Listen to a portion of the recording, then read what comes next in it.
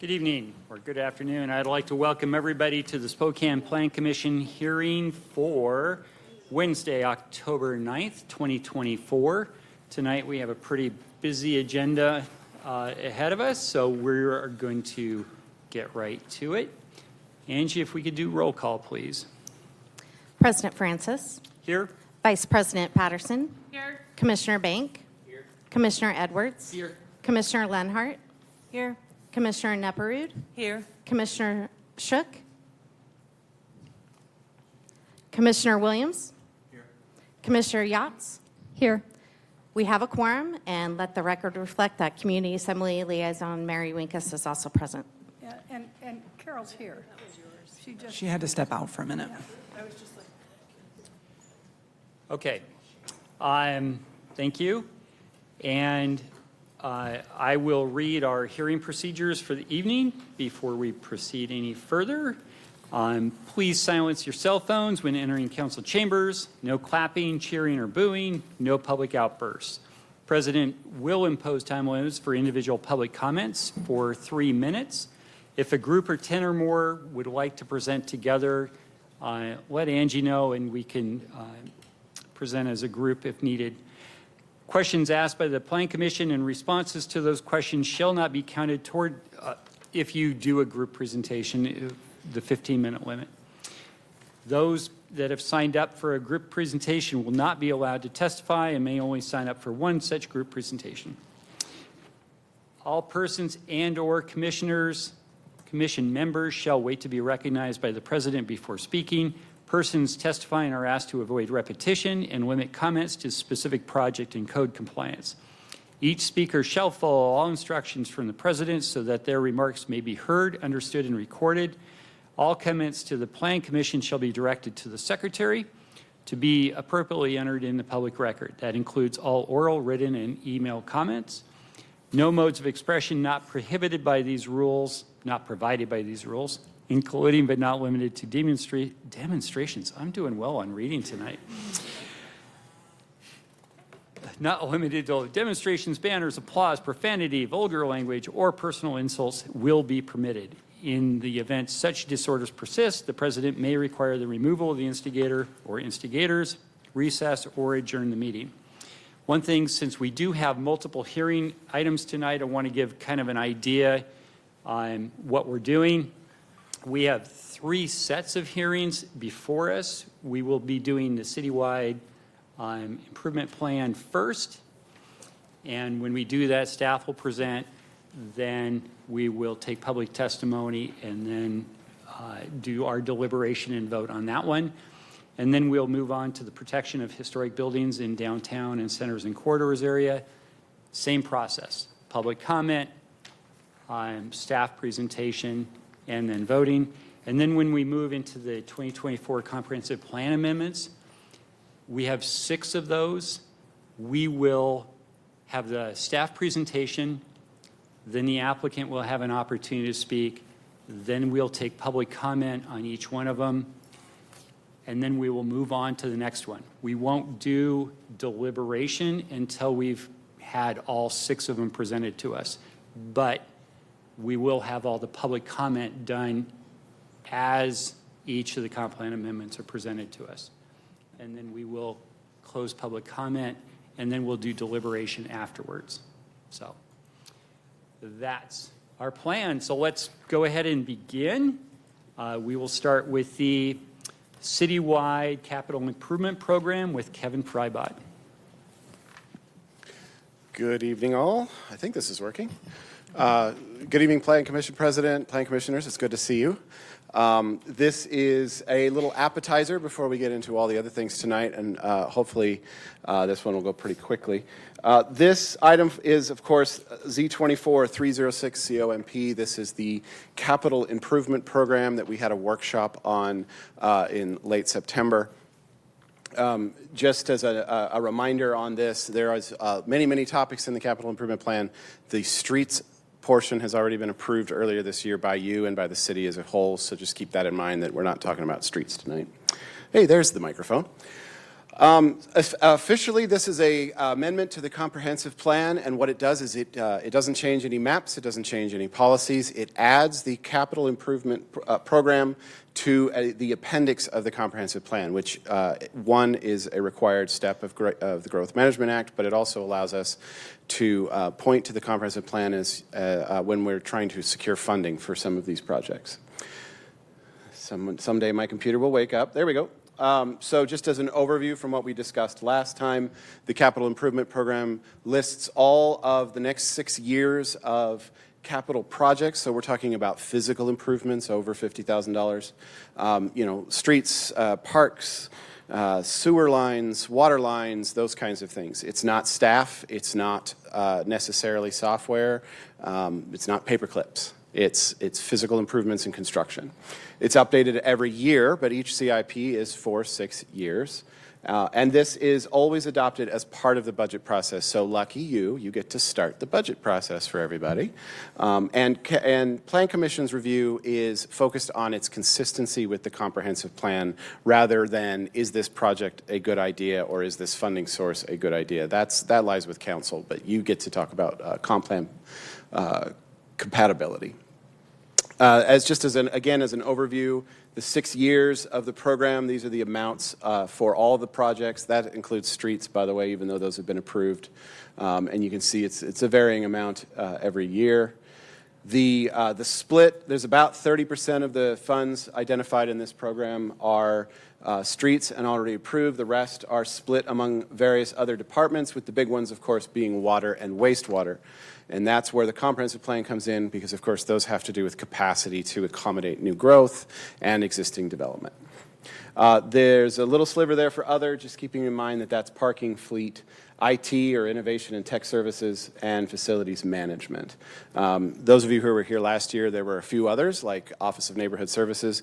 Those come in and out as there are necessary capital projects, and they didn't have any this year. So neither did planning, by the way.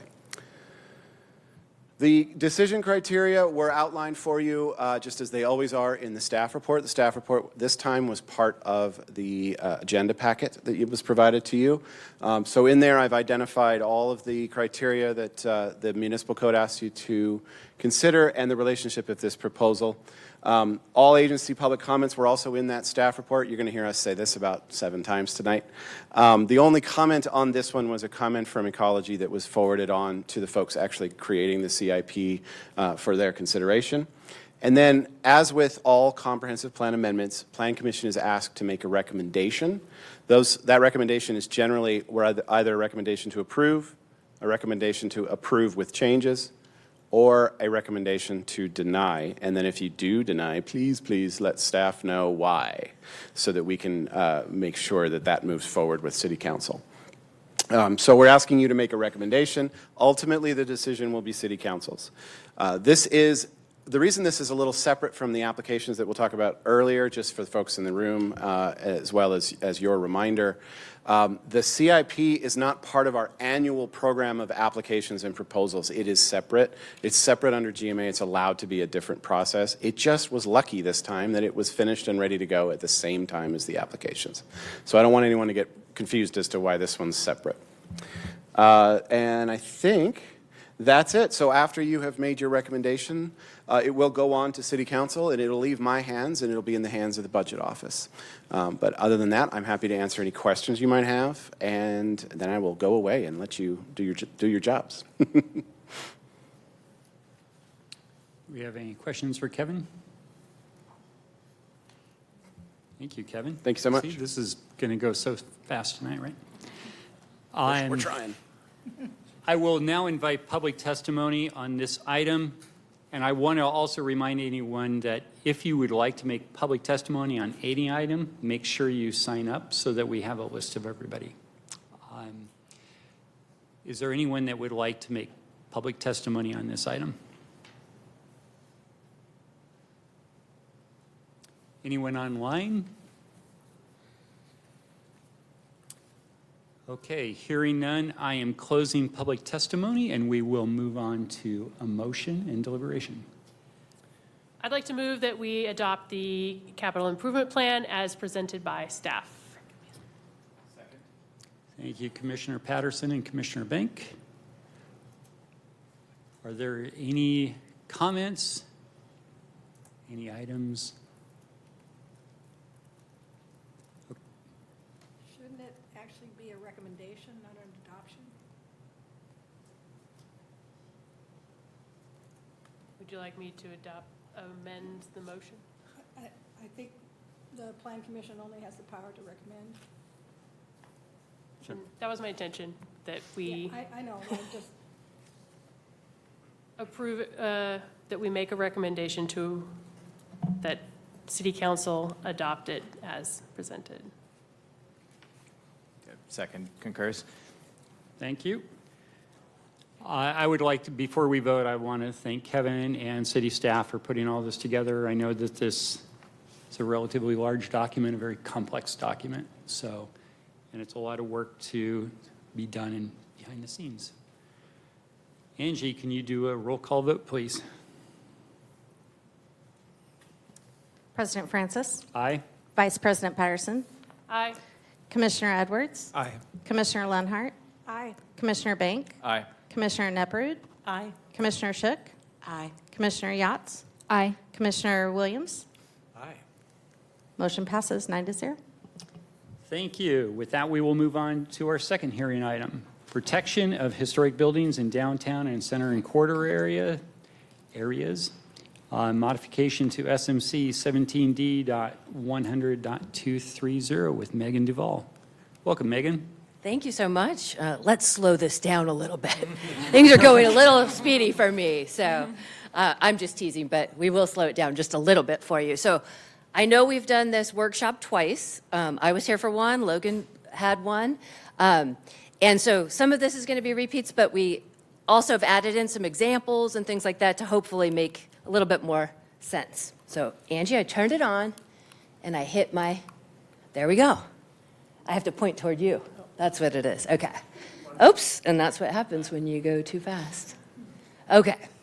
So what is the point of doing this? So this is adding centers and corridors to our review as the Landmarks Commission and the Historic Preservation Office, to our current review of our downtown boundary zone and our National Register of Historic Districts for properties that are eligible to be listed on our Spokane Register only when they're considered for demolition.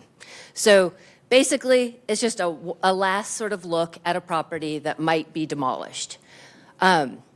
We get and we understand that centers and corridors are certainly an important place to try to center development. We also get that those corridors have a distinct sense of place, and a lot of that is surrounding its historic buildings, and that's kind of a reason why we wanted to include centers and corridors to our review.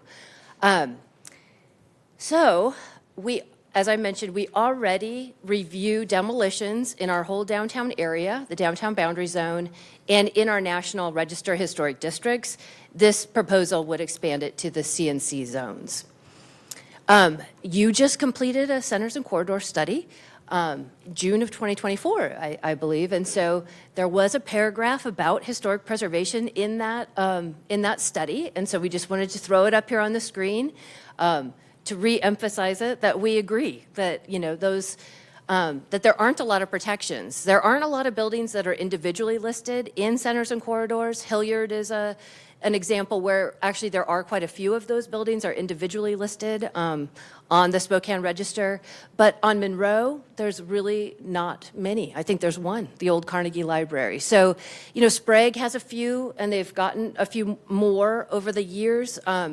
But basically, this is something that will help us a little bit. It doesn't solve all the problems, but it will give us some additional looks at these properties and centers and corridors. There we go. So our current code, this is just to remind you of what our code reads today. So if a building within the downtown boundary zone or within one of our 15 National Register Historic Districts is found to be eligible for listing on the Spokane Register of Historic Places, Spokane Historic Landmarks Commission has some regulatory review of that. We cannot say that you can't demolish that building. We have no ability to deny demolition in that case.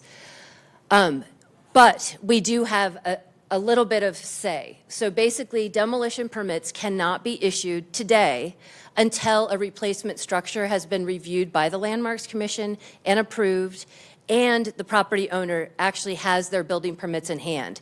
Then we will allow for demolition.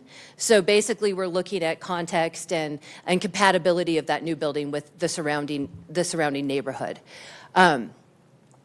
And then the ordinance change, an ordinance change in 2018, it was actually what gave us that review of replacement structures. We're actually stepping back from that in our update today. This is that downtown overlay zone map, just so that you can see the area that we cover for demolition reviews. The 15 National Register historic districts within the city. Probably a lot of those will look familiar to you. Some of them are very small. There's a little warehouse district that's quite small near Gonzaga area. But the other ones are fairly well known. And we have a map that shows you that as well. So these are the ones that you can see in the city, a couple downtown, Browns Addition, Peaceful Valley, West Central, Rockwood.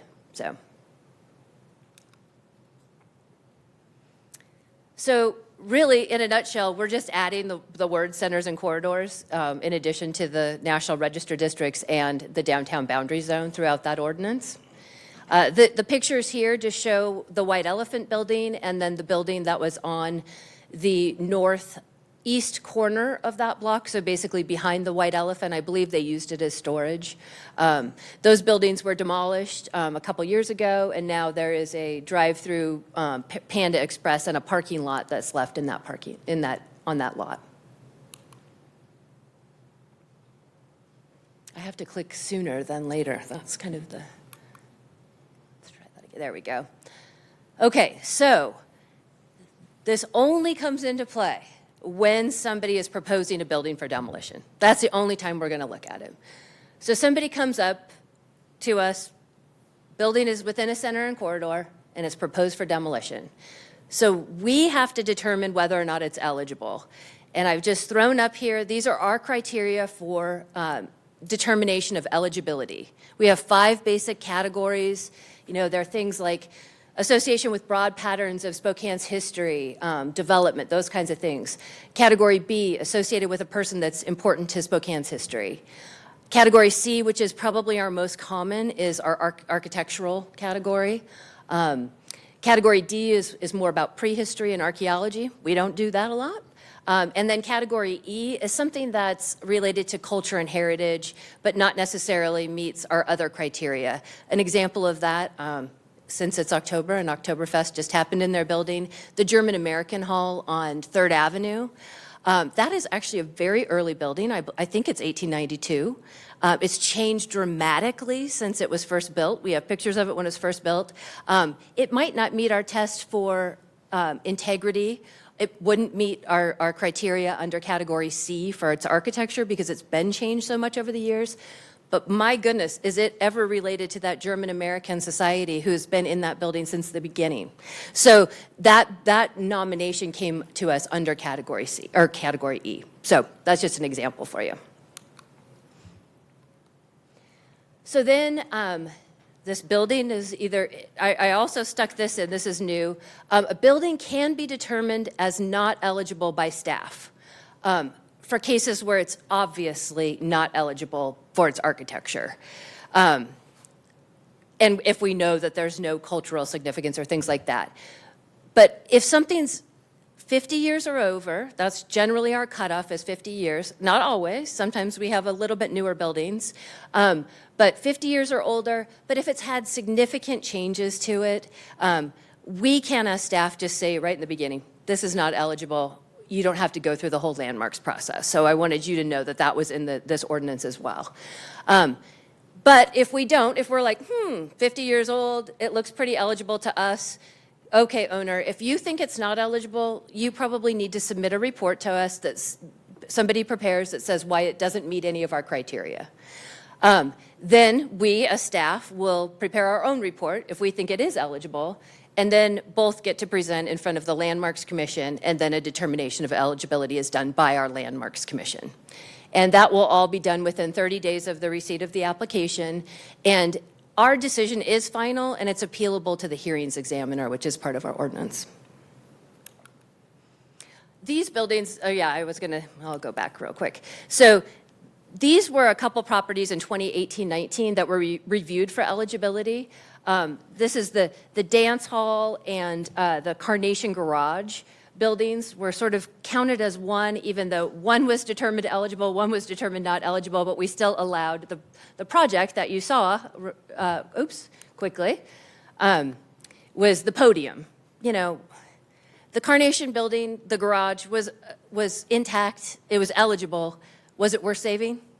The Landmarks Commission decided it was not worth saving. There was a big development that was happening in its place. So I just wanted you guys to sort of understand that we do look at push-pull like that as well. We're not just, it's either this, yes or no. You know, we take into consideration what the development is as well.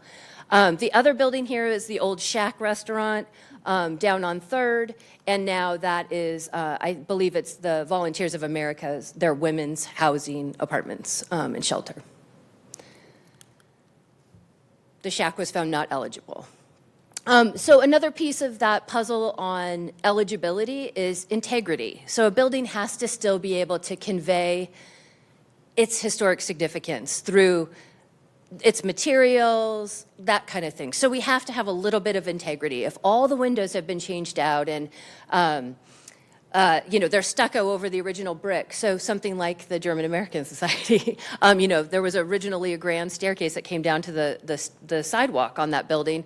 It's been completely covered over and has a mural on it now, but they changed the entryway. So integrity might not be as, as intact in a building like that. So I threw up this Stone's Food Store up on Garland. There have been changes, obviously, over the years, but I think this building still conveys enough of its historic use and its materials to be eligible, probably.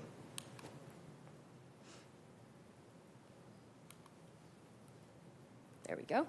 So if we find that the building is not eligible, that's the end of our review, and it just goes through the normal demolition permit process and building permit process.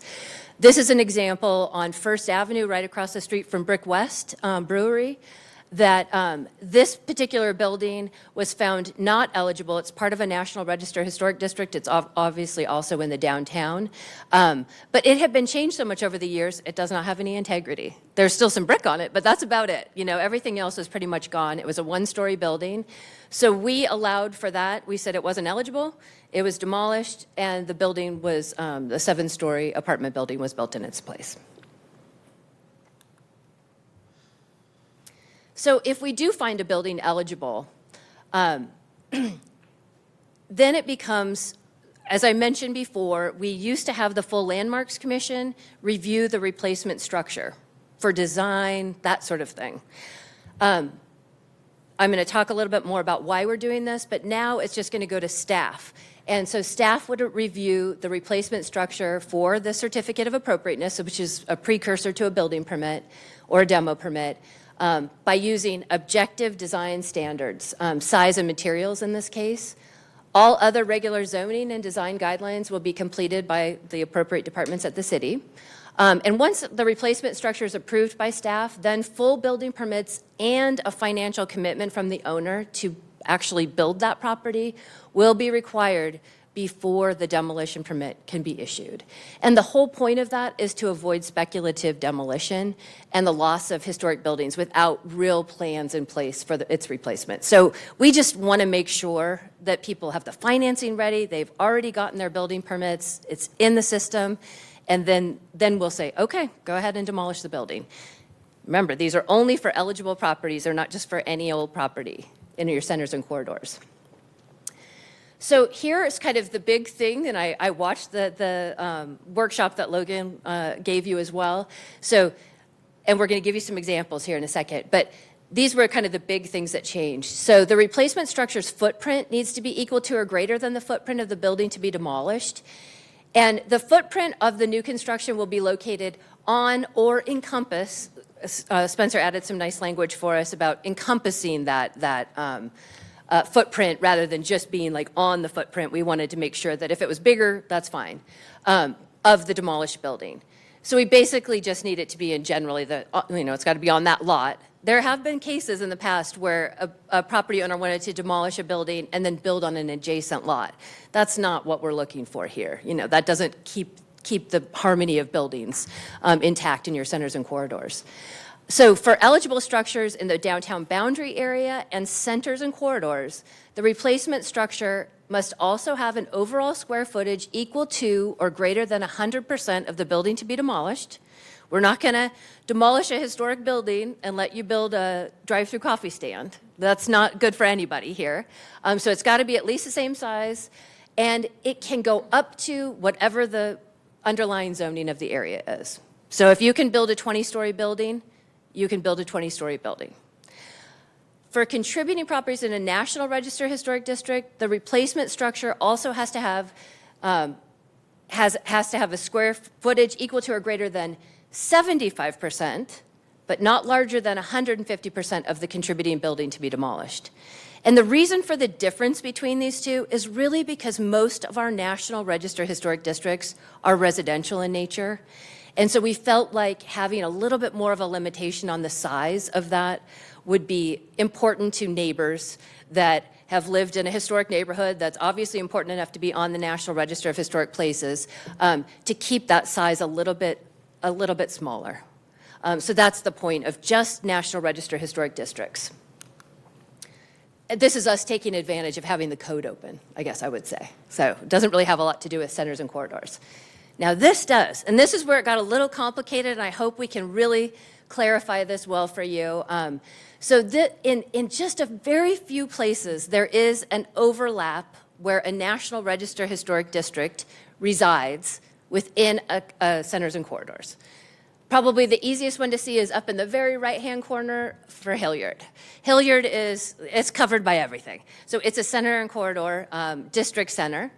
It's a National Register Historic District, and there's also a local Register Historic District there. So, I mean, it's like we've just thrown everything at Hilliard. And then there's some very, very small other places, and I'm going to give you some examples. But basically, the pink areas are the National Register Historic Districts. So there's a 150% maximum size increase everywhere except for the downtown boundary zone, which you see outlined in blue, and in the centers and corridors, where the maximum is 200%. So doubling the size of the building that's there. So stay with me here. In really, really extremely limited circumstances, we're going to have those little places where a National Register Historic District and the center and corridor goes over each other. In those cases, we would apply a 200% cap to the overlapping areas unless the minimum for that zone is higher than 200% of the structure to be replaced, in which case the new cap is the minimum plus 10%. Now, Logan keeps saying to me, we're using a minimum to make the maximum. And so it's very confusing. We've spent many hours on the phone yesterday talking through this again as I was putting this together. Whichever scenario makes for the larger building and is less restrictive is the way that this code will work. So I'm going to give you some examples. So let's walk through it together. Okay. Oh, sorry, not a great background color slide. Okay, thank you. So in a neighborhood center, the only place this happens is the Rockwood Boulevard National Register Historic District and the small neighborhood center at Grand and 14th. This is actually Grand and 13th, but that's basically so that you can kind of get yourself oriented to where this is. The two that I highlighted in yellow, those are the only overlapping buildings of the center and corridor, neighborhood center, and the National Register District. So we looked at the old Lindemans building, was a Summit restaurant. So here's the building, just so that you can remember what it is. You know, it was built in, I think, 1905 or 1911, I can't remember. I looked at it yesterday. It's pretty intact. It's probably eligible. So in a neighborhood center in your CNC zones, There is no minimum floor area ratio. Basically, the floor area ratio, as you guys probably know, and I can't believe I'm actually going to stand here and explain it, but I'm going to try. Spencer, if I get it wrong, you tell me. So that basically means that the lot size, that there could be a minimum or, something, you have to build something at least this big. There is no minimum in this overlap.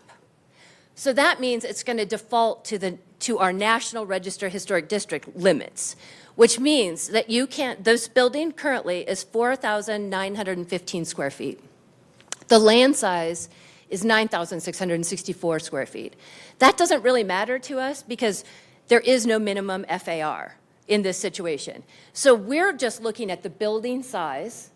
So for the historic preservation sizing, 75% would mean you'd have to build at least a building of 3,686 square feet. 200% would mean that you could go up to a 9,000 square foot building. So basically you could build a 2-story building the same.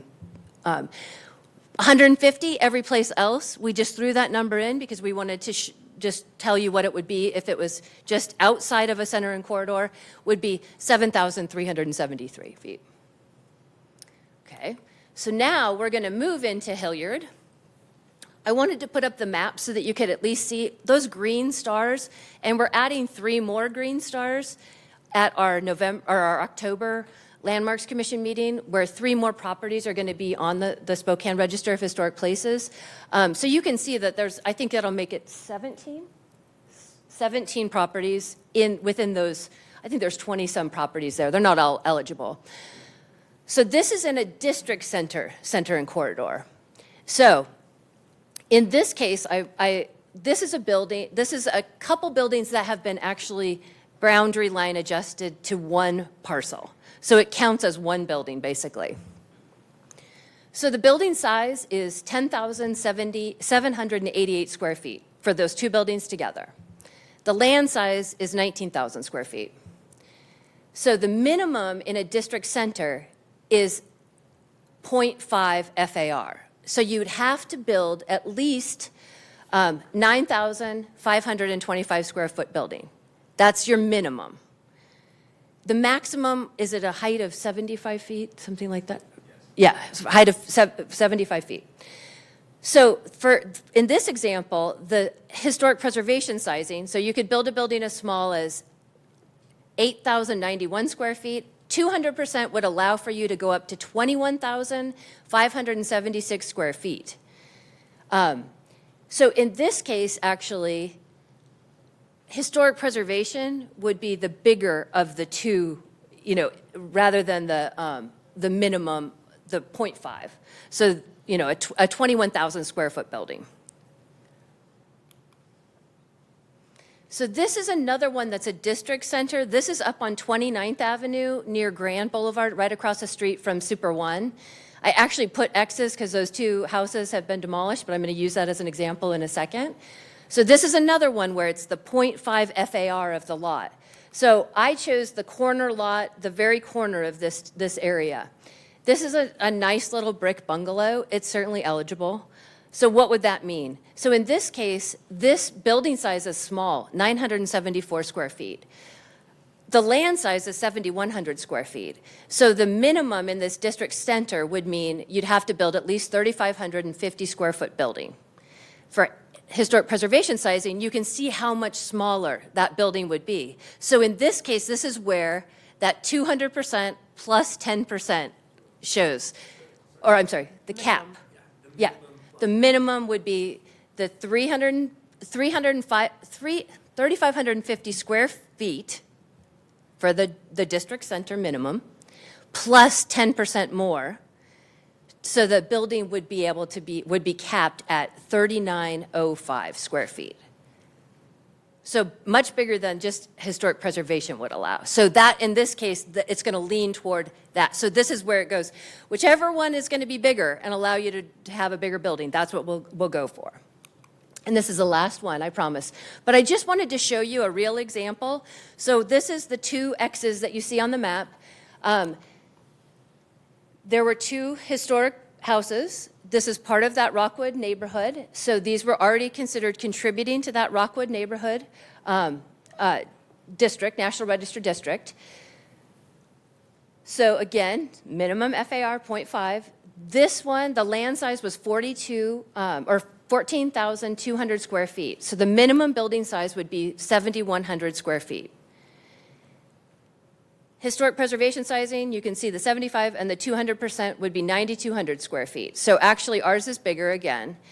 Now, we actually reviewed this one because they wanted to demolish these two houses. Let me give this. And this is the building that Landmarks actually approved. I think it's 21 apartment units. The square footage of this building is 10,335 square feet. So I just wanted to give a real life example. So some of the things that we were able to weigh in on this, because we did have review by the Landmarks Commission of the design, things that they changed for us. There were no overhangs on the eaves. Actually the siding was galvanized metal. We always say, please, when you're building infill, don't make it call attention to itself. And literally, they presented a shiny silver building that was, calling a lot of attention to itself. So they did change the siding. It's now a shake siding on the top part. It's a lap siding on the bottom. They gave us some overhangs. We added some additional windows on the front. They were willing to do that. I think they just left them off the plan, and because those look like bathroom windows to me. So anyway, so we're able to weigh in. In the future, what we're only going to be able to do is look at the size and the materials. So anyway, real life example, and I'm almost done. So you have in front of you the staff amendment, and as we were talking about this last night and looked at it very closely, we just felt like there was a little bit of clarity that could come in the section that Spencer marked staff request. So basically, we didn't change anything, we just changed the wording a little bit to hopefully make it a little bit clearer for us in the future. And then I was going to mention the state's changes to design review. House Bill 1110 and House Bill 1293 both discuss design review in boards and commissions. We did get a carve-out made for listed historic properties and local historic districts, but we recognize that what we're looking at in centers and corridors and in downtown are not locally listed buildings. They are just eligible. So we felt like having the Landmarks Commission weigh in on the replacement structure was probably not in keeping with how Commerce saw their new laws, and how the legislature obviously did. So, and I will say Commerce applauded us mightily in their comment that we provided to you, where they basically said, this is exactly what we're hoping other communities will do. So they were thankful that we did it.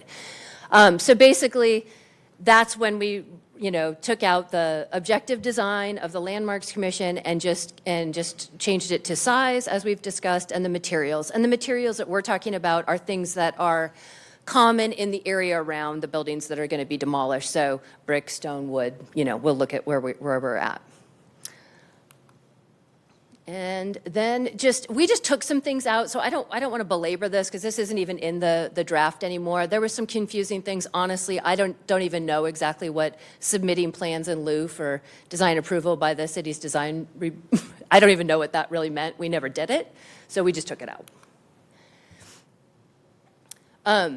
And this, just to reiterate this, is that we changed the provision before you could either have the building permits in hand for the replacement building or financial commitment. We now changed the language to be and, so you have to have both. And then the building permit can be administratively reviewed by staff as long as everything else has been met. So they don't have to come back to us again. And I think that might be just outreach that we've done. We did have 2 workshops with you. We did have a couple open houses. We've been in front of the Landmarks Commission twice now, I believe. And yeah, so here we are today, hopefully getting a recommendation from you. And I'm happy to answer any questions. I have one question for Yes, you. please. So on the property, the 2 homes that were demolished on 29th, if this code were in place, would it have changed anything? I think we would, probably Spencer and I may have had to have gone in and used our discretionary authority, which it does say in the ordinance, to make it a little bit bigger building. Because we would have been allowed to have gone up to 9,200 square feet, and what the building actually was a little bit, over 1,000 feet, but very, very minimally over 1,000 feet more in square footage. So that would have given us the provision of being able to make that discretionary decision. To make it a little bit smaller than it? No, we would have been able to allow for it to be the size that it is. Okay. Yeah. So that's where the discretionary Yes. component comes into play. If it's just that little bit, where we were like, yeah, okay. This particular one was hard. We got this at the very end of the process. They'd already designed the building, so we had much less, we weren't just, it was a perfect storm of city agencies not talking to each other. And so we just didn't see it until it was done, and we were not going to make them go back and totally redo it. But if we're involved early in the process, that helps a lot, so, yeah. We have other questions for staff? I noticed, and perhaps I don't have a fully updated copy, but the copy that I had in my packet mentioned that a certificate of appropriateness may be issued for the demolition of a structure. And this certificate of appropriateness for demo is valid for only 3 months. Yes, because at that point, they've already got the building permit in hand and the financial commitment has already been given. So once we actually say, okay, you've got everything, we will now issue you that building permit for the demolition, then it's only good for 3 months. And then do they have to go They through would the just have to thing redo. again? No, they wouldn't go through the whole process again because the process has already pretty much been done. Mm-hmm. They would probably have to get an extension or come back and get a new building permit for that. Why the limitation on that? Just, I think it's just because we don't want the building to sit there. Like if somebody's, if they're actually ready to get going, really, I think 3 months shouldn't probably be any kind of hindrance to them. Usually they want to get the building gone way earlier than that. So I think once they have it in hand, I doubt we would ever have anybody say, that's not enough time for us. And we would, like I said, we could do an extension on it if they couldn't get it done. thank you. Commissioner Edwards?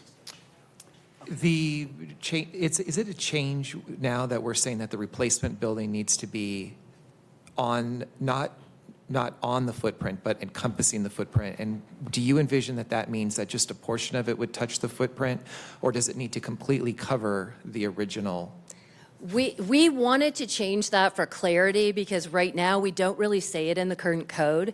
And so, yes, encompassing meaning it's either on the original footprint or it encompasses it completely.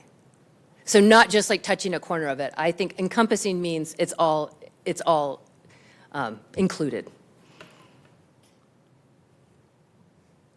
Commissioner Bank? Can you touch on the justification for the maximum? Yeah, I think the maximum, so are you speaking of someplace specific? The limiting the maximum size in areas where the National Register districts overlap with centers and corridors. Sure. So I think the thought behind that is in the areas where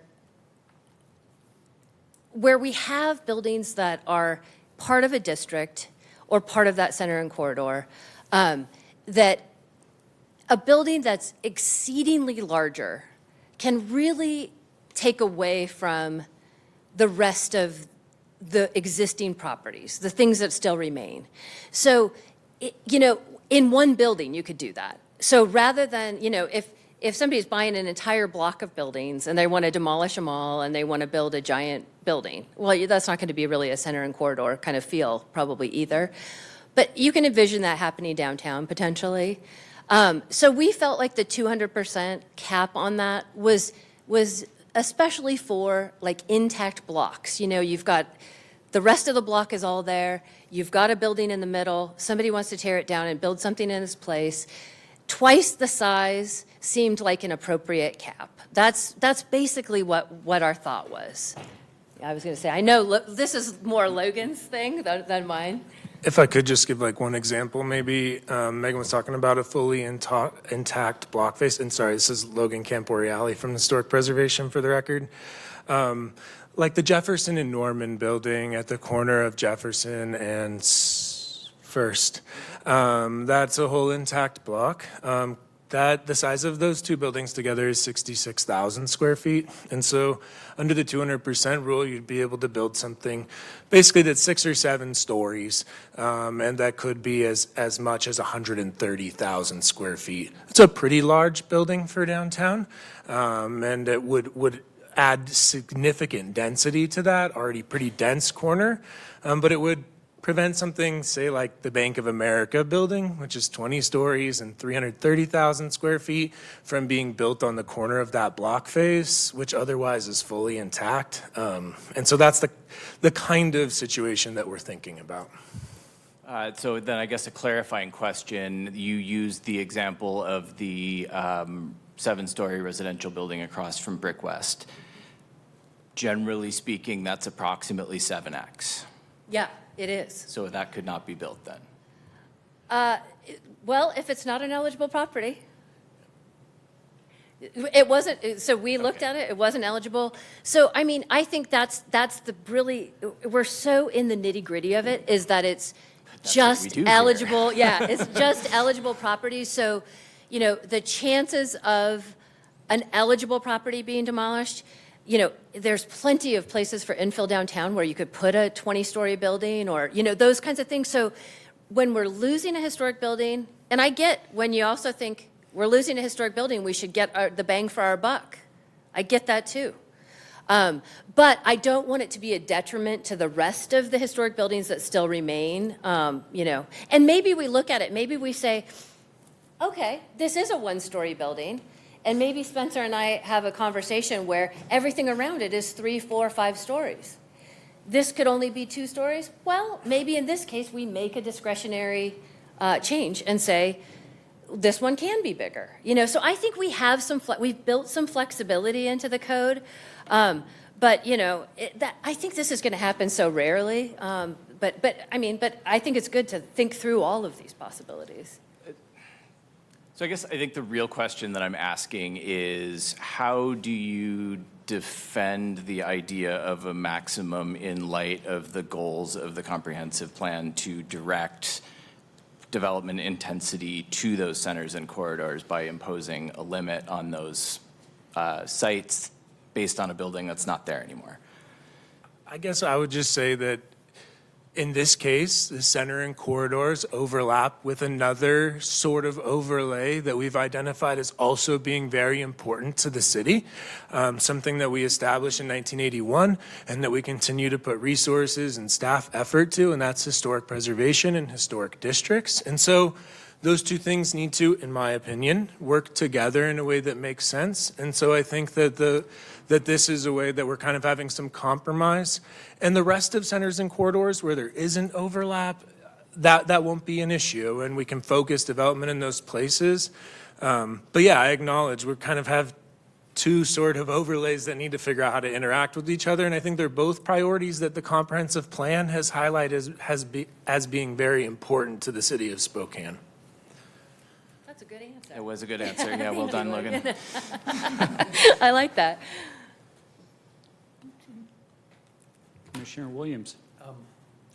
Just to clarify, so if we're talking about a structure that's going to be demolished that's not in a historic district, but on a center and corridor, then the square footage is going to be determined by the underlying zoning that we already have? Yes. Okay. Yep. But it needs to be at least 100% of the size of the building that was demolished, but then it can go up as big as it wants. And that, I'm good with that. But covering the existing footprint, I'm having troubles with that one because it feels like our center and corridor development so far has been maybe a modest success, not a great success in Spokane, and we really want to encourage flexibility. And to require that footprint to be covered might not be the optimal thing for placing a new building on that site. So I'm having trouble supporting that one. Could you give me a little more elaboration on why that's a good thing? So Spencer and I sort of talked about this a little bit as we were talking about the encompassing word, and in addition to just being on the footprint or bigger than the footprint. Now this was a historic hot dog stand, like at the back of a lot in a center and corridor. So you've got this small footprint, we find it historic, but you want a big building to be built in its place. So maybe it's not in a National Register district, it's just in a center and corridor. So you can build up to a 75-foot building there.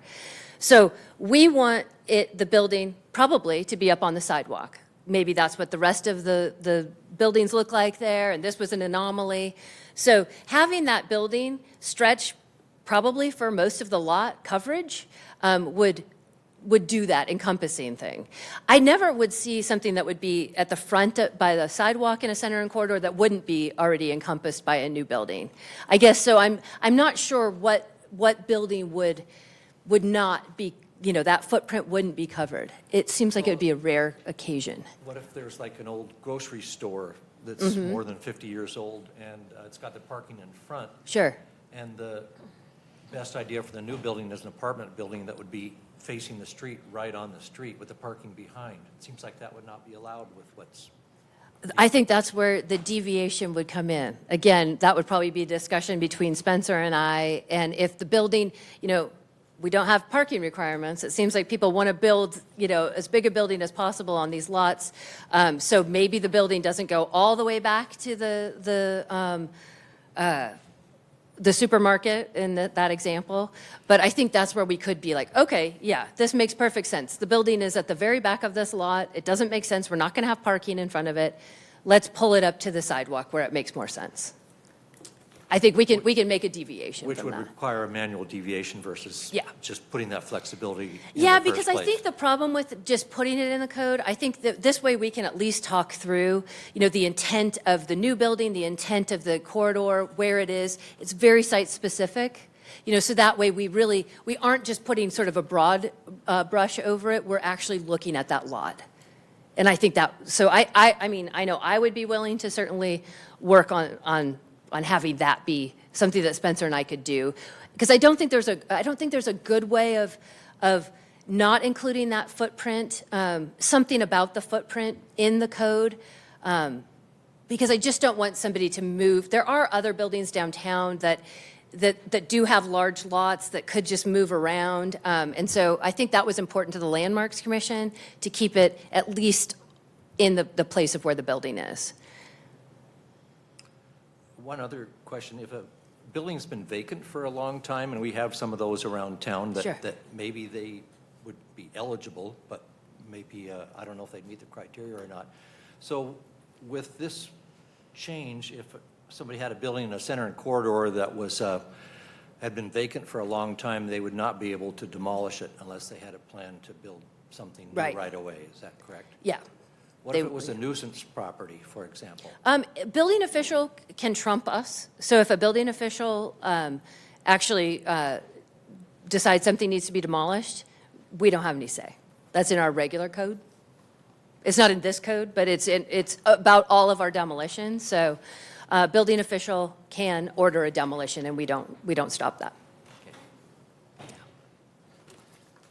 If I could just clarify, basically all historic preservation rules say, there's a section in 17D 100 that basically says anything that historic preservation is trying to do, if the building official says that there's a health or safety issue, that it no longer matters, and there's been buildings demolished that were eligible under that criteria. One of those would be the building across the street from Wonder Building. It was a mechanic shop from just to the west of the Wonder Building parking garage. And the building official ruled it was not safe. It would have almost certainly been eligible, in my opinion, but it was demolished due to being unsafe. Yes, Mr. Gardner. I was just going to respond to Commissioner Williams' comment. I think we can talk more about it during deliberations, but there is a potential amendment that's been distributed that would include some additional language around the deviations from the building footprint. I labeled it Amendment C on the handout. So generally, we like to have some guidance when we're introducing the ability for either the planning director or the historic preservation officer to deviate from some kind of standard. So if you look there, it does talk about allowing for a deviation if an alternative size or location is more consistent with the intent of the zoning requirements on the property, and the requirements related to the size or footprint do not serve the public interest for preserving the historic character of a place. So there is written into the code some guidance for us to use if we were faced with a situation where a development on the existing footprint didn't make sense. Commissioner Patterson. Just to clarify, if we adopt this amendment as part of our recommendation? Yes, that would need to be amended during your deliberations. Do we have additional comments or questions for Megan? Thank you so much. I appreciate it. Thank you, Megan. With that, we will move to public comment. Is there anyone signed up to make public comment on this item?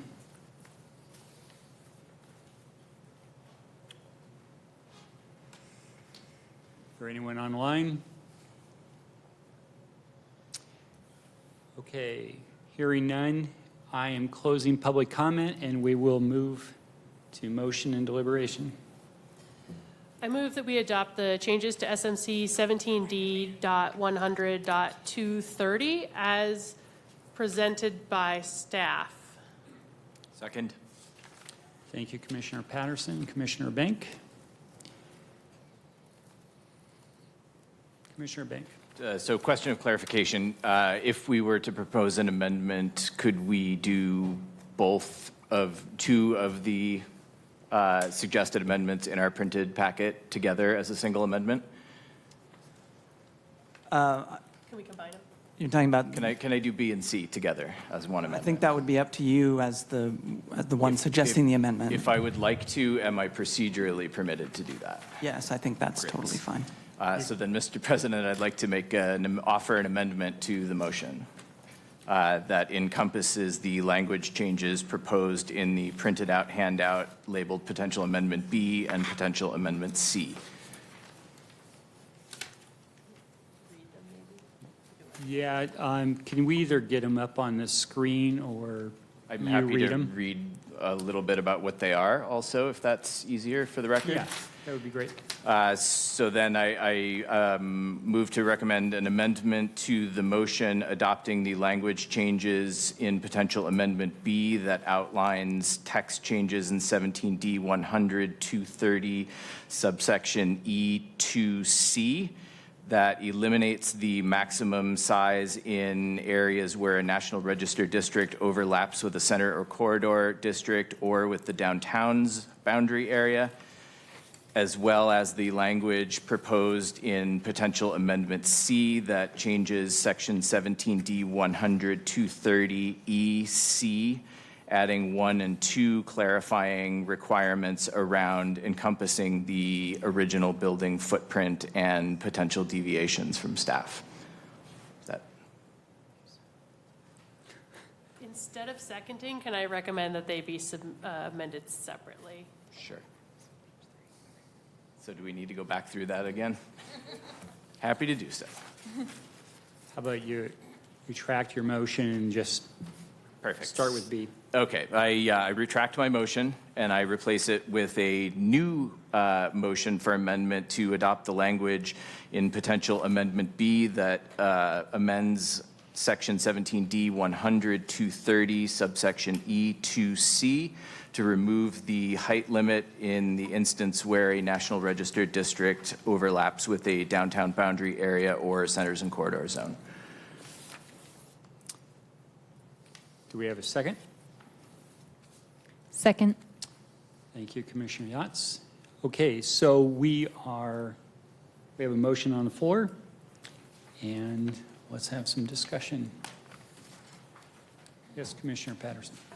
I don't support this amendment only, and not necessarily for the same reasons that the staff presented as their reasoning for having that cap of maintaining the integrity of the size of the buildings surrounding it, but more because I think it does support a disincentive to demolish historic buildings when there are many non-contributing buildings in all of our neighborhoods and our centers and corridors that provide opportunity for development. And I think that it is important to protect our historic buildings, and a small disincentive is appropriate in this case. Commissioner Bank. So I think to offer some context around why I'm presenting this amendment, and I think I got some of that in their questioning of staff, but I think it's fundamentally at odds with the goals of the comprehensive plan to place limits on development intensity within centers and corridors zones, and arguably within the downtown zone as well, as I think everyone can agree that that's where we'd like to see the most intense development citywide. Particularly in light of a reference to a building that we've already lost. I support wholeheartedly the intent behind all of these amendments, and really these are the only issues that I have with it. I think this reasoning for all of this is incredibly important. We do need to try to figure out disincentives to demolish potentially historic buildings. We do need to place extra attention on those. It's wonderful for all of the reasons that staff has presented. I would especially like the change of including both the building permit as well as the financing commitment. I think that's absolutely critical, and I want to applaud staff for including that. I just think this one step just goes too far, and I'm not comfortable with this to the point that I will not support the original motion if that piece is included. Commissioner Yachts?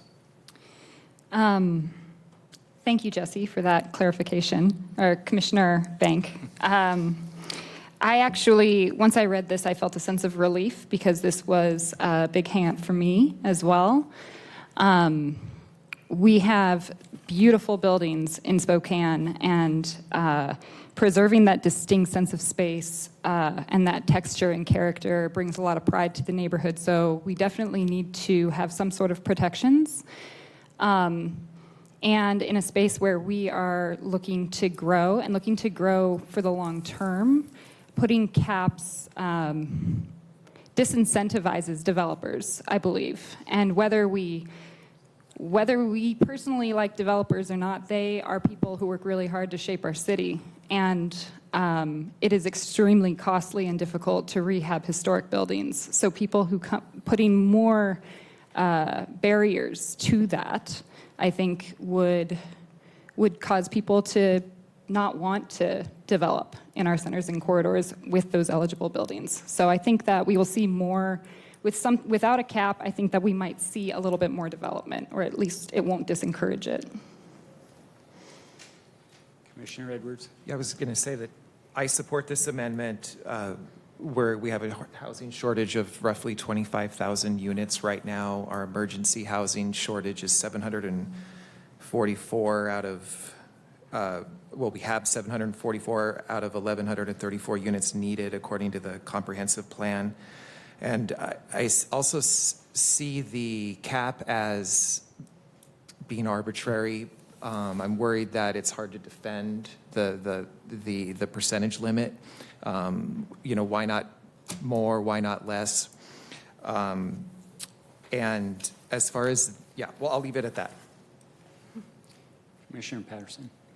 I just had to remind myself, only because I had to reread it again, that Commissioner Banks' amendment does specify downtown, not the centers and corridors. So specifically, his amendment is removing the cap in the downtown. Oh, no, both. And it is centers and both. Never mind. Correct. I've read it like 3 times. I'll circle it. Commissioner Bank, you had your hand raised first, and then I'll cede the floor. Well, I can't make a friendly amendment, but again, the word adopt was used instead of recommend, and we can't adopt.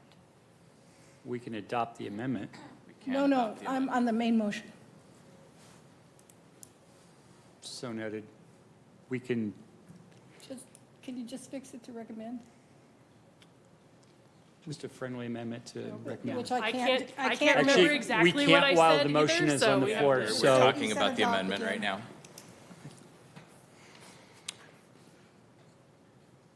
does anyone else have any comments regarding this amendment?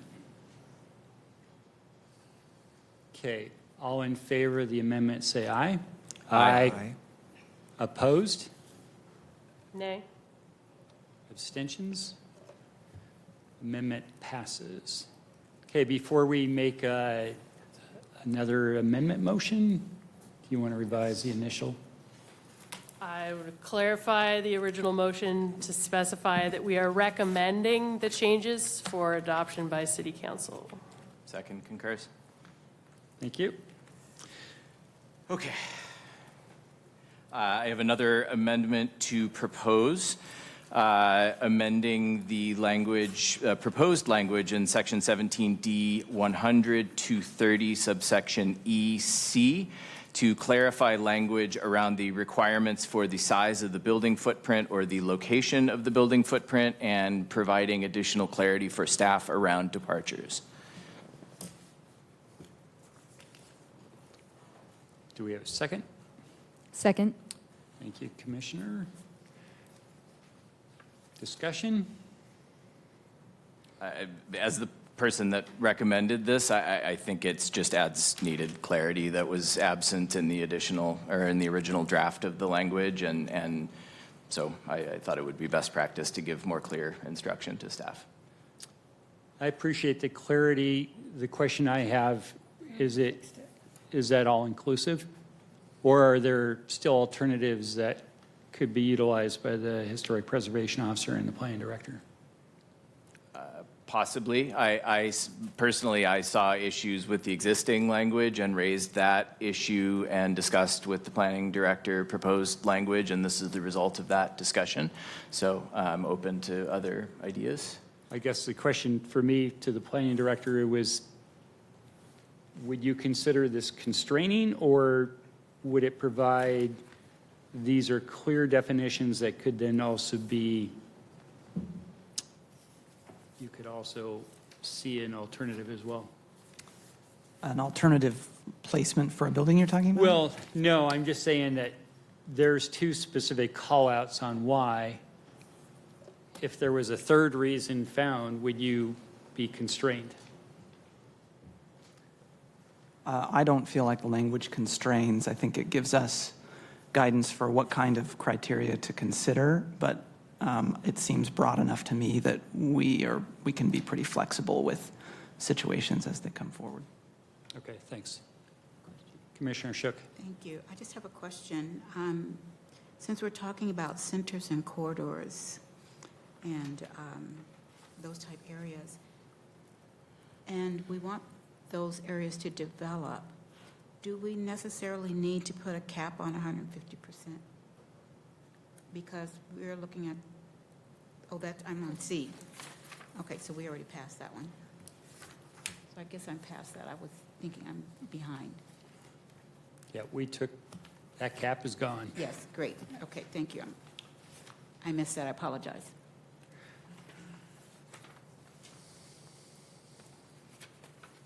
Any other Commissioner Williams? I would support the amendment. I think it's a step in the right direction, but I actually think if I would have thought about it more earlier, I don't know that we even need this requirement in the code about the footprint. I think it would be better if it wasn't there.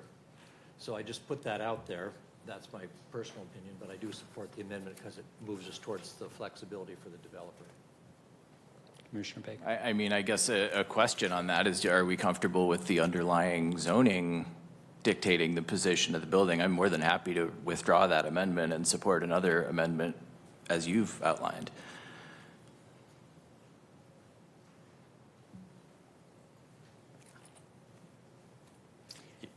Yeah, I would Commissioner support Rivers. that. Mandating where the building needs to go also seems somewhat arbitrary, and it has the potential to ignore, things like easements that have, or old rights of way or power lines that we need to have setbacks from, and it also just creates a confusing situation for the developers. If we want to encourage, I just think that the developer would probably know best where to put the structure on the property, and it would have to be in alignment with the underlying code.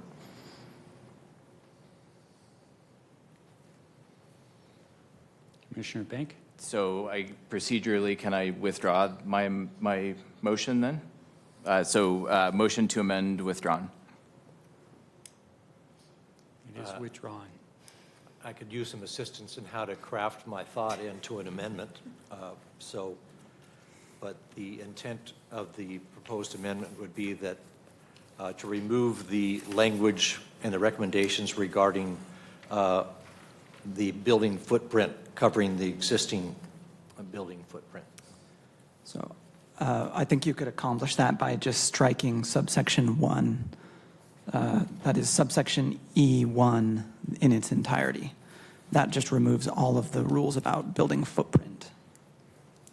Except it also, there's a component in there that says That allows for a coffee stand. the replacement structure shall have a building footprint equal to or greater than the building footprint. So, which doesn't have to do with location, Is it that- has to do more with size. Okay, so I guess I need clarification on that. Is the intent for all of the building footprint rules or only the requirement that the footprint has to be located on the footprint of the old building? Only the footprint is what I was intending Okay. to remove. So then I think you could strike subsection E1B, and that would leave intact the language about the replacement structure having a footprint equal to or greater than the footprint of the structure, but it doesn't say anything about where it needs to be placed.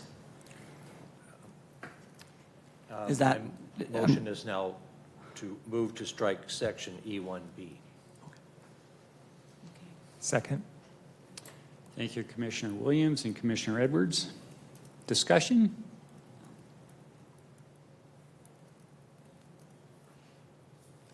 I'm going to support that because, I mean, I know that when the original building was developed, there was an intent behind it, but also I think there's a different intent necessarily that could occur with the new development. So they don't necessarily have to be 100% aligned. Any other discussion before we vote on the amendment? Commissioner Lang. Subsection C there, if we're keeping that in, there are 2 or 3 references to the location of the building footprint. Do we need to strike those as well? C was part of the amendment that Commissioner Bank withdrew. It didn't exist in the proposed. original draft. Oh, okay, thank you. Okay, I understand, thank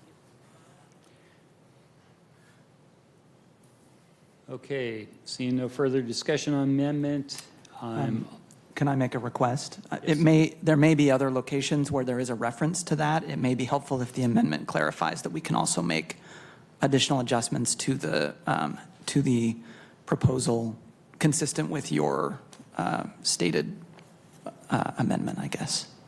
I'm supportive of that. Do I need to propose wording, or will your comments reflect in the record what we're trying to do here? I think the comments are sufficient. I guess I just want to confirm that that's consistent with what you're asking for. do you support that as the second? Yes. Okay. All in favor of this amendment, say aye. Aye. Opposed? Abstentions? Abstain. Motion passes. Okay, do we have additional amendments? Additional discussion? There was a request for a staff amendment. Would Oh, you yeah. like me to talk about that?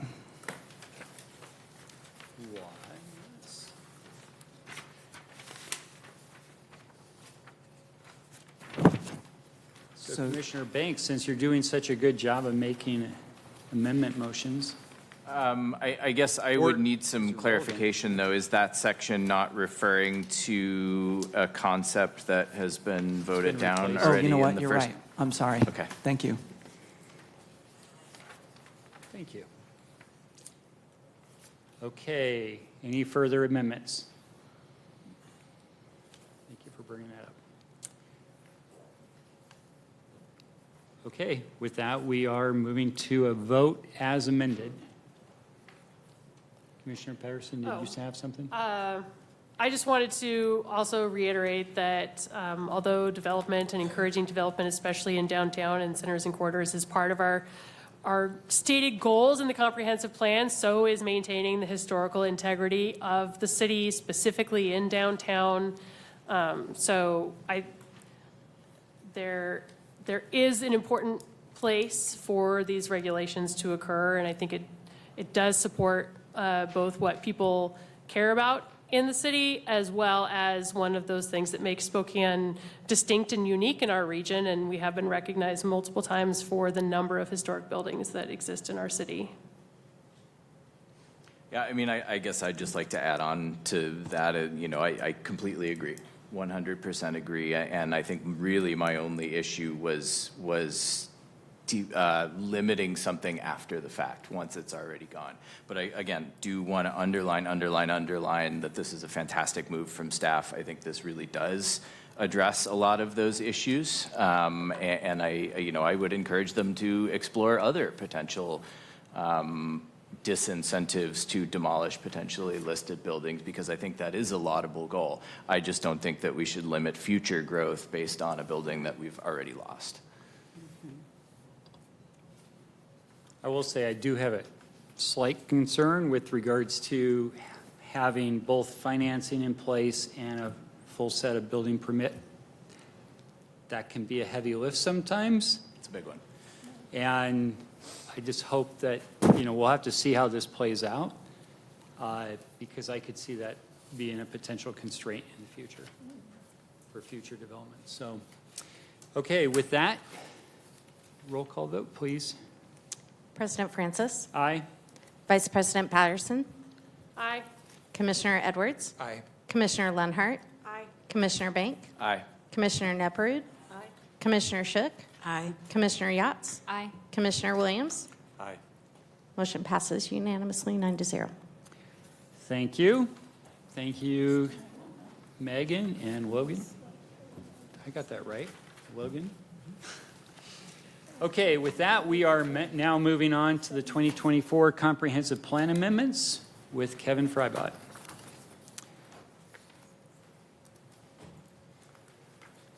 She said the goal is to avoid speculative demolition. That's where I kind of got on board with it.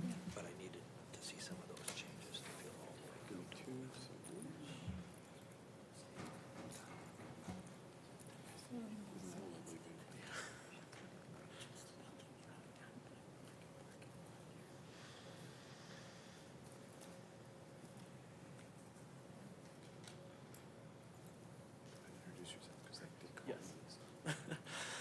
Good evening, Plan Commission members. My name is Brandon Whitmarsh, and I am here with Kevin Freibot and Casey Downey to present the 2023-2024 Comprehensive Plan Amendment proposals.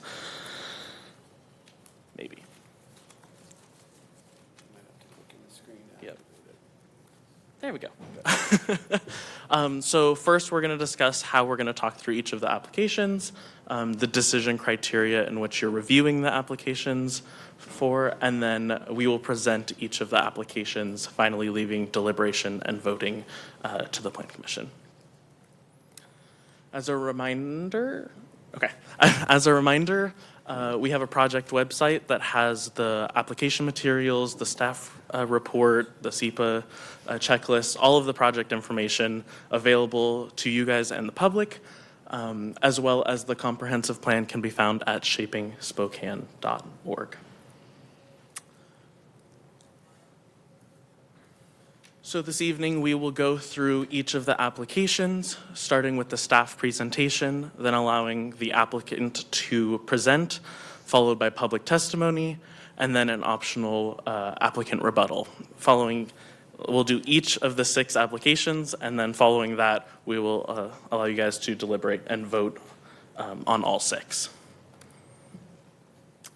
As a reminder, we publish the staff reports, and the staff reports include the staff analysis on those decision criteria, as well as public comments, and any additional public comments received after those were issued have been sent to you all. Regarding those decision criteria, Kevin mentioned them in the capital improvement program presentation. I'll quickly run through the 11 decision criteria, which are outlined in 17G 020-030.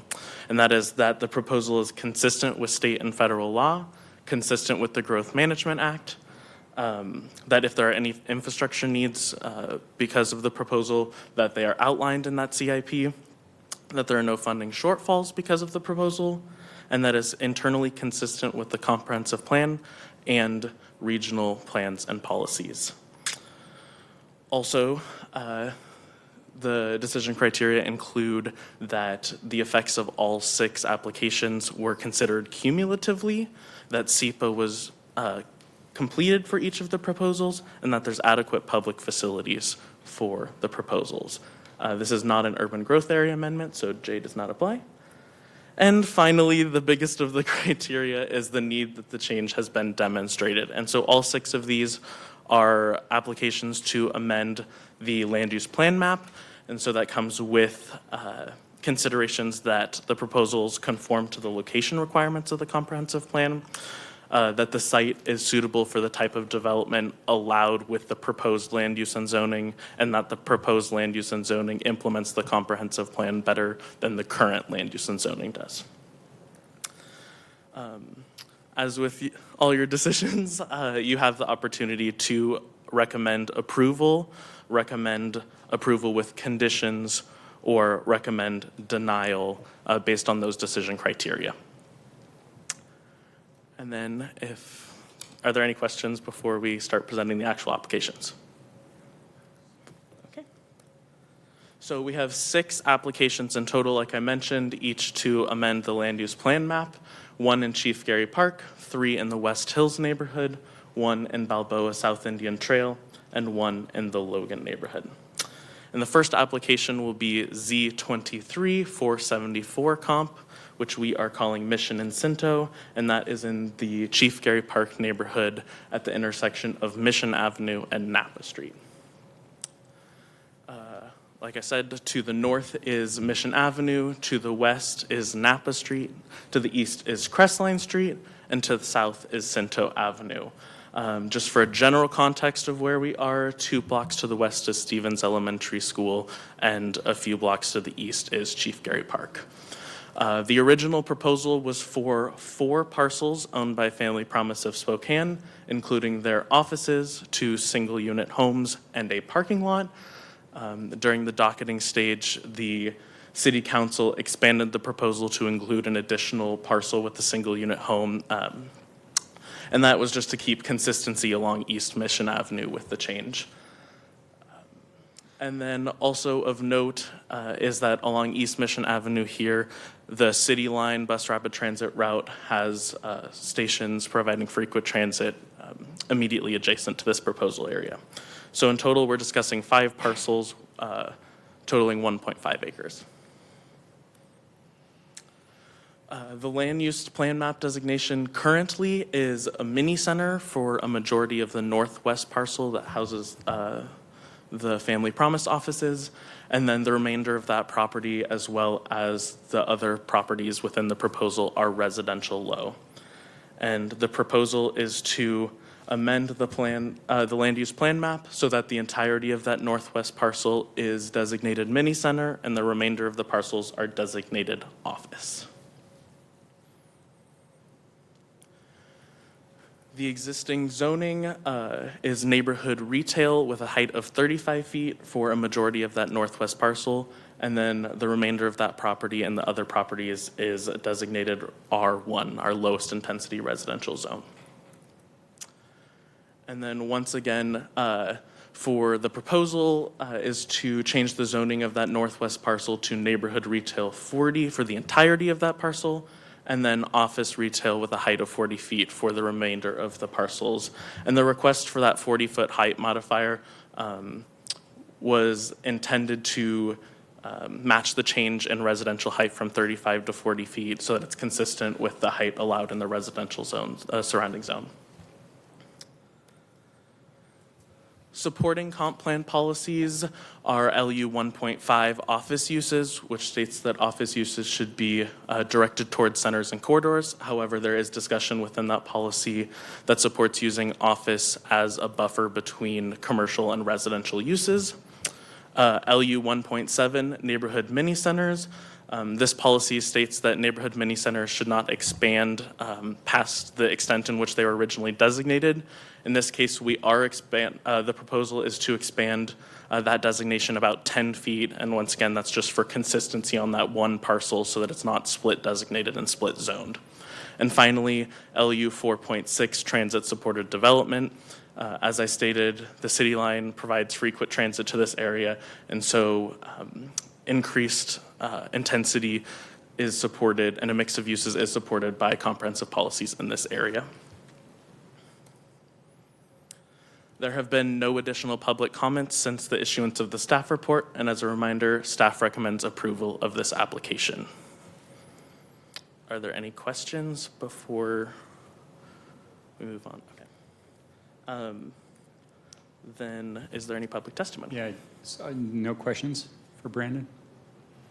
Okay. Now we're going to move to public testimony on this specific item. Also, I do want to remind people, if you do want to testify on any of these items, because I'm sure people are here for a reason, make sure you do sign up with Angie, and she's right up here, and just so that we have everybody listed. So do we have any public testimony on this one specific item? Are there any online that you know of, Angie?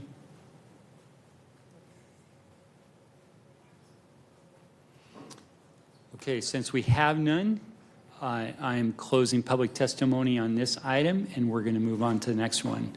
And after we take public testimony and get presented on for all these, then we'll move into deliberations afterwards. Thank you. So the next application we will be discussing is Z23-476 COMP, which we are calling 8th Avenue.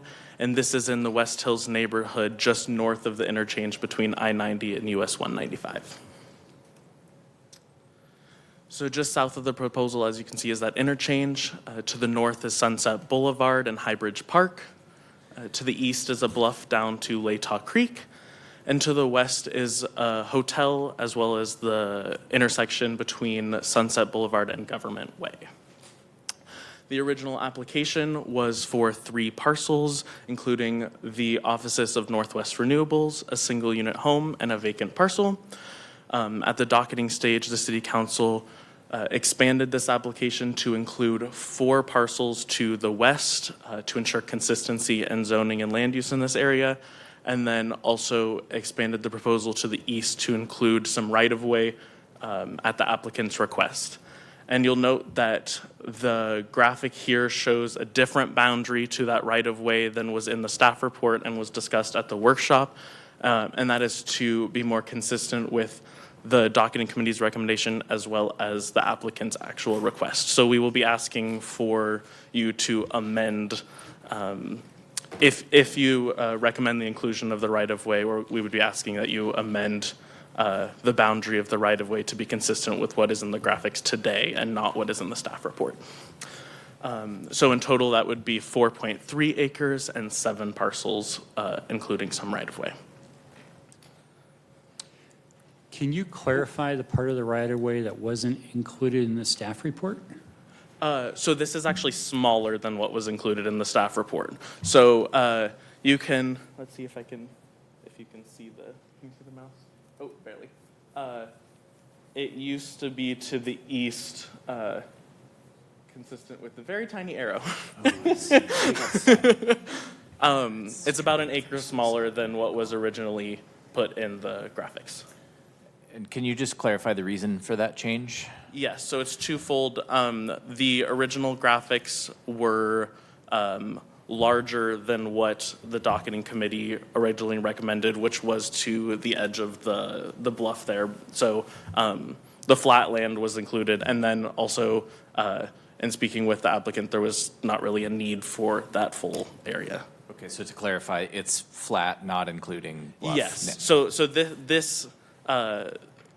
that boundary is consistent with the edge of that bluff. topography. It might be just a little bit further, but it doesn't include the steep slopes generally down to the creek. Thank you. So the existing land use plan map designations are a mix of neighborhood retail, residential low, office, and conservation open space. And the proposal is to change the land use plan map so that the entirety of the proposal area is designated general commercial. Sorry, one more question. Can you Yes. clarify, there's the bit of text that's on the lower right-hand corner there in the conservation open space piece? Yes. Can't read that. Oh, it says this area is public right-of-way and not fee simple property. And that's underneath the BNSF right away? Yes, so there's a mix of City of Spokane right-of-way, BNSF right-of-way, and possibly WashDOT right-of-way. A little unclear, didn't get some As it final is with answers WashDOT. from some of our agencies on that front. Thank you. Yeah. But everything east of the solid line is right-of-way. The existing zoning is a mix of neighborhood retail with a height of 35 and office with a height of 35 feet, as well as R1.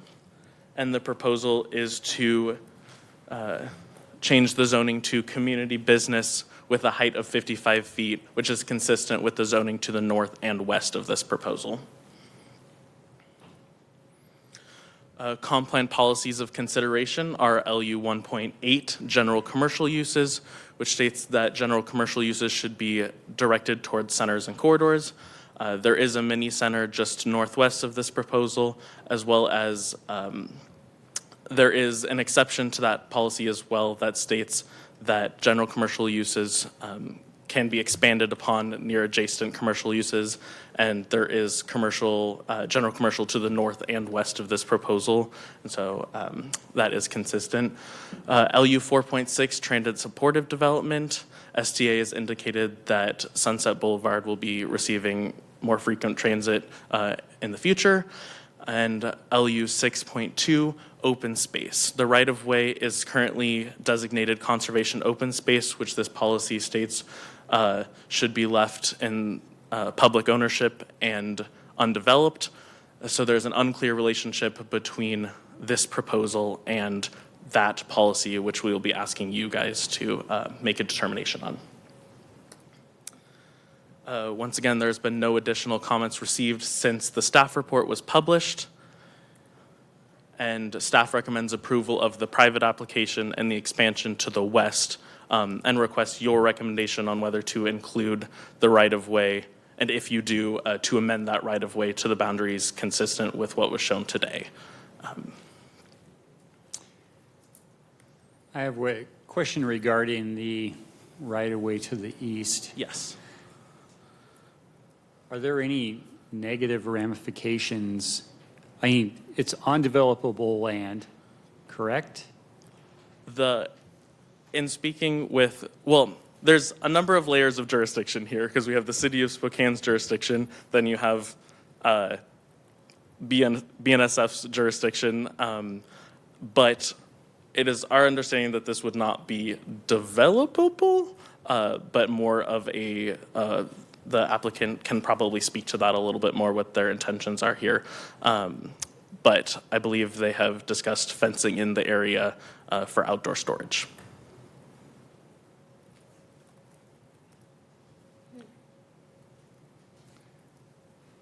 But they can't do that in this expanded area, right? They don't own it. So they don't own it. It would be a conversation which they have already started with BNSF to lease the land from BNSF. And this is just a map change at the moment. Those layers of jurisdiction and questions partially are for a future time period. And yeah, go ahead.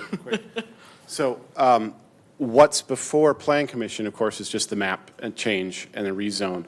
It is a little odd because we have zoning and land use applied to city right-of-way and to other public right-of-ways. When you say undevelopable, could they get a building permit to build on this location? No, because they're a private individual. They're not the entity that builds it or that has the authority. Also, we're not sure if they would get permission necessarily from all of the agencies involved. They have not requested permission from the city to utilize city right-of-way. So, you know, they don't have permission yet. This is just the first step. I think the preliminary discussions on this application were more about they would like to request that permission in the future, but the first thing they had to do was resolve the issue of the land use and the zoning. So that's what this is attempting to do. It is a little unclear, I agree. Can I just clarify the boundary again? I feel like I'm beating a dead horse here, but are we talking about the entirety of the additional piece that the docketing committee added to the east and not a linear line of right-of-way that falls beneath the railroad tracks there? We are talking about the entirety of the area that you see hashed in red on the east side of the project in this graphic. Yes. That's what the applicant is requesting the map change to be. Okay, and that is currently conservation open space It's currently conservation open space. with the right-of-ways. And to your previous question, you can see the shading on this figure. Tells you where that hillside is. So it's just over the lip. Okay, thank you. Yeah. So I guess an additional question. Since BNSF has, this is some of their property, right? Can they develop on it? I mean, if it's conservation open space right now, they cannot. Or very limited options. The city, okay, so it depends. The portions in here that are BNSFs are likely the portions that were originally seeded, that were streets and other parts of the original plat that the city abandoned to BNSF. So the portions that are their responsibility, they can use within the purview of their rights. So could BNSF build a signal box on their right-of-way? Absolutely. Could they build an office building on it? That's a tougher question that I don't know the answer to.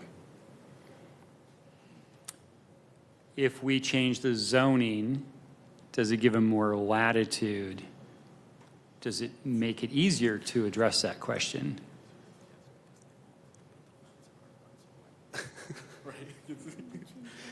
It affects the city's approval of any structures or improvements that would be put on that property. And I think that's what you just said. Sorry, I'm laughing because he and I state things very differently. So yes, in the sense that if they came to the city and said, I want to build X, it would affect what they're allowed to build as in what the city would allow them to do. It does not affect what BNSF would allow them to do, and BNSF is, at least for part of this area, the responsible agency. So, who owns that area in question? So we do not map right-of-way in the same way that we map property ownership. So it is not clear where the line is as to whether where BNSF's responsibility ends. We're not sure. Where the city of Spokane's begins, we're not sure. But we are reasonably sure that it's a mix of the three. And before they could get any permission from either agency to do something in that location, that would have to be resolved. Yeah, tall task for the applicant. Yeah, well, it's going to Nice to require lawyers and people much above my pay grade and Brandon's pay grade to decide. I wish we mapped it. I really do wish we did. I'm looking but at it right here. Yeah. Clicking and nothing's coming up. I can say that the applicant reached out to BNSF. BNSF uses a property management company for this kind of topic. The property management company has indicated to us that they are not opposed to the map amendment. That doesn't grant any permission. The city has not granted any permission, but the city's not necessarily concerned about our right-of-way, what it's zoned. It's the city's property. WSDOT, Brandon, you spoke to WSDOT. Can you speak to what if they had any concerns? There was no concerns expressed by WSDOT. They also were part of they were part of the agencies who reviewed the original application when there was a SEPA notice and things like that. So they haven't spoken negatively or positively about the proposal, but they are aware it's happening. in at least proximity, if not on in their jurisdiction. And just to be clear about staff's, our analysis in the staff report, Brandon's analysis was good, and his recommendation is that it isn't about the right-of-way rights, it isn't about the property ownership that we're concerned. Where it was unclear is the relationship of how you would turn conservation open space into something else, when the intent of conservation open space is to be open space. Thank you. Do we have an applicant presentation? Yes. I was like,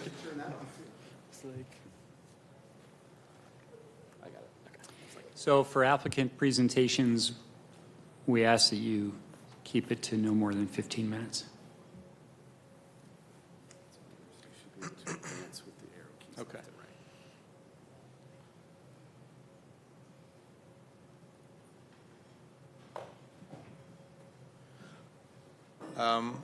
Thank you all. It's good to see you again. I think it's been since the workshop. I don't have a whole lot to add other than some of the questions that we kind of ended on, so this will just be to kind of round out what's already been said. I'll kind of fly through. Of course, this is the location that we're looking at here on Sunset, and this graphic shows that ridgeline a little bit better. So the view to where it's, I don't think the mouse goes, oh, it does. A little bit of a delay, but where that line is right along where the cliff starts. And of course, this is down here in Latah Creek is where the conservation open space, of course, is. And the pagination of where the zoning is, it has to end somewhere. Every piece of land has to have a zoning. So what we're looking to do is this is what's currently it's being used for. It's a little bit of a problem. Of course, there's a lot of litter. I tried to take some photos when there weren't people there. There's a lot of encampments. So as you can see, right where the edge of that bluff is where it would stop and really turn this into something that can be used. And with the city initiating the other community business parcels as well as what we're proposing, it would bookend that off and make it a little bit more friendly and safe and a nicer commercial area for the whole block, as well as what's across the street and the corner where it's a gas station and motels, et cetera, et cetera. So this is what we're seeing up there. So again, what this would do here is create continuity and cap this edge off right here and make the whole block community business. Of course, it's right by off the principal arterial Sunset, right going into the city. Across the street is commercial. There's commercial down the street, and there is a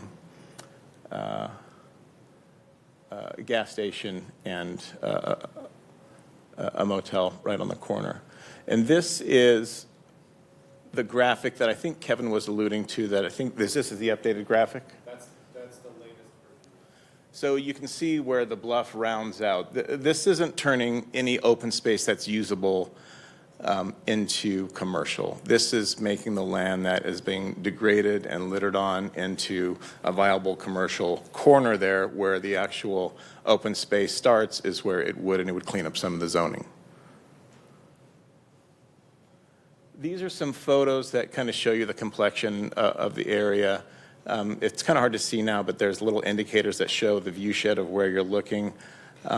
So it shows that pocket that's wedged between the highway and Sunset Boulevard really, in our opinion, shouldn't be single-family residential. It's not an opportunity for a neighborhood. That pocket right off of Sunset Boulevard right now is 3 different zoning designations, a neighborhood retail office and existing zoning, neighborhood retail office and R1 residential. So what this would do is book in that, add for more safety. And of course, this is just the first loophole in getting being able to advance on that idea, they would have to come into agreement with BNSF and lease that property. If part of that is the cities, we'd have to look at vacating that, and that would come to, a hearing. But we think it's a better use of land. And that's all I have. Any questions? Yes, ma'am. Commissioner Would Shook. you want to put a building there, or? Eventually, they would. So the property that is just adjacent to Northwest Renewables, they do solar energy and renewable energy for commercial and residential. So they would expand that use, and they would be able to eventually, going through those loopholes, be able to expand and that business into that commercial area.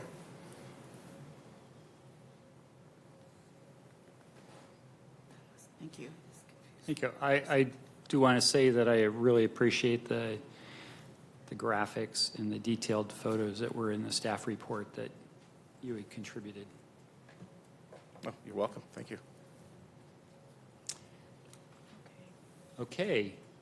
If there's no further questions, we will move on to public comment. Thank you. Thank you. Do we have public comment on this particular amendment?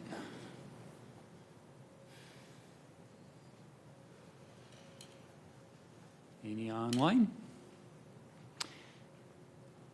Okay, hearing none, I will, oh, was there a hand? Gavin Tenold, online. Oh, Gavin? Yeah, Chair, this is Gavin Tenold, Northwest Renewables. Just wanted to thank Kevin and Brandon for the hard work on this, staff, and thank the commission for hearing our amendment.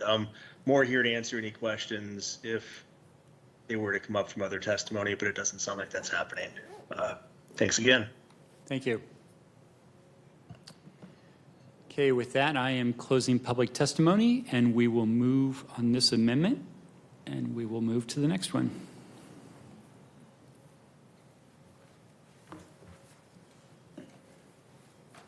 It's so nice to have Brandon. I don't have to talk the entire evening, so do a We great job. appreciate it, too.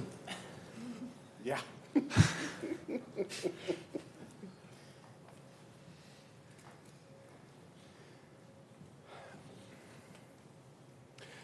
Just as an aside, when you get to your deliberation stage, if it's helpful, we do have little summary slides of each one of these, and it includes whenever we've asked you a specific question about, do we include this or not, does it include, so we will have those available for you when you're deliberating. so you don't have to back up through 45 slides? That's it. All right, so the next one for your consideration is file Z23477 comp. This one and the next one are the two that are immediately adjacent to each other. So talk about cumulative impacts. We'll do our best to make it very clear which one we're speaking about. Today, it's for this first one will be the one that's on the east side. They're both west of the previous one, so they're kind of up the hill there past the Arboretum. And once my computer catches up, there we go. 477 concerns two parcels. We're talking about an area just north of Sunset Highway.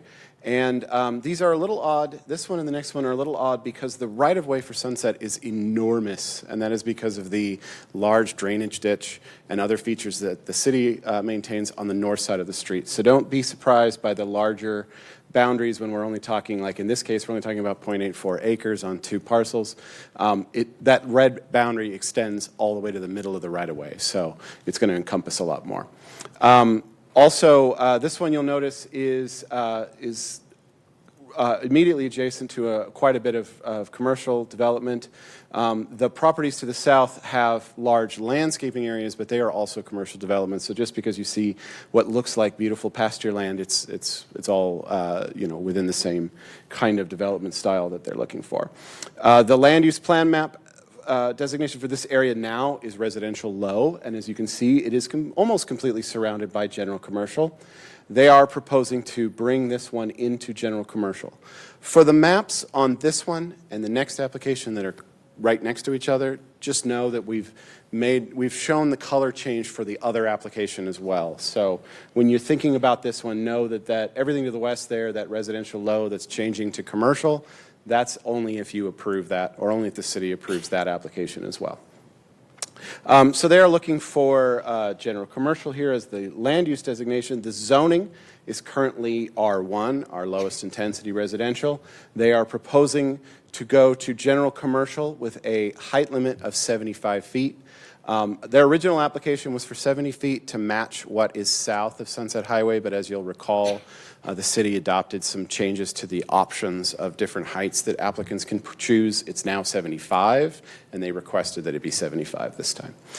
So while it says 75 on the north side and 70 on the south side, they're roughly equivalent as far as the code goes.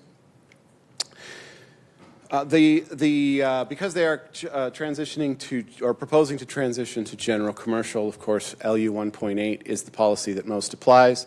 LU 1.8, like so many of our more intense use descriptions, calls for really that to be focused to centers and corridors. This is not a center and corridor. But 1.8 does allow certain certain designations of commercial outside of centers and corridors, generally as long as they are adjacent to other commercial areas, and then with some topics to consider, and I've outlined those in the staff report for you. But really they're about transitional uses when it's necessary, depths from arterials, and that's really more about many previous applications along Francis where the southern line is this sawtooth shape. In this case, we've got an application that, or a parcel that is completely surrounded on three sides by commercial uses.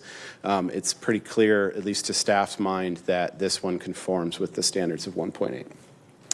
We have received no comments on this application, a few phone calls from folks but asking questions, but no actual comments, and nothing since the staff report was issued to you.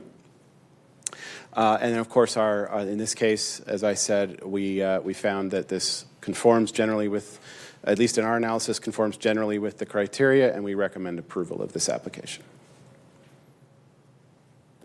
And the same gentleman from the last one is welcome to present. Cliff, if you want to, I can switch to yours here.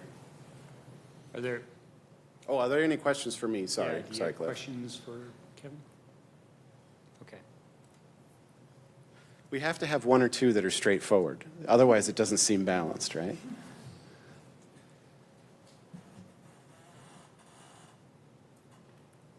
It's all yours, sir.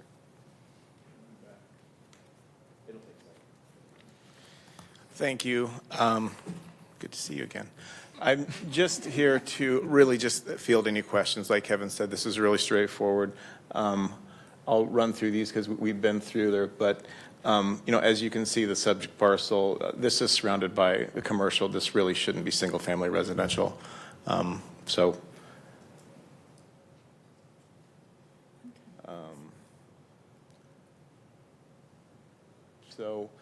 I'll just show a little bit of the surrounding area. It just kind of gives you a little bit more of the flavor. Surrounded by the parcel is a photography. I think it's a large national place where they, print and manufacture and take national orders. It's very large. And then up just to the north of that is an apartment building, and then there's a motel, and that's to the north of Sunset Boulevard. To the south are several hotels. There's an office park, there is a U-Haul, and then there's a large office park to the southwest. So coming right off of Sunset, again, it's just kind of a no-brainer, but I really just came up here to see if anyone had any questions as a formality and to round out, I guess, this proposal. No questions. Okay. Thank you. Thank you all. Okay. Public comment on this item.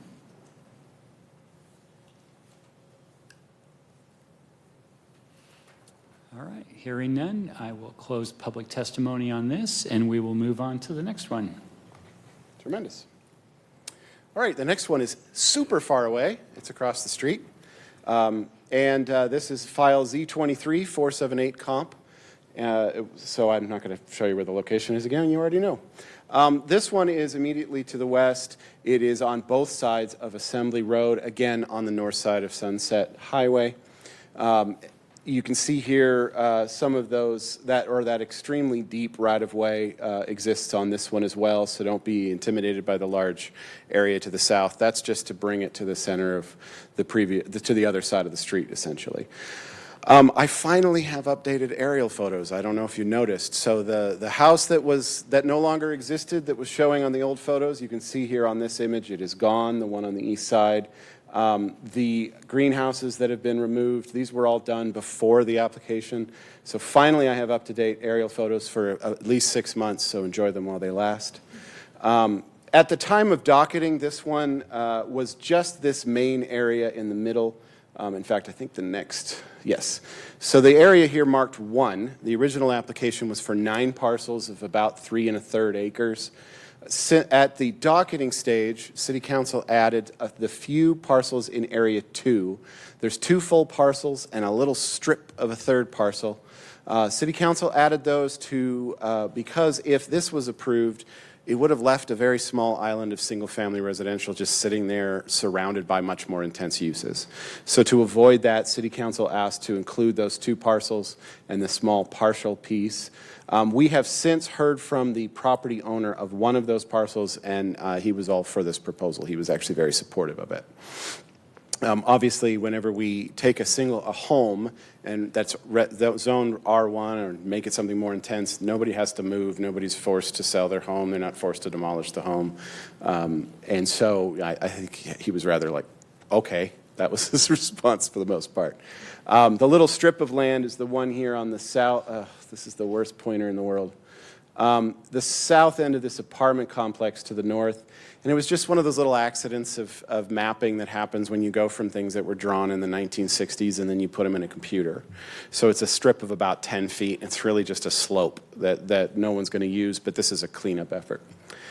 Since that docketing was completed, the applicant has begun discussions with the property owners in Area 3. They have purchased at least one of these properties. And their request was that City Council and, of course, Plan Commission consider those additional parcels as well. So what we have here really is 3 areas. 1 and 2 were part of the original docket by the City Council, so they are officially part of the application. But one of the things we will ask you to weigh in on when you deliberate and vote is whether Area 3 should be included. Area 3 is a lot of right-of-way, because there is a right-of-way for a street that was never built there, but it is 5 fee simple parcels of about 1.2 acres. So. Incidentally, the street going north-south through this one is Assembly. On the west side of Assembly, you're talking about a lot of very sparse residential and a lot of vacant land. There's a few what I call rural residential kind of houses that were from before the city annexed this area.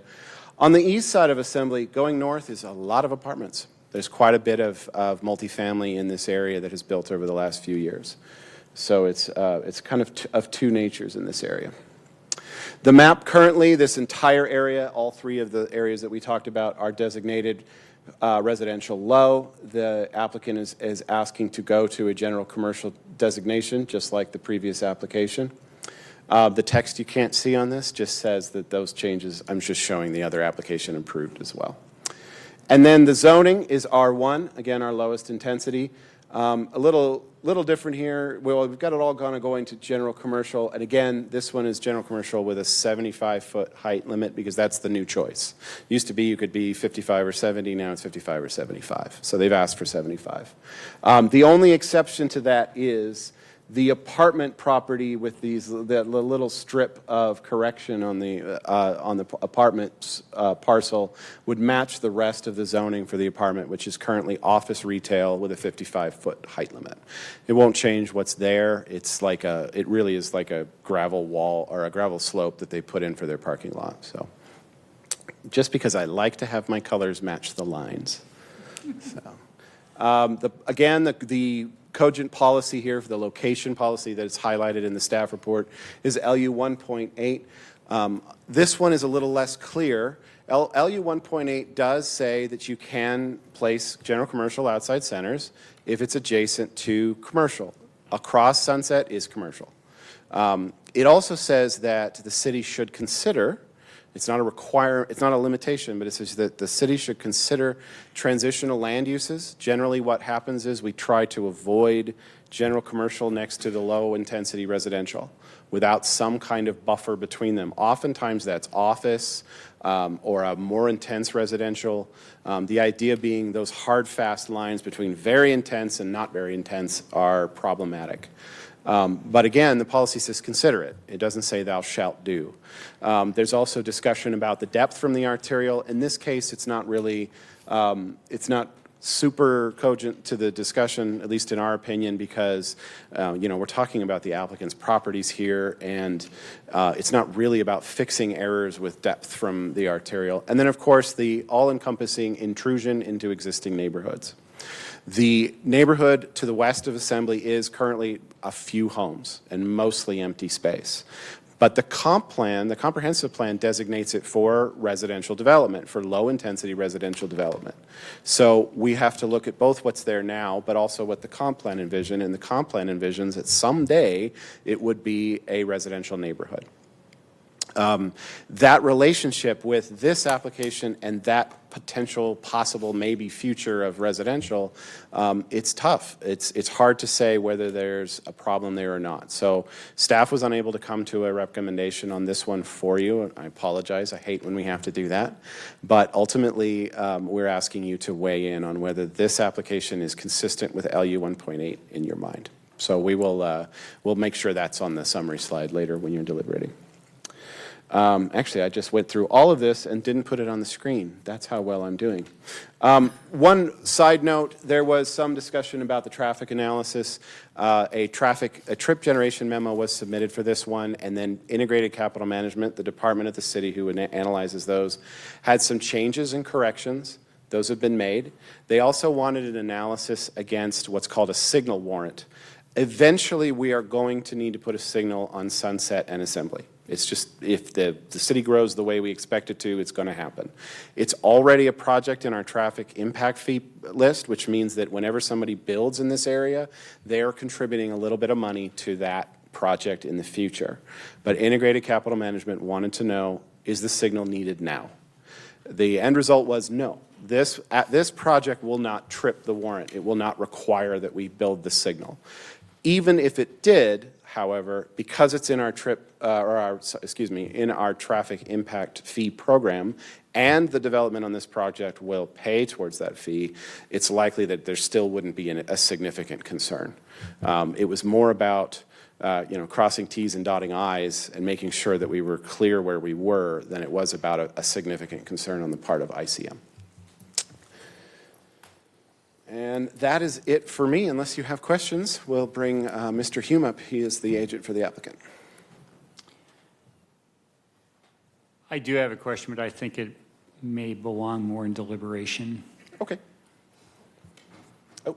Council. What was it you said that eventually they will have to put a signal in? Can you use your microphone?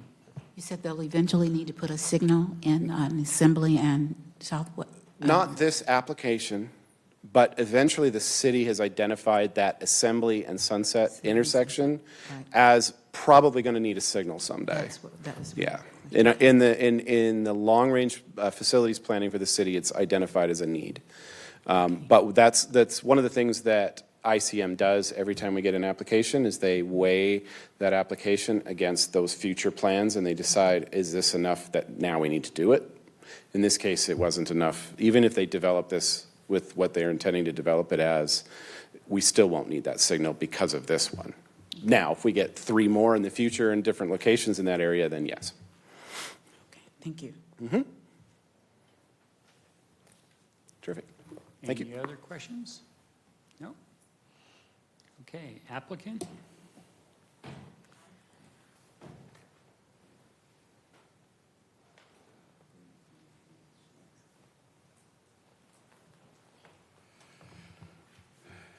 I'm Dwight Hume. I'm here on behalf of the owner of the property.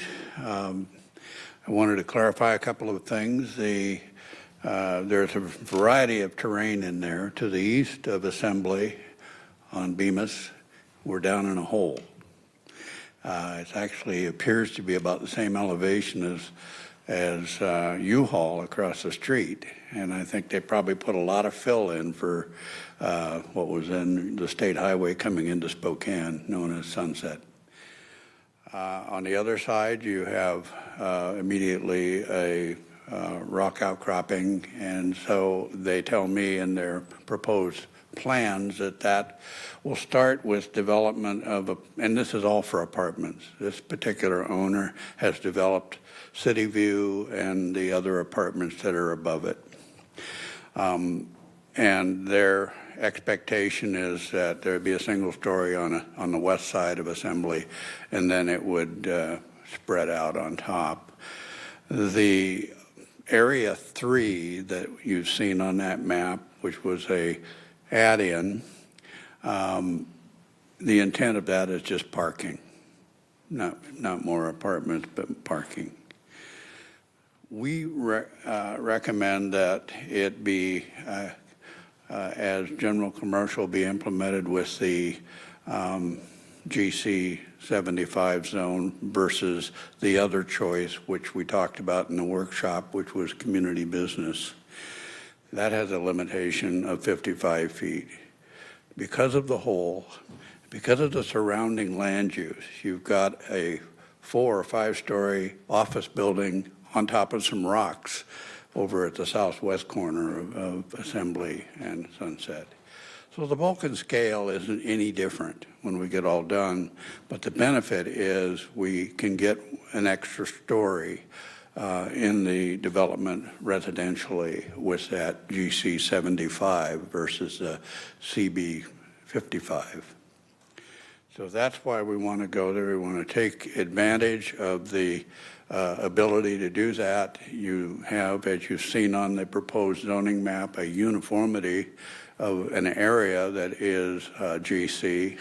And so we urge you to consider that for the opportunity both to the city and to ourselves to optimize the amount of development there. There are some paper plat streets that were never built that this ownership of lots straddles and therefore owns on both sides. And of course, those will be vacated to enable the square footage to generate what he, at this point in time, is saying on both sides of the street would be 199 units. So that's the situation. I've read the staff report. I'm sure you have. And Kevin has done an excellent job in explaining all the details there. Transition that he just alluded to, I think, is taken care of because once you get up on that flat above on the west side of Assembly, you're now talking about a parking area, not more buildings. And there is performance standards in the zone that require appropriate transition of height as you approach the lower density zone anyway. So that should take care of the issue. It has throughout the city, and it can work again that way. Thank you. Any questions? Thank you. Thanks. Okay, with that, we'll move on to public comment. I do have one written comment from Aaron Mitchell and Aaron Napkick. Would you like to add to that? Yep.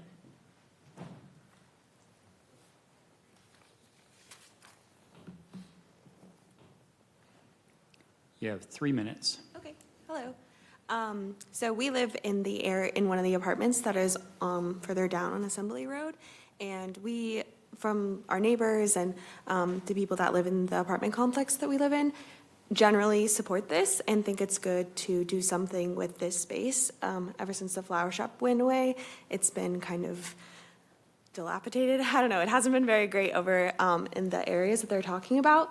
But we do have some concerns about traffic and walkability. You can see the sidewalk doesn't go all the way down to the road, and there are some people in our building that are wheelchair bound. So it's really hard for us to get to the bus stop. And I do worry about adding more businesses or like office spaces if it would make it harder for people to navigate that pretty narrow road. So yeah, that's just something that we've been concerned about, but we generally think it's a good idea to do something with that space. So, yeah. Thank you. Can you state your name real quick? Oh, my name is Erin Mitchell. Thank you. Just want to ask a question for clarification for the speaker's benefit. If that property was to develop as envisioned by Mr. Hume, there would be frontage requirements that would include a sidewalk to connect that piece, correct? That's correct. We do have requirements attached to new development for that. Just wanted to make sure you were aware of that. Did not know, but that's great. Thank you. Do we have any further public comment? Okay, with that, we close public testimony and we move on to the next one. Terrific. The one I think many are here to see. This next one is file Z23479 comp. This one is in the Balboa South Indian Trail neighborhood. So we're in a whole different part of the city now, a whole different city council district. Where we are is essentially halfway between Francis and the North Indian Trail neighborhood on Indian Trail Road itself. On the, of course, the road there runs northwest to southeast, so we're all going to get confused with our directions today. But just know that what we're talking about here is on the northeast side of Indian Trail, in the vicinity of basically a very large area of single-family residential. So this one's large. The previous few have been a few parcels. This one is 6 parcels, but it's 35 acres in area. It is essentially the area below, about halfway up the bluff and all the way down to the street. So most of this property is flat, but there is a precipitous rise as you get further away from Indian Trail. There is quite a few facilities already on the property that operate under a conditional use permit. This is not related to those facilities directly, but the future plans of the property owner. No, I don't know where I was going with that. But just so you know, that's why you do see quite a few buildings on this property. They are permitted. They are not non-conforming use. They got a conditional use permit. Part of the impetus for this comp plan amendment and the rezone is because they've had to come and update their conditional use permit 6 or 7 times. And they do eventually run to the point where they can't do what they would like to do with the property within the restrictions of a conditional use permit. So that's why we're here. Also, I'm gonna probably say it a few times in here because I do want to reiterate it, and I apologize that the projector is rather dim today. There is one property here, a part of a property that was included by City Council. Come on, mouse, you can do it. If you can see my little pointer there, this is a portion of an adjacent planned unit development called Hillside Park. Originally, City Council included this parcel, or this portion of a parcel, as a proposed kind of open space inclusion in addition to the applicant's proposal. City staff has gone through the ringer on the right research on this one. We've pulled records that are so old I think they were written in chisel and stone. And essentially what we found is that there's quite a lot of restriction on that area as well already that would do what City Council was intending when they said, hey, look at this area as well.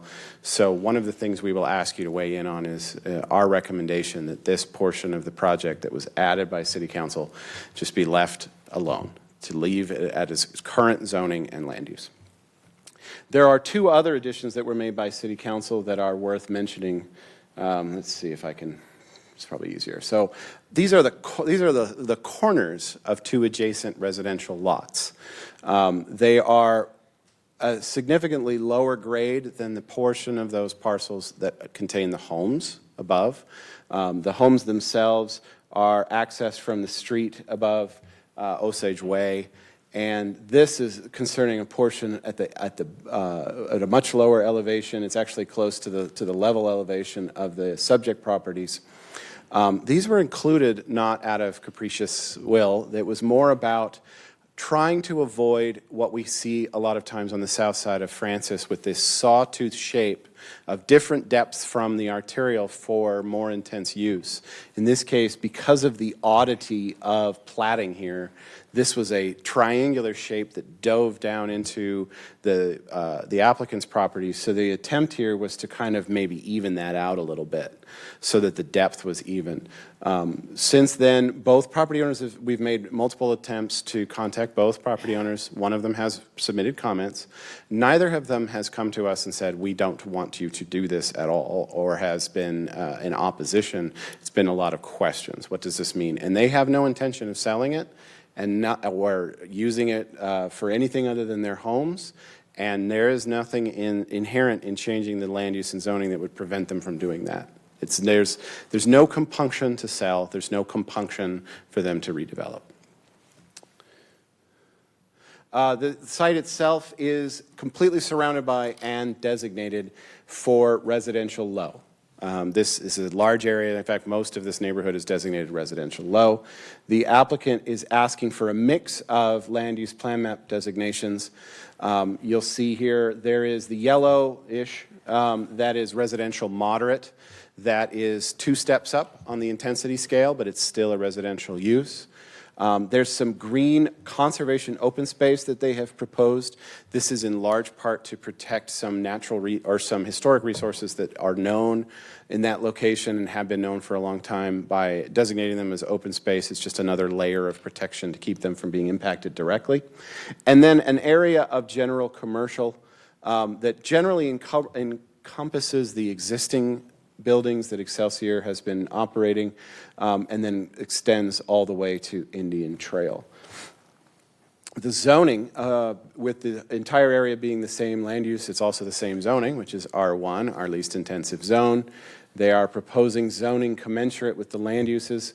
The residential moderate areas would be zoned residential multifamily, which is our lower of our 2 tiers of multifamily zones.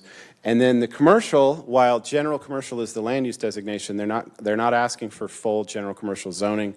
They've gone to community business with a height limit of 55 feet. Community business is similar to general commercial, but as we've discussed before, it's slightly less floor area ratio. There's some more limitations on use. It's just considered almost a lighter form of commercial in some ways. It's intended to be more in neighborhoods than downtown or right along major arterials. You'll also notice that there's no open space zone proposed. That's because we don't have one. Open space is not a zoning category. It is a land use category. It is implemented in other ways than the zoning. So the zoning of the open space portion would remain R1. The comp plan policies here, we've got multiple land uses, so we have multiple policies. LU 1.4, this was the one that was adopted a couple years ago for higher intensity residential areas. I've provided you somewhat of an analysis in the staff report on the particulars of that one. Also, there is discussion at the end of Chapter 3 in the comprehensive plan. They're not numbered as policies, but there are descriptions of each of the land use types. In this case, the residential moderate land use description was pretty robust because it was part of the building opportunity for housing effort that we undertook, that you all provided input on. So that had some application to the discussion here. So that was included. And then, of course, our old friend, LU 1.8, general commercial, was in there as well. It's important to note that this is not in a center. This is not near a center. It is not adjacent to existing commercial. There is a little commercial to the southeast. I think it's a Yokes. There's a grocery store, a small little piece of commercial. The only other commercial in the vicinity is well up Indian Trail Road in the North Indian Trail Center. So LU 1.8, there's some detail there. And then LU 6.2 is the policy that provides for us the different types of open space designations and where they should be applied. Now, in this case, early on in the process, the applicant has requested conservation open space, but through staff's analysis, it seems from the reading of this policy and the description of different open spaces that potential open space is probably a better designation in this case, so we will be asking you to weigh in on that one as well. Come on, computer. There we go. Even the computer says it's late. We have received additional comments since we issued the staff report. I have sent those to you in 2 packets. You got one in the agenda packet for tonight, and another one that you should have received last night. We have not received any additional comments since that time, and if we had, last night at 5 p.m. was the deadline, I would be holding them for City Council instead of you, but we didn't get any. So we received no comments on the SEPA determination itself, although there were comments that touched on SEPA.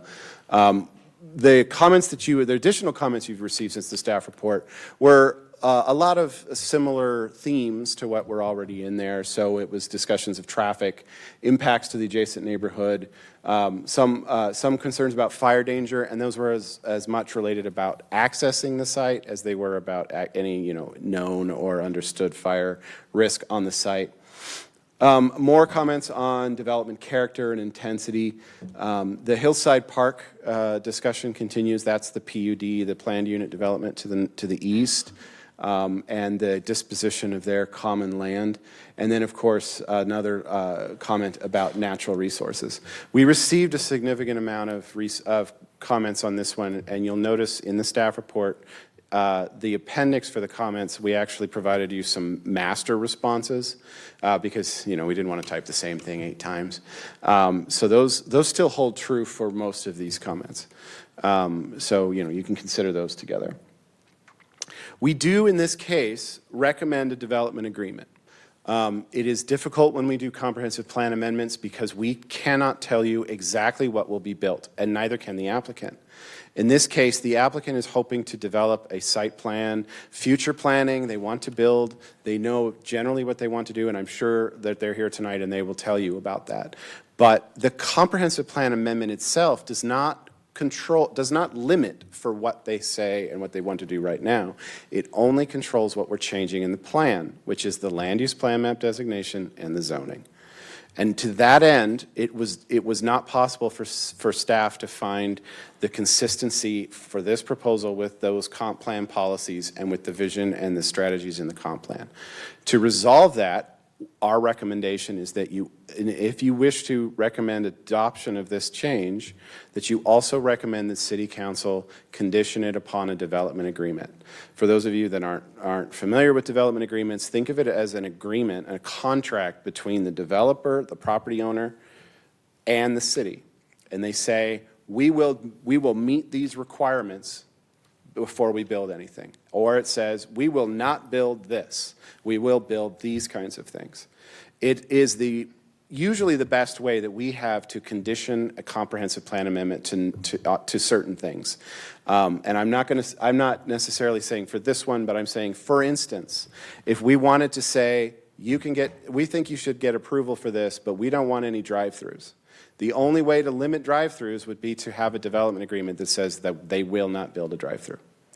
The benefit of a development agreement is it can be done as a condition of the comprehensive plan, so we don't have to work it out today.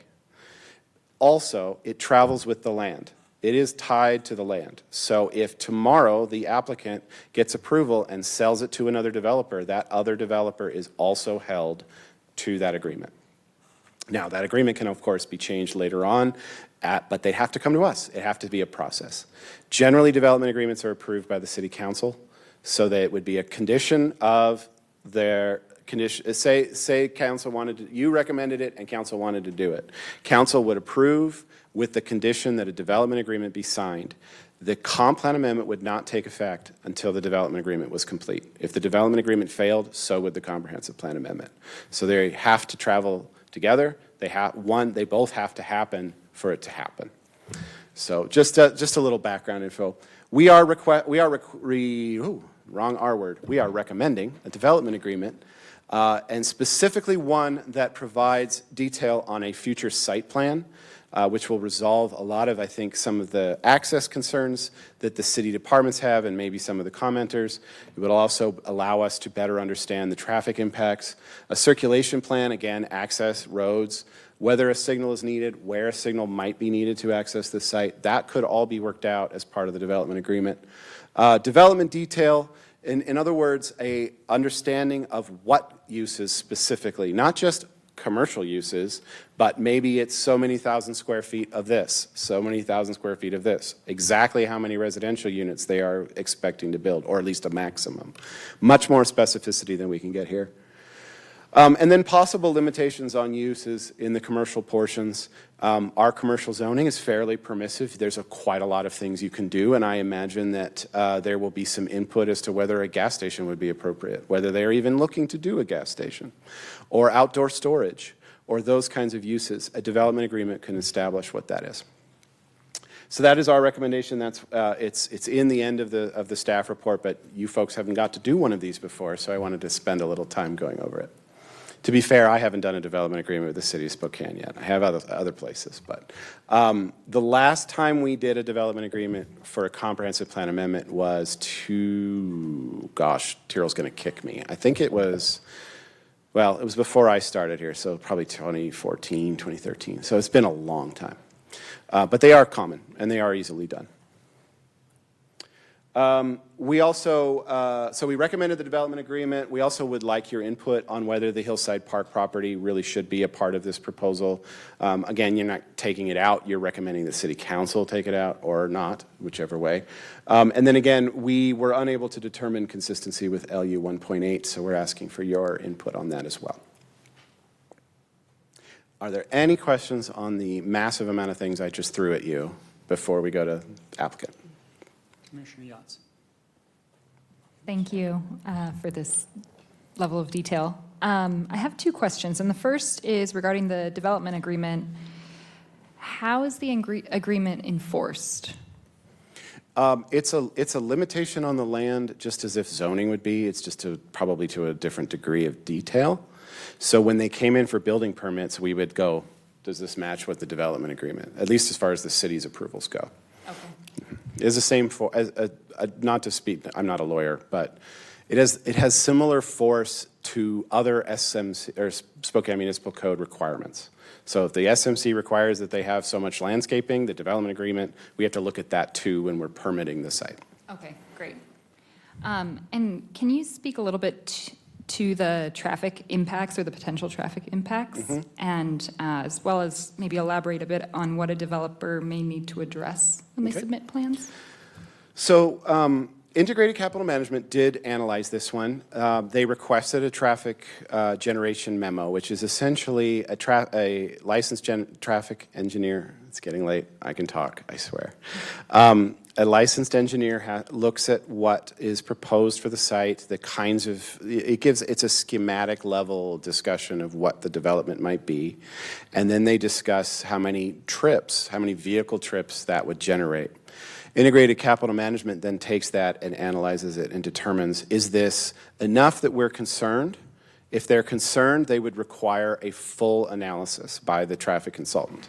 That engineer would then have to look at everything that generated by the project, what would go by the project, and analyze it against local intersections and our standards and say, okay, this intersection would do poorly, this one would do okay.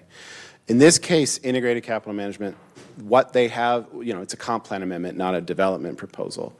What they were able to look at, they were not overly concerned in the sense that they did not request a detailed traffic analysis. However, this is a large site, and it's being developed most likely by one entity, and therefore how it's laid out will have bearing on what impacts we might expect in the future. One of the big concerns was access to the site. If you were to put that many homes and some commercial onto this site, the one driveway that's there is probably not going to be sufficient. And the impacts of the traffic, you take however many homes and you have all the folks from those homes going out one exit, it's going to be a problem. And so Integrated Capital Management identified that their concerns were with the layout, the site planning of the site, and how it would interface with Indian Trail. It's generally understood that a signal is going to be needed, but where that is hasn't been determined because we don't know what the interior layout's going to be. And for all possibilities, the applicant doesn't know yet because they haven't done any of that big master planning yet. And so Integrated Capital Management asked for us to condition this on a site plan being approved before any construction so that they could then look at that site plan and go, okay, that works for this and this intersection, but whatever. There's going to be more analysis. The best way to do that, to condition it for a site plan, is the development agreement. And then during our analysis, we looked at the policy and we said, we're not really sure that it can be consistent with L1.8. And so that gives us the additional opportunity in the development agreement to say, also tell us what the uses are. And maybe we're going to talk about restricting some uses because not everybody wants, this, with an eye towards the same idea. Let's limit the impacts. So, Great, thank you. does that answer your question? Yeah, that's great. You know me, I can't stop talking, so just throw things at me. Commissioner Shook?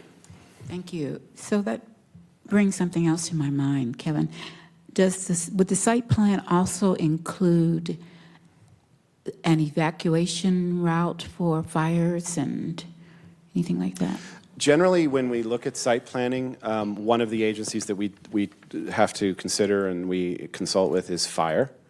And they do look at things like, can we get trucks in to where we need to get them and can we get people out? So in general, yes. If you are concerned about that aspect of it, your recommendation for a development agreement could include that as a suggested topic. And then we would forward that on to City Council. We're also the soon-to-be proud owners of modeling software that will allow us to model evacuation routes, and we're all raring to play with the new toy. And so there may likely be, when they come in for that site plan discussion, we might have more analysis tools that we can apply. And that kind of reminds me of one thing in general to keep in mind here too. The approval today doesn't let them build anything, even without a development agreement. They're going to have to come for more approvals. And we always have to consider those future approvals. We have to measure those against standards too. We also have to do what's called a concurrency analysis. We're going to make sure that that new building permit or new grading permit meets city standards at the time it's submitted. So it's sometimes helpful to remember this isn't the last touch. This is the first touch. But if you did want to include emergency, evacuation or egress, ingress, it's easy enough to say, when you recommend a development agreement, to say that should be one of the topics as well. On a development agreement, is there a standard list of agencies that has to review and approve it? Because I would think fire might have been one of them, but is there a list where it has to go to every one of those agencies for approval? It isn't necessarily fire, again, is not an agency, it's a city department. Well, yeah. Is there a written list of every single one of them? I don't know. That's an interesting question.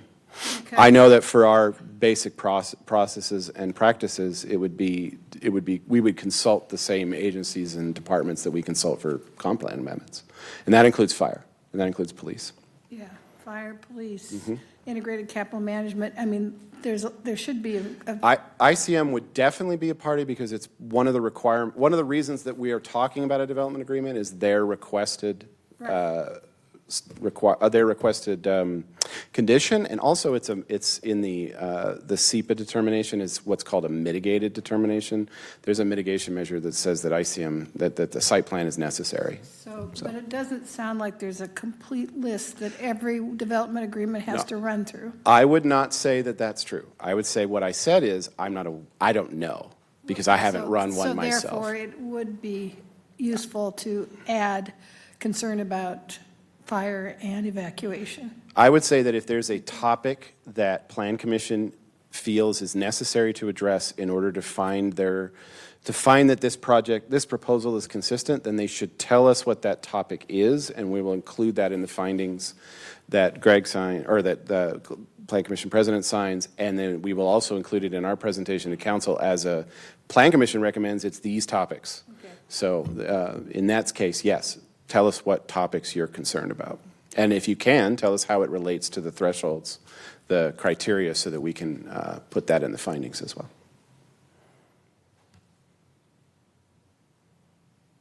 Other questions for Kevin? Thank you, Kevin. Terrific. We will move to the applicant presentation, and you have 15 minutes.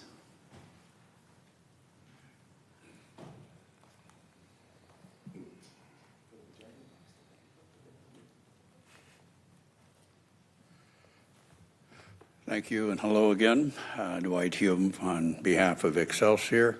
I'll be very brief. I want you to rely upon that development agreement concept to be the gorilla glue that keeps your general commercial from going awry, intensification-wise and so on. We have no intent of it being that.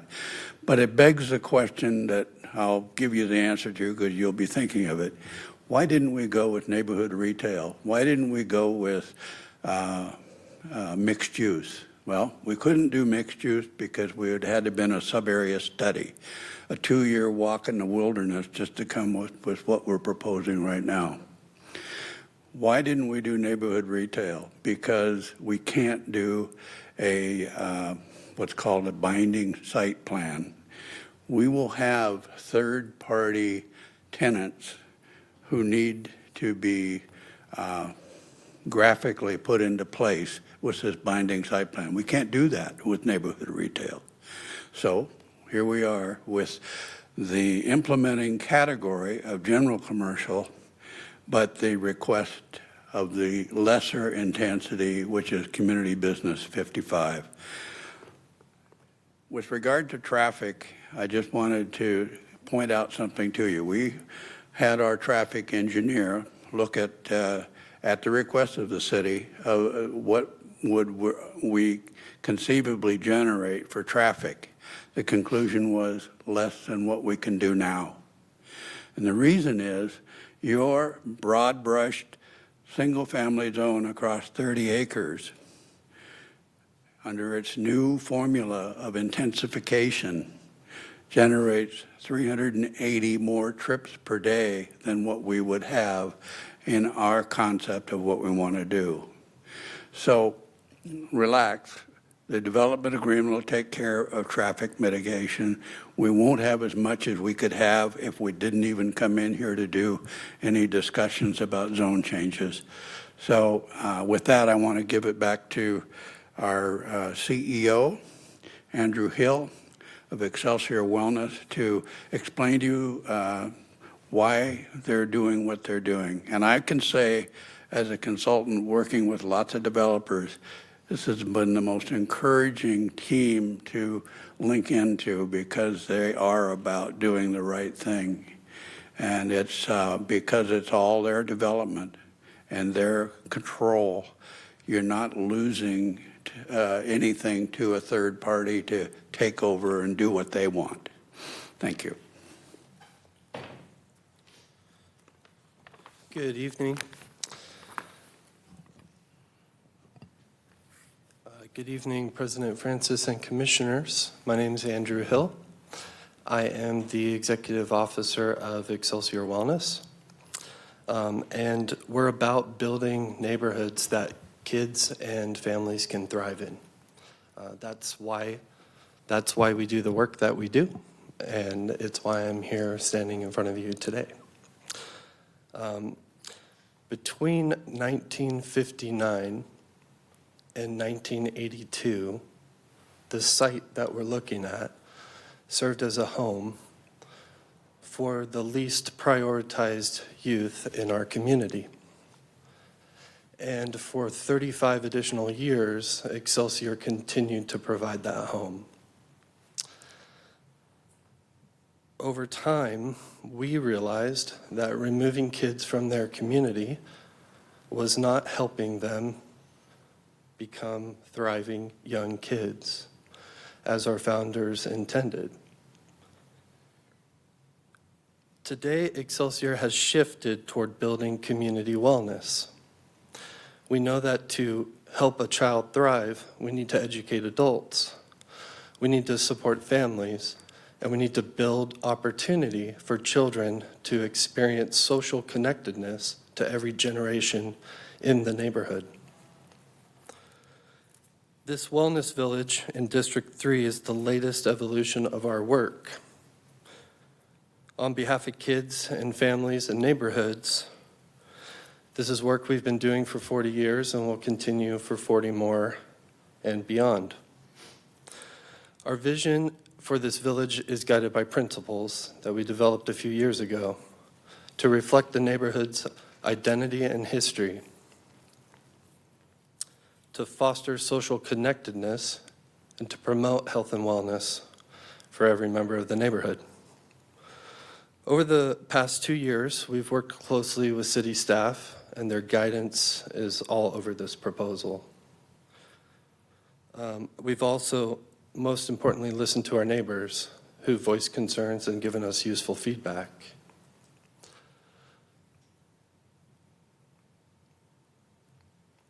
One of the things the neighbors have expressed is the desire for particular services that they can walk to that are more accessible, including childcare, which was identified in our community needs assessment. And we're excited that one of our neighbors is intended to operate that service in the neighborhood. Right now, we're working with Commerce on a partnership planning grant to create an early learning facility. We do believe that no one organization can be all things for all people. And so the ability to have partners come into this space and provide services and produce a collective impact, this application becomes essential, as Dwight just explained. We've met with all surrounding neighborhood councils, and we received very positive, again, and useful feedback.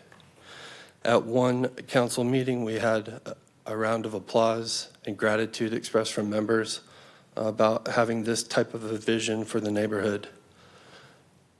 Every single council meeting, we had positive follow-up. People were requesting tours, which I personally provided. And people said in person, they said over email, and they wrote thank you letters expressing gratitude for the vision. I'm going to read one of those to you today. This is an example from a surrounding neighborhood council chair. He says, Andrew, I wanted to let you know how well received your presentation was. So many people came up to me afterwards and were really impressed with the vision you and your team have. Definitely looking forward to continuing engaging Excelsior in the future. And there are times in life when we're presented with unexpected opportunities to connect with incredible people. And this has truly been one of those special connections for me. Many of our employees, including myself, have deep ties to this neighborhood. My grandfather purchased a home in 1960 on Wiley. It's still in our family today. My father and mother live on Woodside.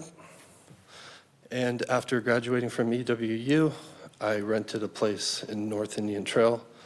As I got married, I got a job at Excelsior and purchased my first home in Northwest.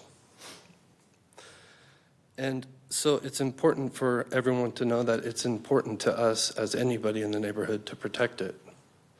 And that's why this development agreement that we're proposing is essential. The ability to keep a future landowner from leveraging these zones to produce something that otherwise is not what we're intending is something we are very much in favor of.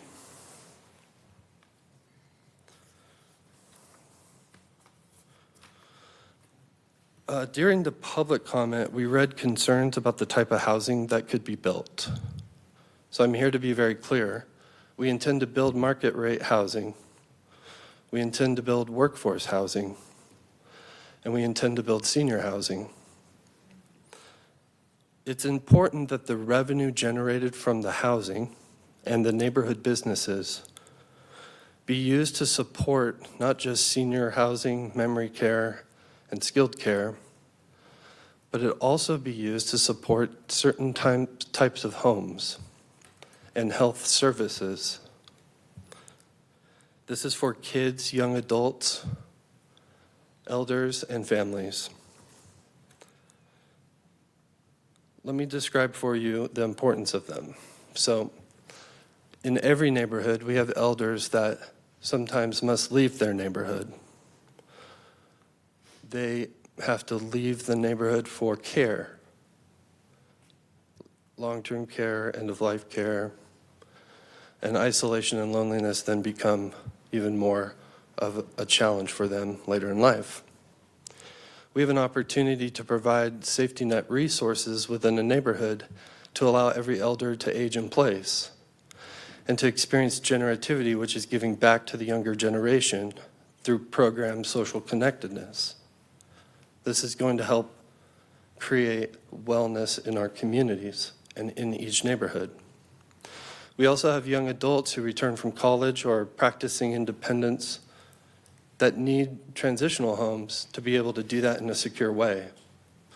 Those same transitional homes are going to be used by elders who experience changes in life, where they have a different financial wellness or they have a loss of a partner. That'll be there to protect them too.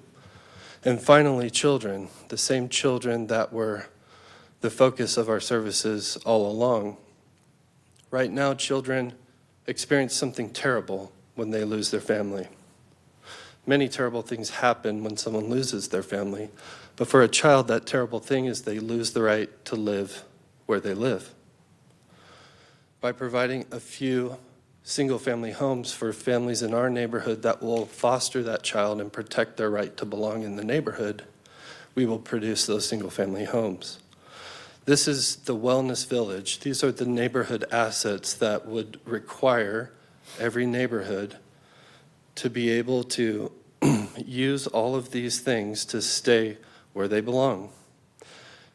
Instead of relying on tax dollars and government funding to produce these otherwise subsidized things, we will direct revenue from our multifamily housing and from our neighborhood businesses to fund these neighborhood assets, regardless of a neighbor's ability to pay. This is the vision for how we keep neighborhoods strong, how we keep families strong, and how we give kids an opportunity to thrive.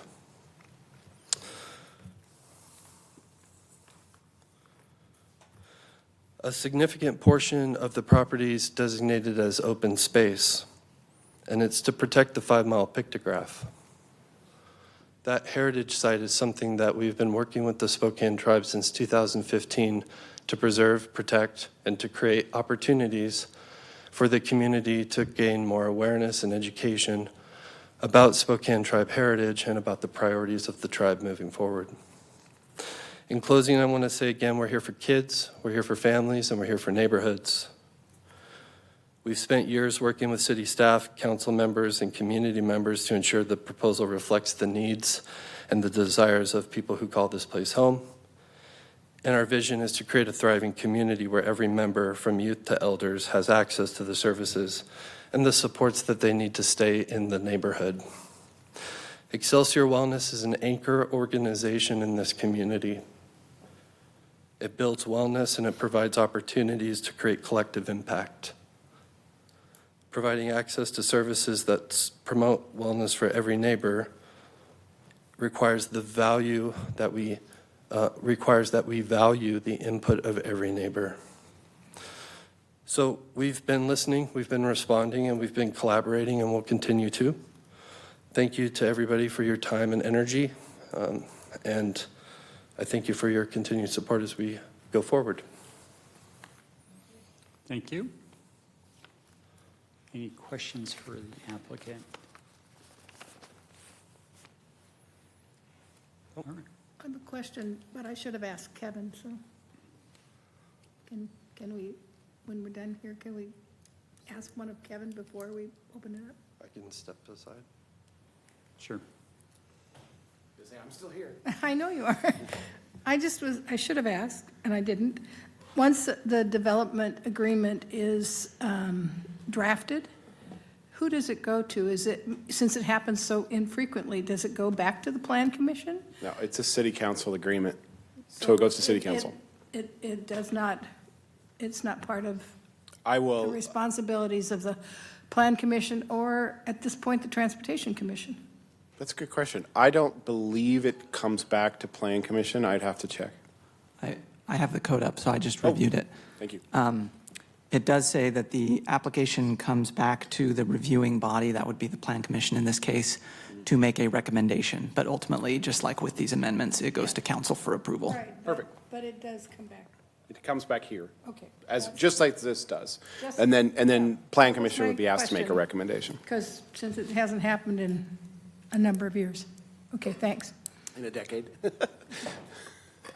Not on a comp plan amendment anyways. We do development agreements. It's just, this is the first comp plan amendment that has come to this point for a while. Just curious. Were there any other questions? Okay, thank you. Nope, thank you. Okay, with that, we will move into public testimony. And the first individual I have is Joanne Welch.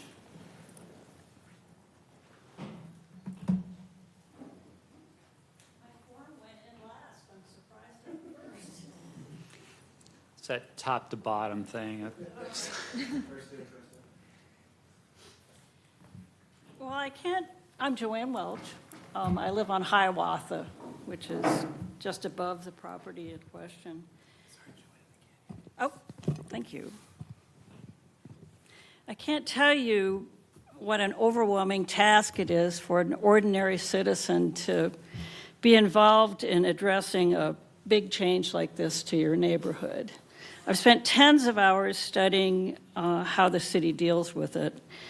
And I think the crux involves how this proposal potentially affects the neighborhood, the surrounding area.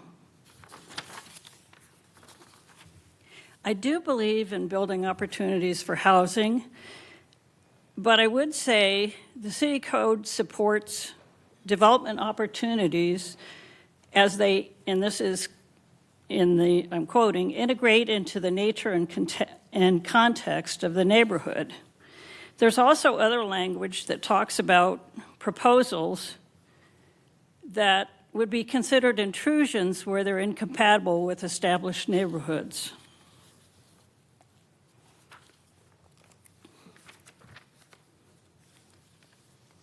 I brought my list of incompatibilities. The proposal would, number one, it would that's the other side.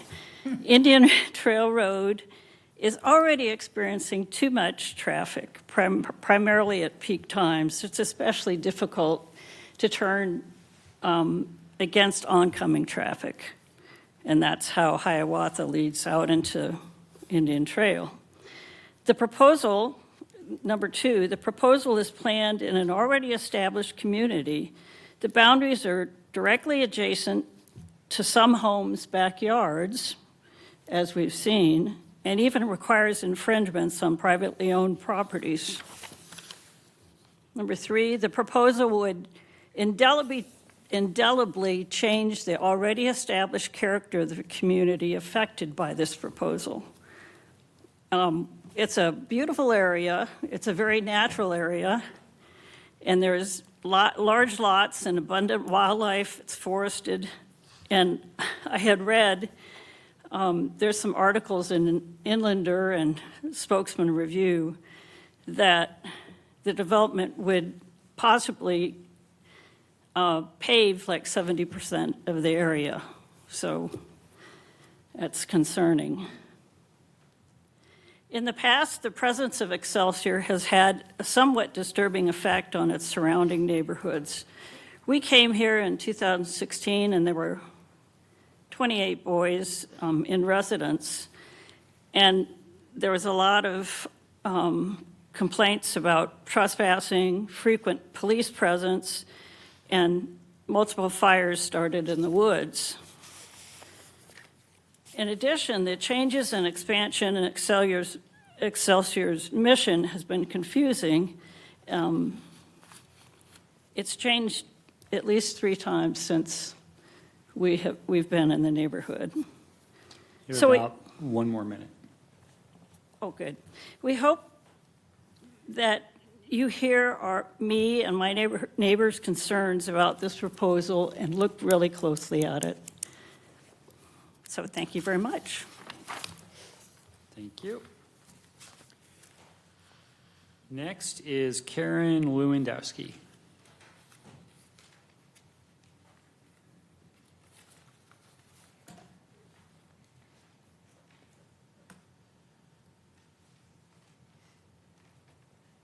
Hi there. Well, you guys have long meetings. So Joanne did a really good job of explaining, and I just wanted to kind of emphasize a few things that are of a concern. And this is, she mentioned it, but I want to read it directly. This is from your business plan. So DP 1.2, new development in established neighborhoods. Encourage new development that is a type, scale, orientation, and design that maintains or improves the character, aesthetic quality, and livability of the neighborhood.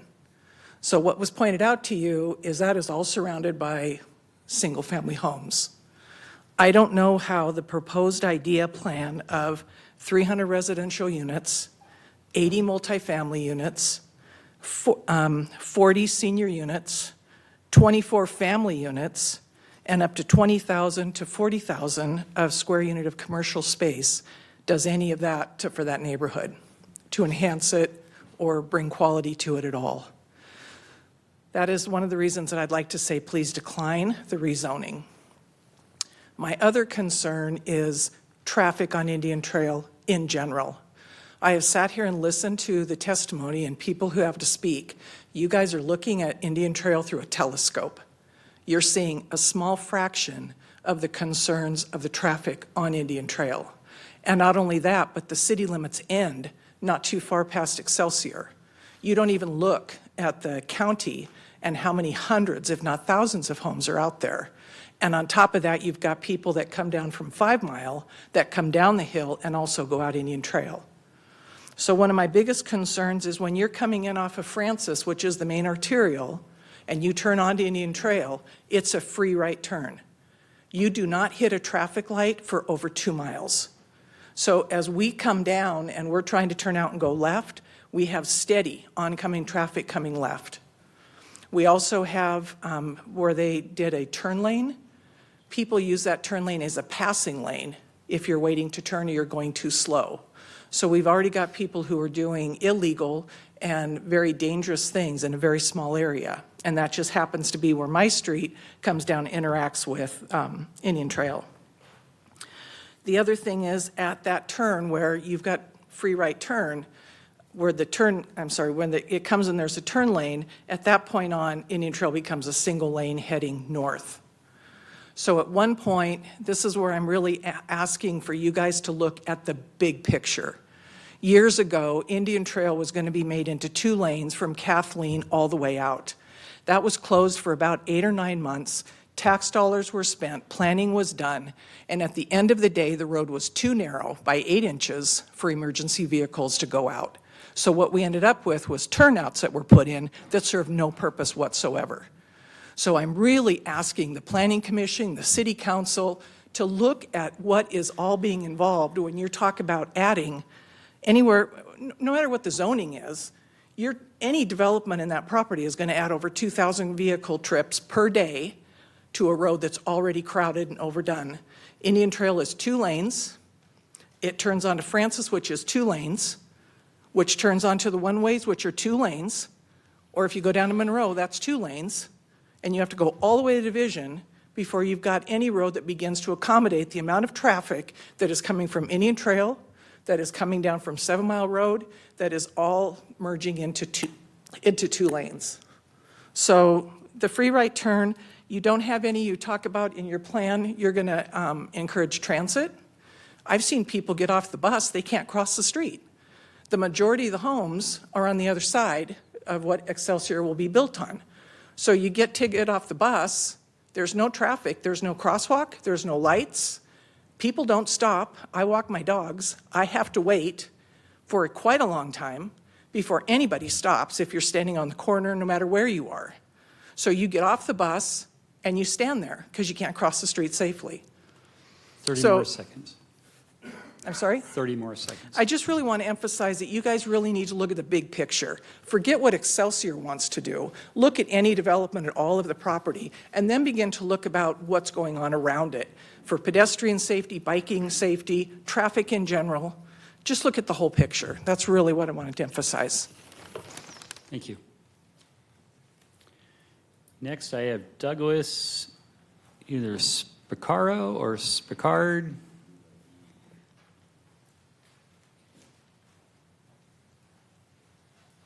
I got the Douglas part. Got that right. It's Douglas Spickard. Spickard. President Francis, council members, thank you for your time. You've heard from the applicant today, but what I'm not hearing is I'm not hearing why we need to change the zoning. Andrew had a nice story about all the things that they're going to do for the youth. Well, okay, so do it. You have existing zoning, you can do all of those things. Why do we need to put 55-foot buildings in the middle of an area of single-family houses? It's completely unnecessary. And I think we're putting the cart before the horse a little bit here. The development plan is a great idea, but you don't offer them a zoning change so that they enter into the agreement. You get them to enter into an agreement, analyze what's going to be transpired in their plan, and then consider whether it makes sense to allow them to put these huge buildings up in the middle of a residential neighborhood. I think that if you go to the area yourself, you'll see that it's really not necessary. They can do all of these wonderful things under the existing zoning, and we don't need commercial space because even your own policies suggest that it shouldn't be done there. There's no adjacent commercial space. It's out in the middle of nowhere where they want to propose to put commercial buildings. I wanted to point one of the things in the staff report. It said policy LU 5.5 on page 15 of the staff report. Development has to be compatible with and complement surrounding uses and building types. I purchased a house on Hiawatha, and I invite all of you to come visit me because I looked down on the building site. And I think you'd see from firsthand experience that tall buildings like that are going to stand out like a sore thumb. My address is on there if anybody wants to come over. I'm providing coffee, wine, beer, whatever you want. There was something else in the staff report that I thought it was kind of a red herring, and it had to do with diversity, almost as if that was a justification for the proposal. But diversity can be handled under the existing zoning, so I just didn't see the purpose of that in that report.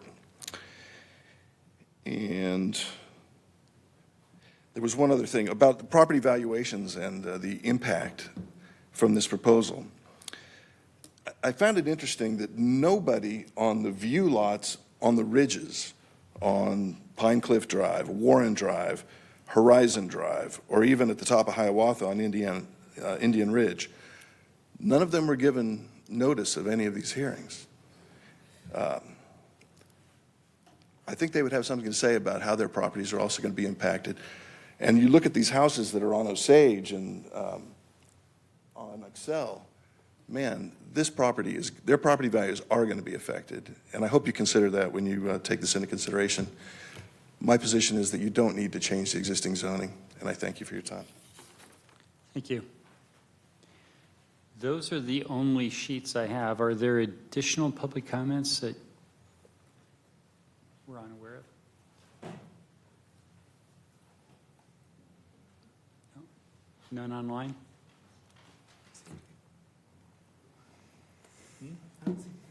Okay. With that, I'm going to thank you for the public comment, and I am closing the public comment period at this point. I have one more question for the applicant that I forgot. Can we bring up the applicant real quick? That's up to you, sir. So I have a question for the applicant that I couldn't remember when we got to the end, although it might be Mr. Hume that answers it. But more about the traffic study that you did.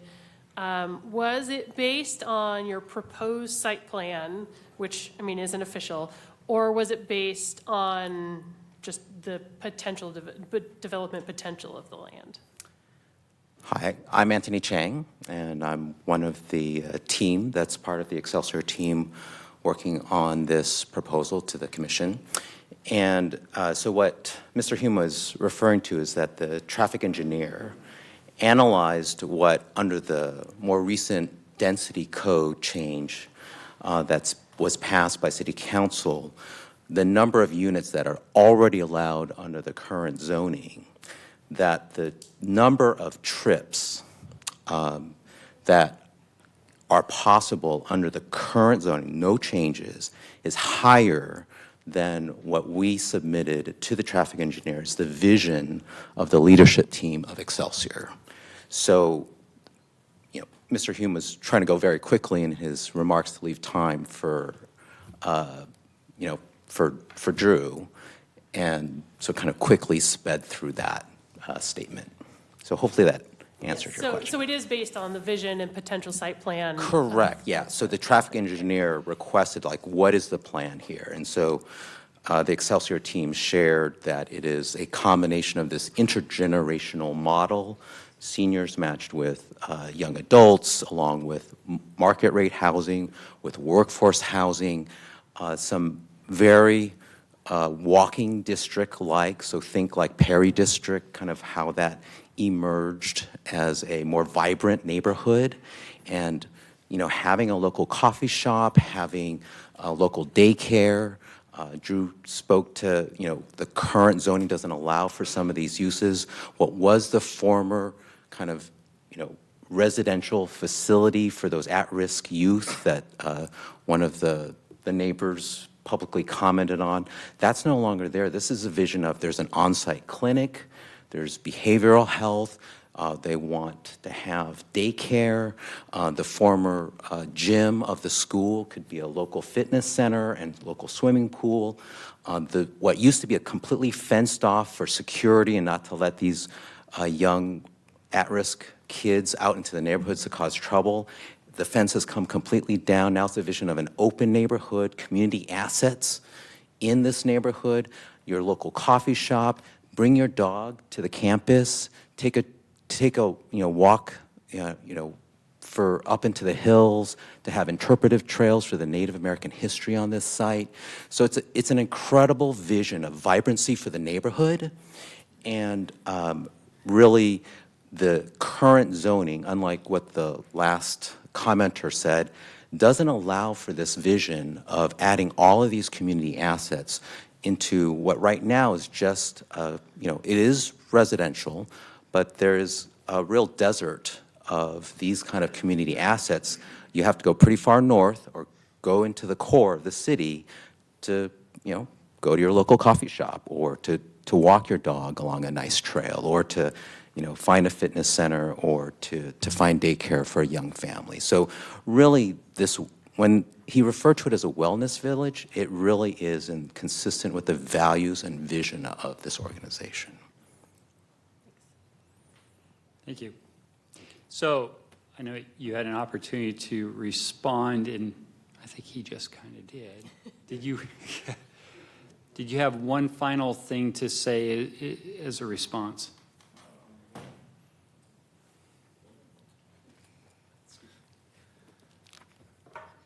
Mike Stanacar with Bernard Wells Architects. Thank you, everybody, for being here today on this long evening.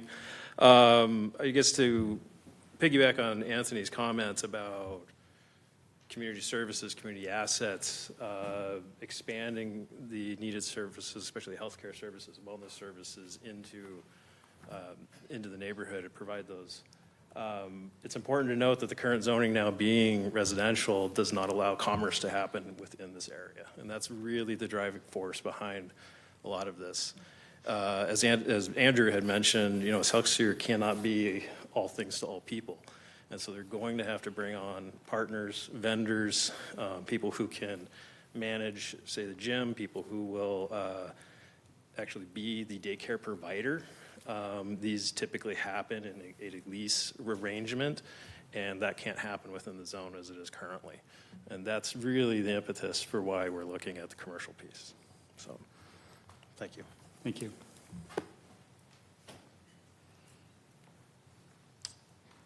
Okay, with that, we are going to move on to our final comp plan item.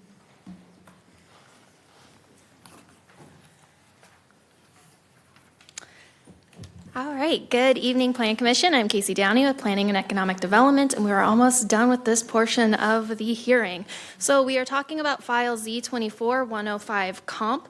This is a city-sponsored application that is part of the South Logan Transit-Oriented Development, or TOD project. The proposal is within South Logan that has Indiana Avenue as the northernmost point.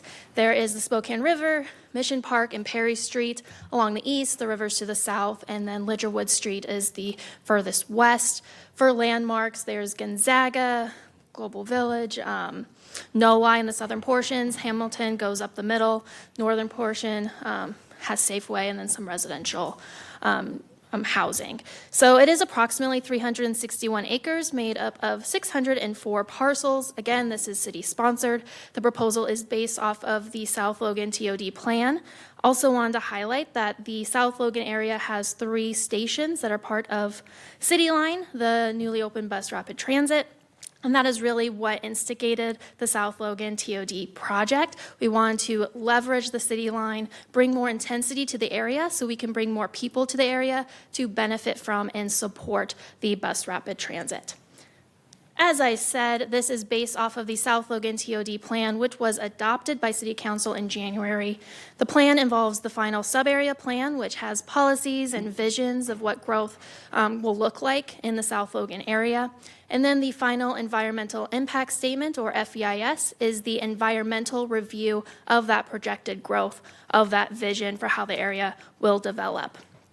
Both the plan and the FEIS are based off of a preferred alternative. That preferred alternative included specific land uses and heights for the area, and that is what we're basing this proposal off of. This is actually the second phase of implementation. The first phase of implementation was the development code changes we recently reviewed. They were passed by City Council in August, went into effect in September. So the plan here was to get the code changed before we made the land use and zone changes. So that is why we are now doing the second phase of implementation, wrapping it all up with actually changing the land use and zones in the area. Currently, the land uses in the area are 6 land uses. There's institutional, lower intensity residential, some moderate residential, general commercial, and center and corridor. This is a relatively small portion of the city, so a big part of the South Logan TOD plan is to consolidate and create more consistency within this area. So we are going from the 6 land uses, and the proposal is to go down to 4 land uses. That includes extending the center and corridor land use, removing general commercial because of that extension of the center and corridor, implementing higher intensity residential land uses, and extending the institutional land uses. Of the 604 parcels, 167 parcels are not affected. They already have the land uses envisioned in the preferred alternative, so they are not affected by this proposal for the land use change. Again, this is a relatively small portion of the city, but there are currently 12 different zones. This includes a range of residential zones, general commercial, office retail, center and corridor, and a portion of the Hamilton, or all of the Hamilton form-based code, which is in the center going along Hamilton. Once again, we are trying to consolidate. So the proposal is to go from 12 and go down to 4 zones. There are 2 of the zones that have some height modifiers, so there is some additional variety, but generally there's consistency with the zones that are being proposed. So we are increasing the residential intensity to allow more housing within the area. We're consolidating and extending the CA zoning, that's the Hamilton form-based code. The recently approved development code changes involve consolidating the Hamilton form-based code. That was already done in code. This is implementing it on the map. And then we are removing the general commercial zoning, instead extending the center and corridor zoning. And then we have some more consistency in zoning along property owned by Gonzaga. Generally, we are increasing intensity that includes some height modifiers in some of the zones. I do want to highlight height modifiers along Mission Park, as there were some public comments received that were referenced those. So along Mission Park, there is the height modifier of 75 feet. That was within the preferred alternative in the South Logan plan. Of the 604 parcels in the area, only 17 parcels aren't changing. So while not every property is needing the land use changed, the majority of the properties in the area are changing their zoning designation. As we've already talked about tonight, if there's an existing use on a property, the zone change doesn't affect that use staying. If it's a residential home, it can maintain being a residential home. It really just impacts what development may occur in the future. The big part of the South Logan TOD plan is that future vision. We aren't expecting everything to change overnight, but instead have incremental change. This is just giving the opportunity for the incremental change to be what that vision is within the South Logan plan. There are a number of comprehensive plan policies analyzed in the staff report. These are the two policies and a description that are relevant to the location of the land uses. So we are looking at LU 1.4, higher density residential uses, which calls for higher intensity residential uses near center and corridors. The southern portion of South Logan is an employment center, and there is center and corridor zoning throughout the area. So we do find compliance and consistency with this policy. LU 3.2, centers and corridors, is just directing centers and corridors to areas to encourage mix of uses. Again, there's already an employment center in the area. There's already center and corridor land use and zoning. We're just expanding it for some consistency. The other land use that is having a lot of change is the expansion of the institutional land use. There is not a policy that actually directs where institutional land use should go. There is a description of the land use, which we thought was relevant just to show that it's following the intent of what the institutional land use should be. So the institutional land use description is intended to show where institutional uses are located. It doesn't define specific boundaries. It doesn't say institutional uses can only happen within this land use, but it just shows where they're located. So the expansion of the institutional land uses in this proposal cover Gonzaga-owned property. It covers the Gonzaga UW Health property in the southern portion, really just showing where there's already institutional land uses. The staff report goes over a number of public comments that have been received. There were additional public comments received after that. They were in the agenda packet for this hearing. Did want to go over those briefly. There were concerns noted over public safety within the South Logan area. These comments were provided by a local business owner. He's been involved throughout this entire process from the beginning of the South Logan TOD plan. He did not raise any concerns with the proposed land uses or zones. He just wants his public safety concerns documented and recorded throughout this process. There was a question of how input was taken into consideration. Just like to reference that this is based off the South Logan TOD plan, as I've said a million times, and that was a 20-month planning process that included a number of touch points with the community, and that is what helped create the preferred alternative that was adopted in the plan. Finally, there was a comment requesting additional open space than what is required due to concerns over parks' levels of service.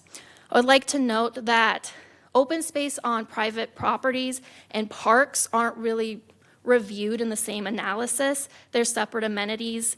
Whether there's less or more open space doesn't impact parks' level of service. The final environmental impact statement does note if this area develops as envisioned in the future, there may be considerations to look at the park's levels of service, but there was no immediate mitigation required. There was no indication that there's any need to do anything now before the land use and zones are changed. Instead, levels of service are reviewed at the time of development. So on a project-by-project basis, as they come in, levels of service for parks or streets or other levels of service that we manage are reviewed to ensure there's consistency. So this would be something that is reviewed and managed as that development occurs in that incremental stages in the South Logan area. But again, there wasn't any indication of an immediate mitigation need. Just wanted to highlight that point with that comment. So highlights to consider, I said it a million times, this is based off the South Logan TOD plan. It did have a 20-month planning process that created the preferred alternative. The preferred alternative is what this proposal is. The land uses and heights is what was adopted in the plan. I will note that because the preferred alternative is what was reviewed by the final environmental impact statement, anything that is recommended cannot exceed what was already reviewed without separate environmental review being required. That is to say, we cannot increase the intensity. Theoretically, you could decrease intensity, you could decrease the intensity of zone in an area, you could decrease the height within an area, but you cannot increase. You can't switch a spot to a zone that has more intensity. You can't increase the height anywhere. If you were to recommend that, we would need to hit pause on this process and look into the possibility of doing further environmental analysis. Overall, staff recommends approval of the proposal as we find that it's in compliance of the plan that was already adopted. There is no applicant presentation since we're the applicant. So if there are any questions from Plan Commission, I'm available.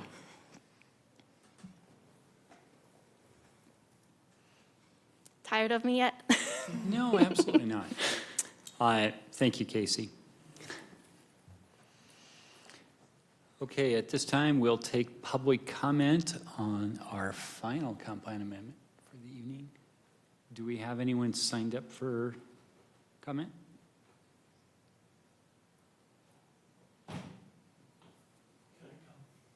Yes. As soon as you're done commenting, if you could fill out a form, that would be great. Good afternoon, good evening. It's getting very late. Greg Bird, Bird Real Estate Group. I manage 7 properties along Hamilton Street. And let's see, probably 7 or 8 residential units in there. I used to live in the neighborhood. Concerns regarding this proposal, it's massive. And I think there's a bias from the city in looking at one aspect of it, but it changes that neighborhood dramatically. It is a lot of historical homes down there. Putting multifamily in those neighborhoods is going to change that neighborhood dramatically. A big concern down there, and it's impacted, Gonzaga has impacted every property down there. In that, you know, I'm all for public transportation, all for walking, all for biking. That's not what's happening down there. I would encourage anyone to go down through that neighborhood when GU's in session. It's very difficult to go into the neighborhood to park outside your house. And what you're doing is adding to that. Hamilton Street is very difficult after 4 o'clock. You know, the traffic impact, and, you know, I see the city's literature on this, and they're not really looking at that impact that it has on that neighborhood, that it has on Hamilton, that it has on Sharp and Mission and Indiana.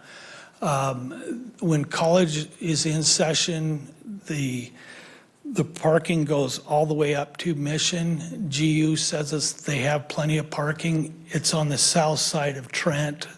None of those students are using that. I run into problems all the time with properties that I manage that students are parking there, parents park there, and it's very tough to manage that because that'd be a full-time job.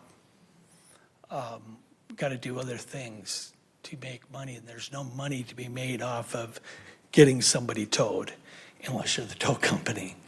But it's a huge change to the neighborhood.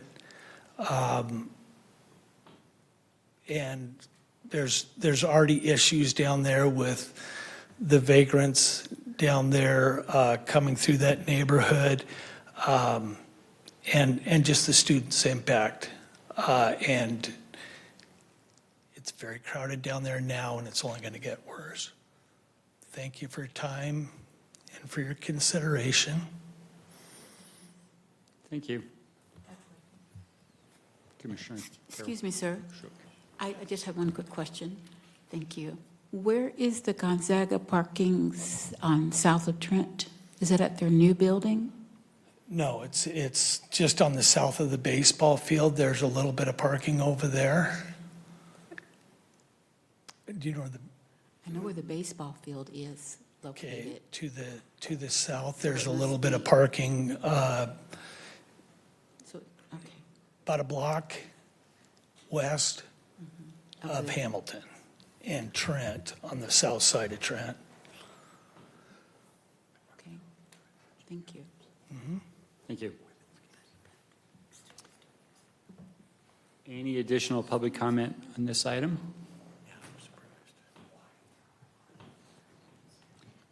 Okay, hearing none, I am closing public comment on this. And so public comment on all comp plan amendments is currently closed. We're actually going to take a 15-minute recess before we begin deliberations. I would like to remind everybody that public comment is closed, so please don't interact with the commissioners.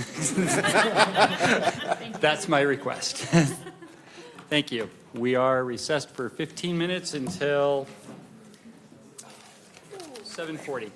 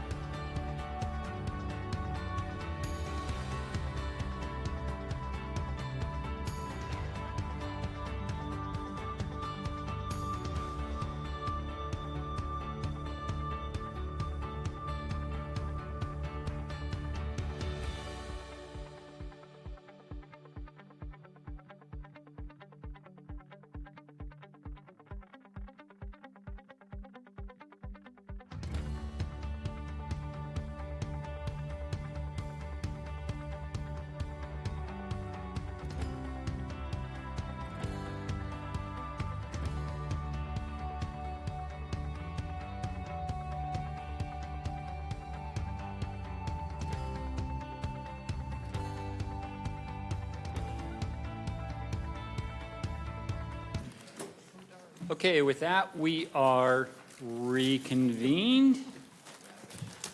I think we all appreciated the break. So, thank you, Angie. Okay, at this point, we will do deliberations, and what we are going to do is we're going to start at the very beginning, start back at the initial comp plan that we worked on first, and we're just going to deliberate on that, vote on that, then we'll move to the next one.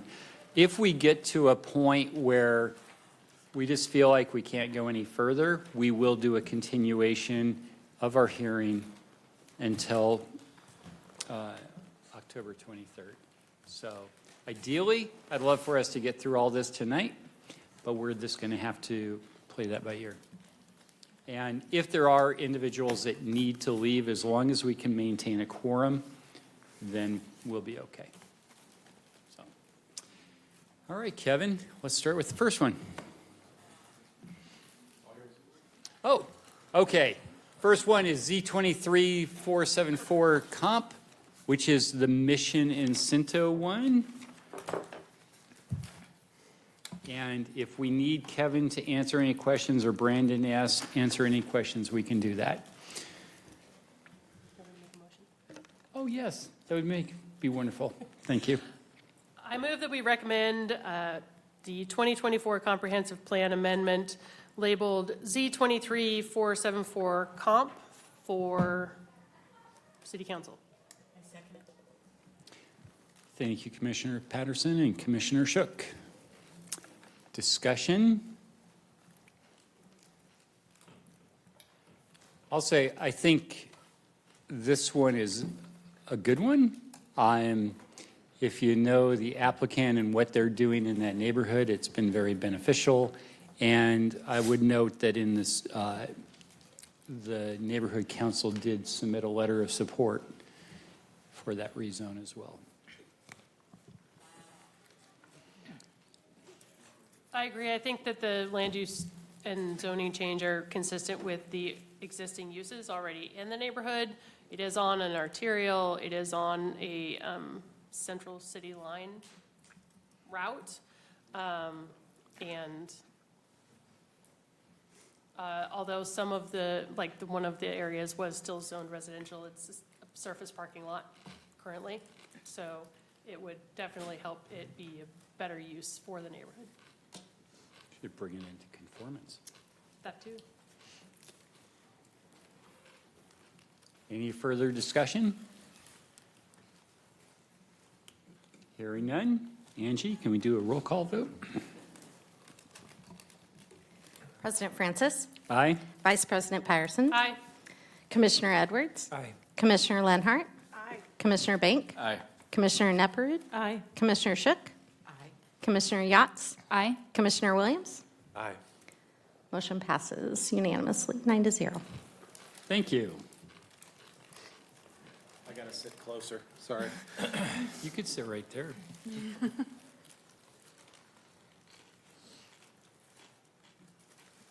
Actually, I'm going to have a question for you, so you might as well stay up. I move that we recommend 2024 Comprehensive Plan Amendment labeled Z23476 Comp to City Council. Second. Thank you, Commissioner Patterson. Commissioner Bink. So I'll actually ask the first question. There was a discussion within the staff report, and I guess maybe this was a question for that period. He's coming. With regards to outdoor storage, and maybe that's more of an industrial use than this allows for. Are we going to run into any conflicts there based upon the conversations you've had in the past? As far as we have talked with current planning, it's our understanding that the request that the applicant was looking for the types of materials they were looking to store, that the zoning proposed would allow for what they're looking for, and it did not require the full step to industrial. So I'm really concerned about this eastern parcel on this, and the reason that I'm concerned about it is not because of the proposed use and not because of the proposed the idea of repurposing what does appear to be an underutilized piece of parcel that doesn't have much conservation value. I'm really concerned about precedent here. And this conservation open space designation seems to be a really special one and one that is really intended to not be changed.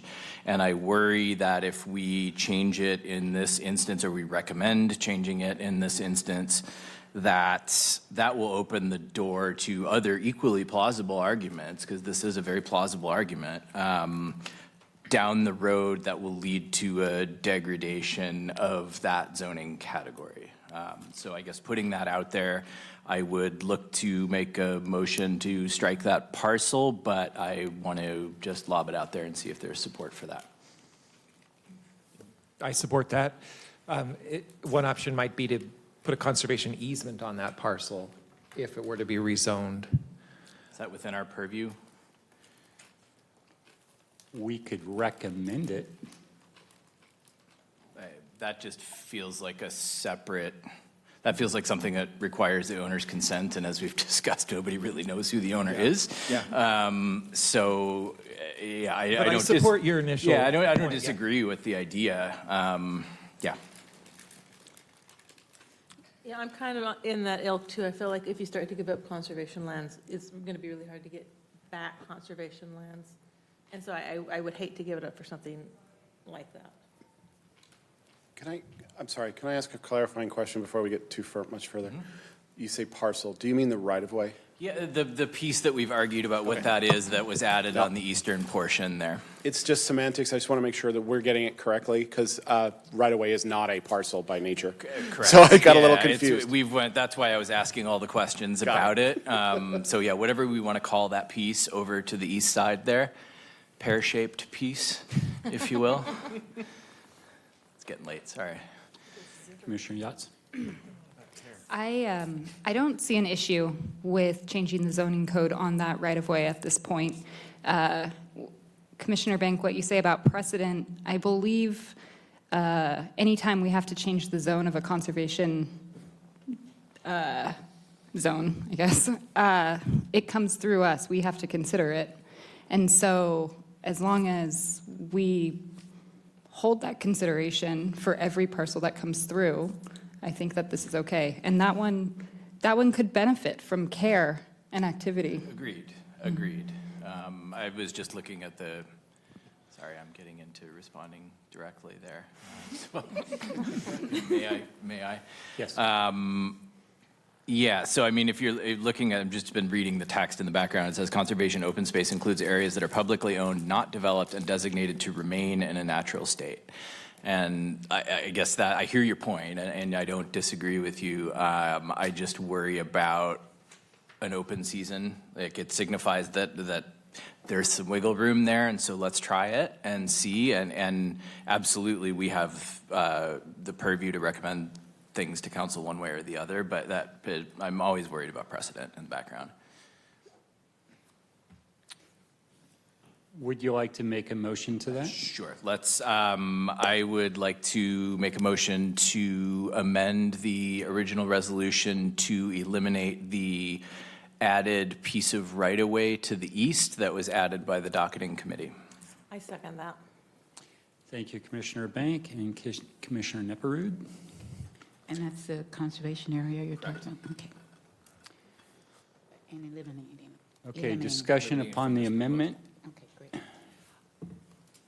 I get the precedent argument.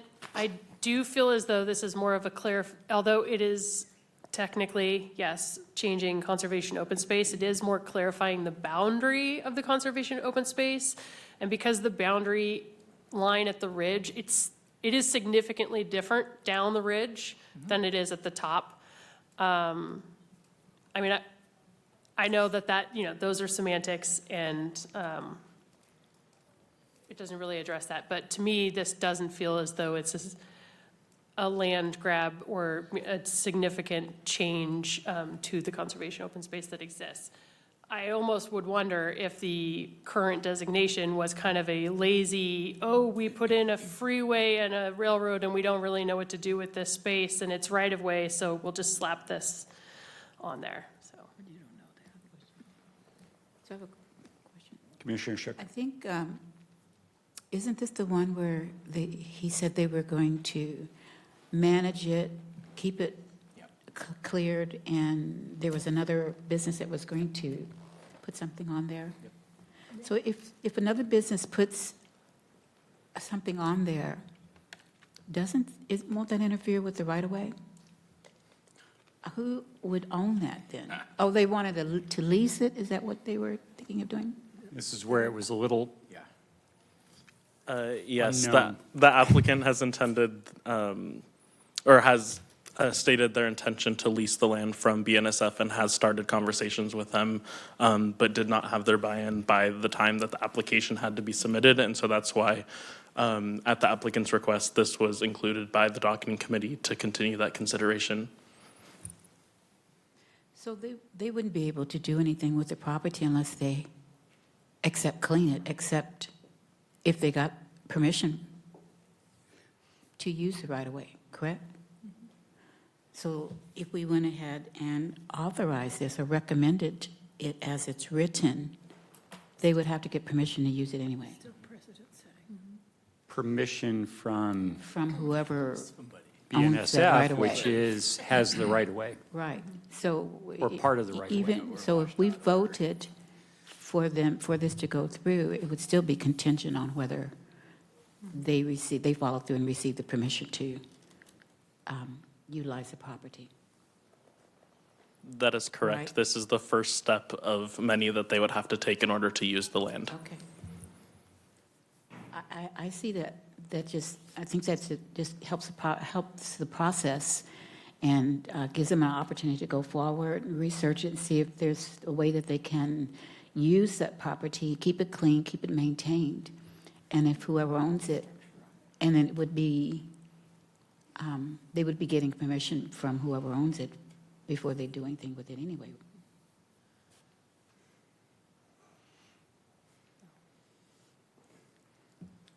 Can I pull Michael back here?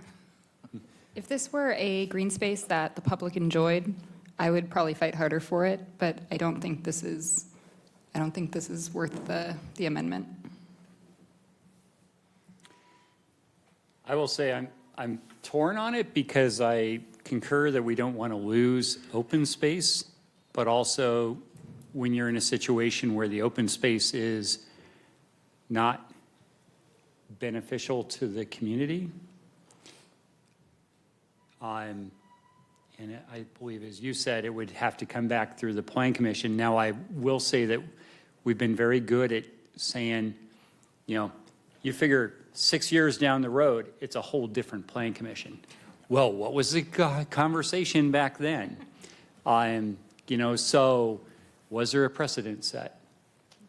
So it is always a concern, but I don't know. I'd rather see the space kind of utilized. I don't want to see it overly developed, but it can't be. I mean, I want to be clear, I want that too. I think this is an absolutely much better use for the property than it currently is. I'm just worried our job is to analyze conformance with the comprehensive plan, and adding that piece of right-of-way is directly in contravention of how I'm reading this LU 6.2 for that particular open space category. Now, other open spaces are different. That one seems to read very differently than the rest of them and says to me, hands off.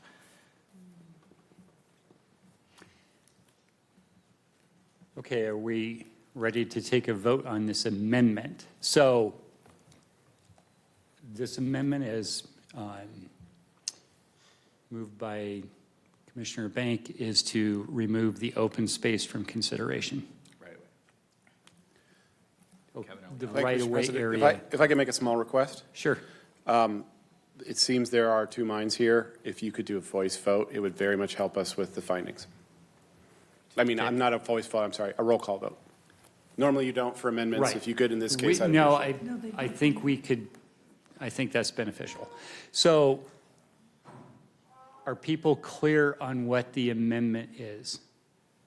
And your amendment is to remove it from, From this proposal. In other words, and the leave other it as one, it is. they would keep it, and then they continue, this would be their first step in No, working just leave towards. leave it as it is. And then you just leave it as it is, and that would give them their first step to, No first steps. There's no I mean, other step. No, so the amendment that you would be voting on would be to remove the right-of-way, which is the area to the east from the proposal, meaning that it would stay conservation open space, and they would not be able to move forward with any other use of the land. and so, I understand. And the other way is to keep it in there and let them work towards,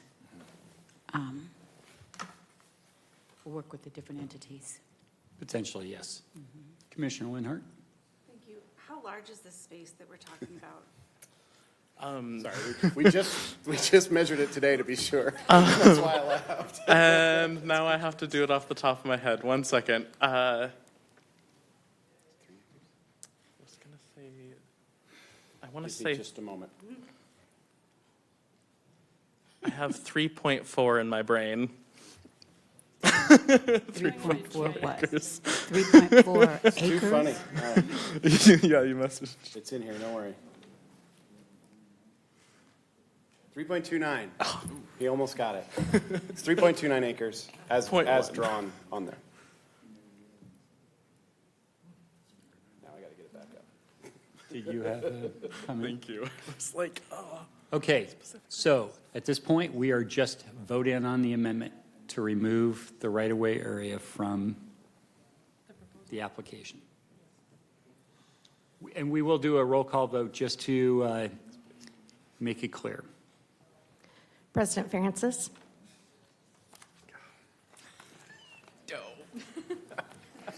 Nay. Vice President Patterson. Nay. Commissioner Edwards. Aye. Commissioner Lenhart. Aye. Commissioner Bank. Aye. Commissioner Nepperud. Aye. Commissioner Shook. No. Commissioner Yachts. Nay. Commissioner Williams. Nay. 5 to 4. Motion does not Failed. pass. Motion failed. Okay, Or amendment doesn't. so the right-of-way stays in. There is a staff request to strip out the right-of-way that is on the past the heavy slope or, right? Oh, Because just it's to different update from the the staff It was report. the updated line. We have to yeah. update the graphic. You're right. Yes, because you are keeping the right-of-way in the proposal, then yes, staff recommends that, or would ask that you recommend that the boundary shown on the figures today be that that moves forward to to city council. Okay, so we need a motion to that effect. I should have done it as part of the initial motion.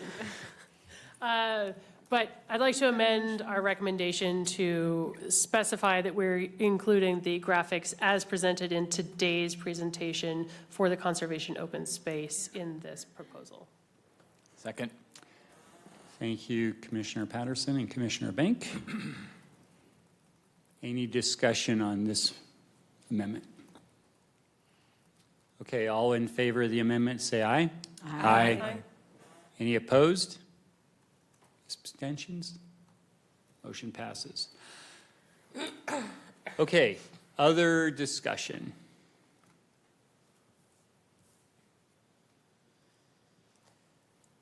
Commissioner Patterson. I think in general that this proposal to change the zoning and the land use to general commercial is consistent with the uses around it. Although it was technically zoned as residential, it is in a very isolated pocket that is not within what you would consider a neighborhood. And although it's not a centers and corridor, it is existing commercial in that area and adjacent to a mini center, which I think fits in with the comprehensive plan's recommendations.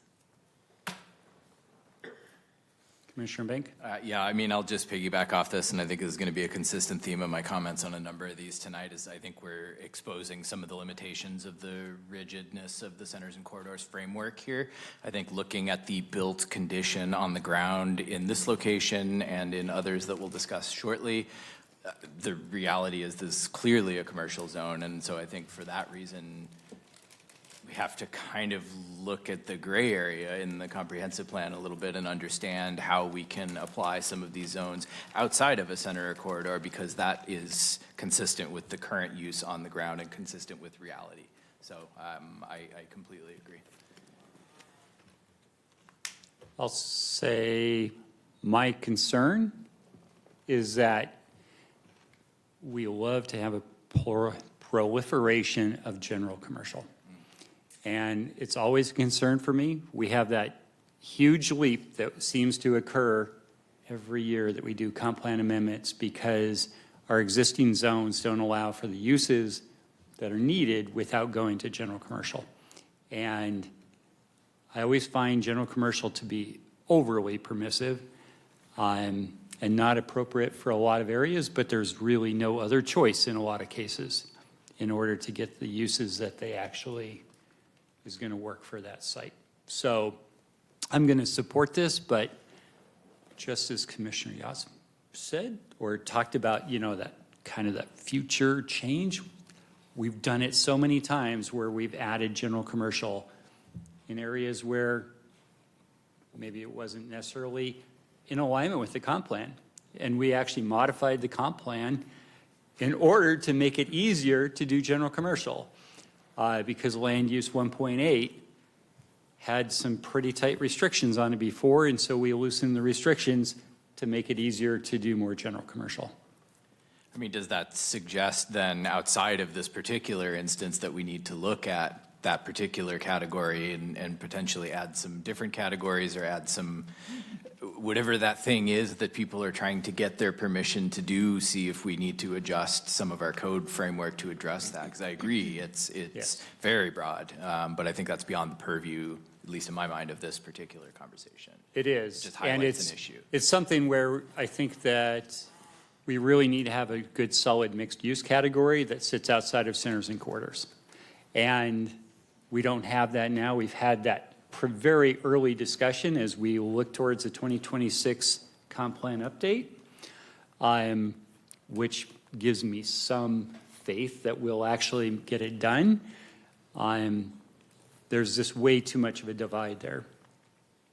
I've seen far too many comp plan amendments that we've come in where we went to general commercial because there was no other mechanism to do, oh, let's do housing with some mixed use. Nope, can't do it without general commercial. And it's just, it just opens up the floodgates in a lot of ways. So that said, I'm going to support this. Any other comment before we vote? All right, Angie? President Francis, Aye. Vice President Patterson, Aye. Commissioner Bank, Aye. Commissioner Edwards, Aye. Commissioner Lenhart, Aye.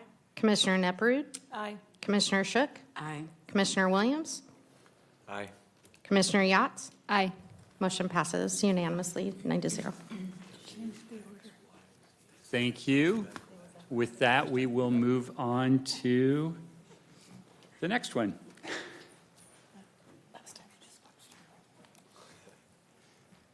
That's it. Sorry, I was writing the number down. I move that we recommend the 2024 Comprehensive Plan Amendment labeled Z23-477 Comp I as second it. presented. I second it. Thank you, Commissioner Patterson and Commissioner Shook. Discussion? This one seems like a no-brainer to me. I've seen my previous comment about CC framework and all of that, but reality on the ground here, frankly, for this one and the next one, it's a no-brainer. See, and for me, this is the example of the proliferation of general commercial, because if you went back 10 years, most of that general commercial wasn't there. This was where we started making changes to accommodate one application, and then we ended up modifying LU 1.8 to make it easier to do other ones. So it's well outside of a corridor. It's, you know, there's no planning in that area. But as you said, at this point, it's a no-brainer. Because Precedent's really a thing, huh? It is really a thing, yeah. You know, so I'm going to support it, even though I think that whole slippery slope thing is occurring right here.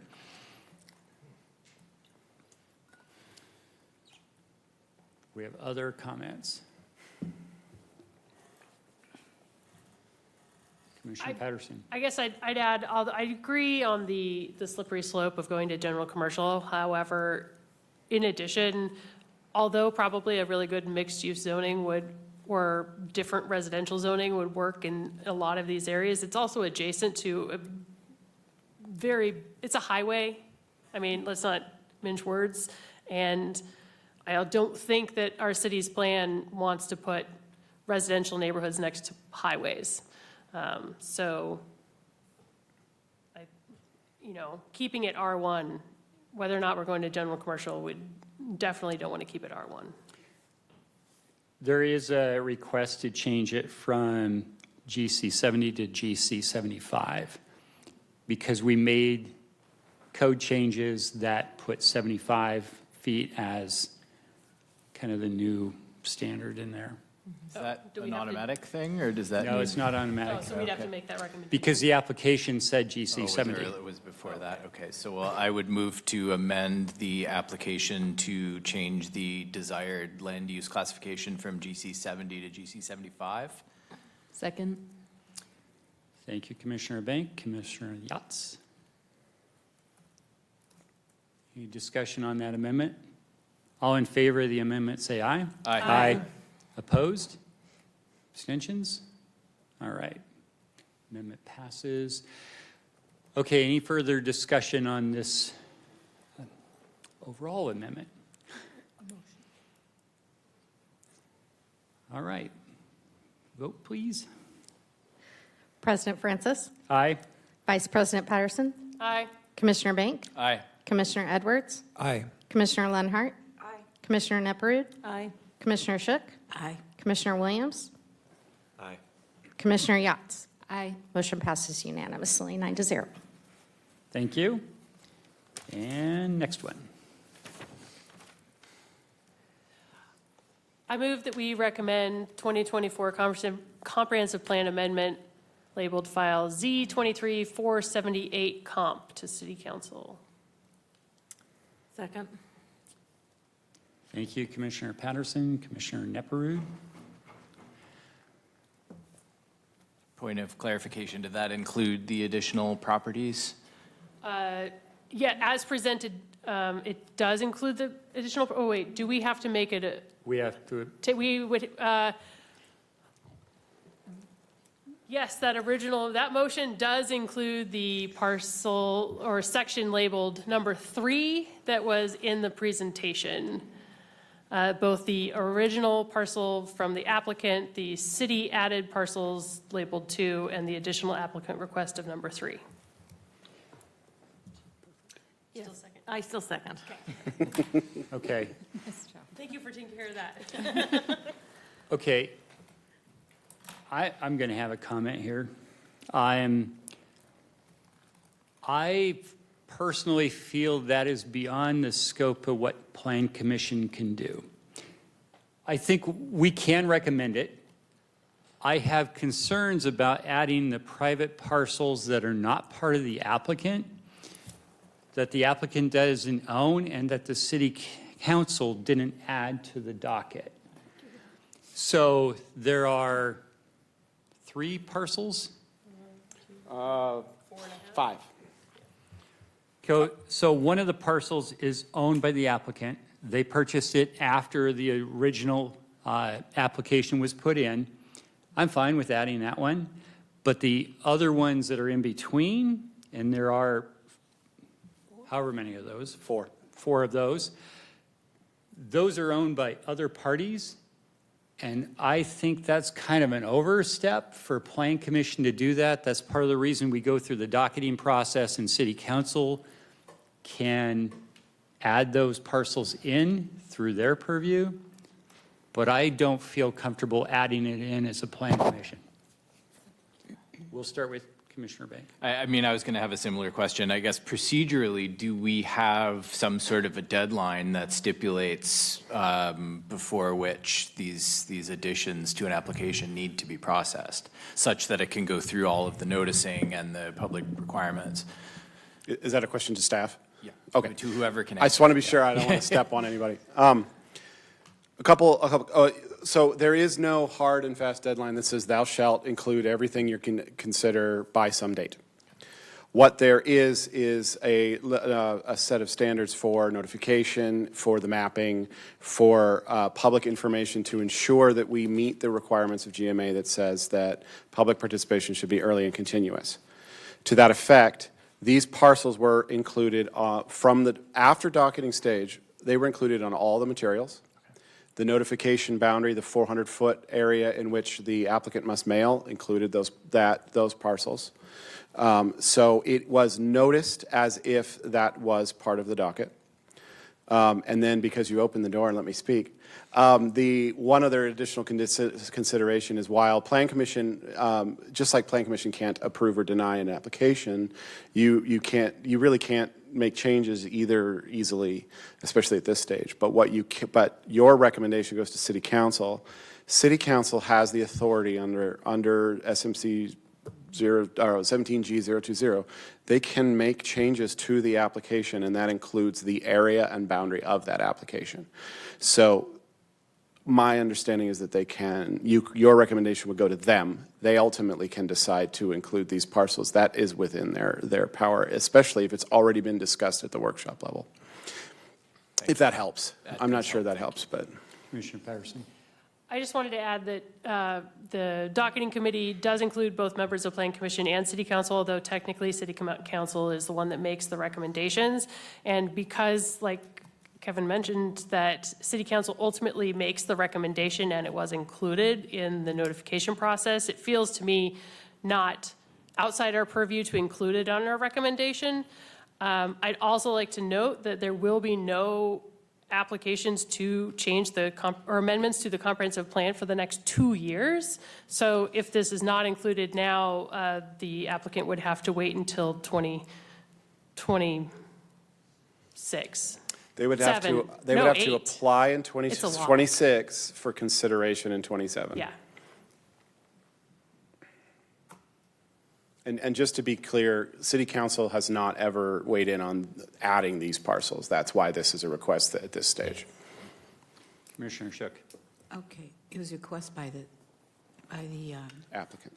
By the applicant, okay. Do we know if those parcels, 4 of them, right?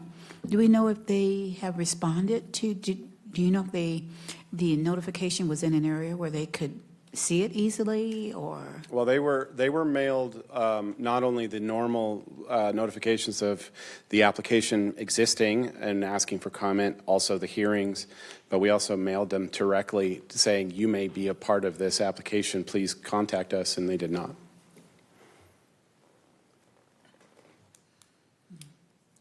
We can't force them to, as much as we might like to. Since it's a little unusual, but given the fact that it would take till 2027 to get that rearranged, is it possible if the commission decides to accept the amendment and the motion to put something in findings of fact as to why it was included, even though it went through a slightly irregular process? I think that would be a good approach to this. Is that something that staff could include within the findings of fact? Because I do find it a little irregular and would prefer not to do it, but I also recognize that, I could see 2026 amendments being held because that process itself could be delayed. So it might not be until 2028. So if it's incorporated into the findings of fact that something to that effect, then I can still support the amendment. It would be very helpful to us in drafting those for your signature if you made it very clear what statement you would like when you vote, or if you want to amend your recommendation and such. That's what's been done in the past by the Plan Commission. It doesn't have to be word for word. Just, I want to make sure that I'm very clear, because I'm not going to wordsmith what you say. I guess my concern is adding parcels that are owned by a private party that's not part of the application process and was not part of the docketing process or the work plan process. Adding that as a plan commission. Because that could affect their taxes as well, right? Maybe a There could very be some minor effect. It's, adverse- when I've looked at it, it's on improved land, and so the taxable impact would be, I don't want to say it will be nil, but Okay, I'm not an assessor. okay. But, well, to Kevin, but you would want to say the reason that it's acceptable in this case was given the delay there would be in bringing it back to the Plan Commission through a docketing process. Yeah, I accept that. I mean, I would add also that it did go through the formal notification process and was processed effectively as though it was approved by the docketing committee. It was just immediately after. So that, for me, is the dividing line, not so much, what Mary said.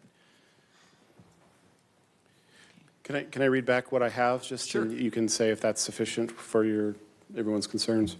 And that is that, assuming you vote to include these parcels, that there should be a finding that says that while Plan Commission has included these parcels, there were concerns about adding parcels post-application and docketing at the request of the applicant. However, this time it was acceptable due to the delay that would be experienced because of the pause in applications, and because it was noticed, and all maps and public materials included these parcels, and it was discussed at the workshop. Yes, Is that that works for sufficient? me. Great. And I'm so glad I said it out loud, because now it's on tape and I won't have to write the whole thing down. Commissioner Williams. There was discussion earlier about precedent, and I'm a little uncomfortable with the precedent of approving changes to something that the applicant didn't ask for and the docking committee didn't agree to. So, I mean, there's reasons to look at this from two different perspectives, but I'm going to vote to not support it as it stands now with the addition of these parcels. Commissioner Patterson. My reply to that concern would be that although it was not included in the docketing procedure, it was notified and to the applicant, and that is really no different than if it were done during the docketing process. The notification and everything that followed was the same as happened to the other two parcels that were included at the city's request to landowners who were not the applicant. So it doesn't really change how they found out or the fact that they're not the applicant. Yeah, I would definitely be more concerned if we were adding a parcel that wasn't in the staff report, that wasn't noticed. I mean, it may have been noticed, but only because within the 400-foot boundary rule. But they had not thought that their parcel was going to be included. And again, this is a gray area to me. And I think I'm going to support it, but I certainly get your concerns, because I don't want us to start saying, hey, well, let's include this, because we went through the docketing process, and the docketing process defined the parcels. And that's where the opportunity to expand the boundaries is generally done. This just is kind of an unusual situation.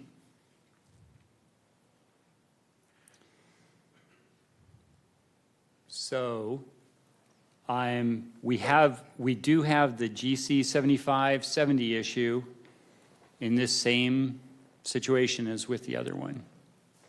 If someone wants to motion that. I just also wanted to mention that I did include all 3 sections in the original motion, so if anyone wants to not include section 3, they do need to make an amendment to the original motion. Well, I was wondering if there could be another statement that said, this is highly unusual and in no way is meant to be a precedent setting.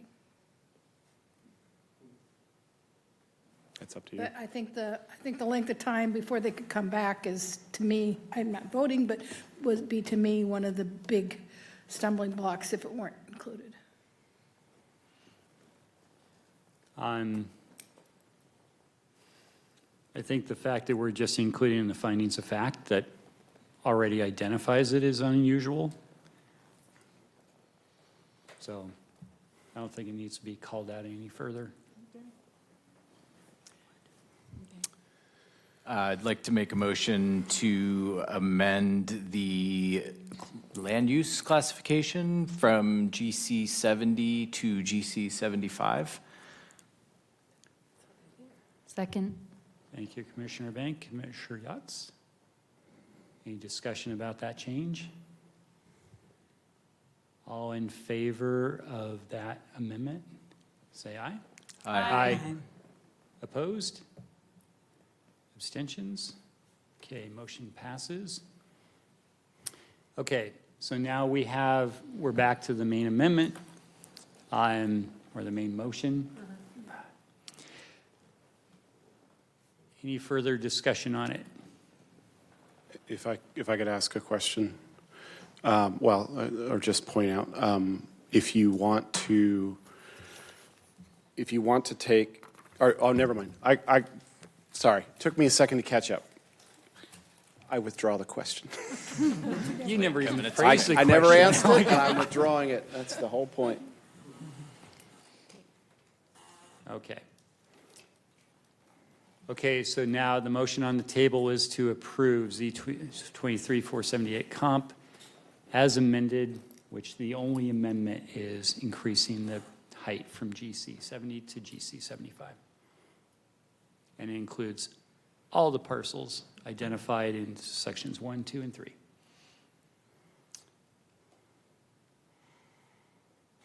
Okay, roll call vote, please. President Francis? Aye. Vice President Patterson? Aye. Commissioner Edwards? Aye. Commissioner Lenhart? Aye. Commissioner Bank? Aye. Commissioner Nepperud? Aye. Commissioner Shook? Aye. Commissioner Yachts? Aye. Commissioner Williams? Nay. Did I miss anybody? Motion All right. passes. Thank you 8 to very 1. much. Okay, move on to the next one.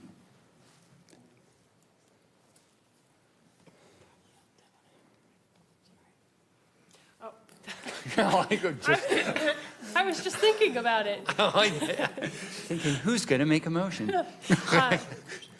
I move that we recommend the 2024 Comprehensive Plan Amendment labeled File Z23-479 Comp as presented by staff. Second. Thank you, Commissioner Patterson. Commissioner Bank? Discussion.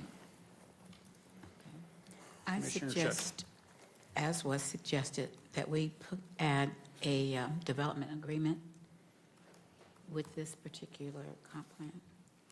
Is that a comp motion? Amendment. Is that a motion? Oh, Is there a main motion yet? yes. Yes. The main motion is there.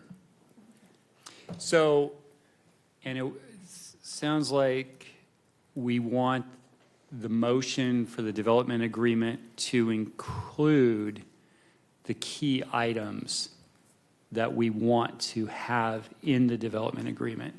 Can you bring up that list of items that you had identified?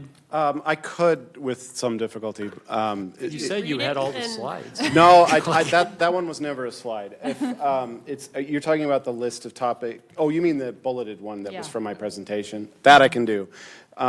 I just want to point out that in the staff report, I'm trying to find the page Oh, here. so you do include the recommendation for the development plan in the staff report? Yes, and it includes, these are summarized versions of what's in the staff report. It's a little more detailed to be clear what staff is recommending. So that would be harder for me to pull up, but let me get to this one here. So is that then automatically Well, as that's what I'm part of your wondering is- resolution because it's as presented? Because, No, you would still have to condition Oh, it based on that. okay. I don't get to craft your recommendation, so. okay, so I jotted down a couple things that we talked about, and one of them was the emergency egress. Pardon me, that wasn't it? I'm sorry? Well, and that's fine. This is, You can add whatever you these are the 4 items that staff had identified, but there were other items that could be incorporated into it. Like you had mentioned, emergency egress planning could be part of that. Okay. And then the other was a signal, plan for a signal. And, Okay, so, just for the record, the on-site circulation is part of the one that was listed in the staff report as well. Egress would be the new item. okay. Okay, so this needs to be crafted as a motion. So, Commissioner Shook, is it all right if Commissioner Bank makes the original motion? Yes, go right ahead. Okay, and this is an amendment, correct? Correct. So I move to amend the original motion to include the condition or conditioning the approval of this land use change on the completion of a development agreement, including at a minimum, a site plan, a circulation plan, development detail for ICM analysis, limitations on uses in commercial portions, and an emergency egress plan. Yes. I second it. Thank you, Commissioner Bank. Commissioner Shook. Commissioner Lenhart. I have a question, I think, for staff. Can you say more about what's included in a circulation plan? Circulation is essentially the streets, driveways, access. Technically, circulation is also egress and entrance.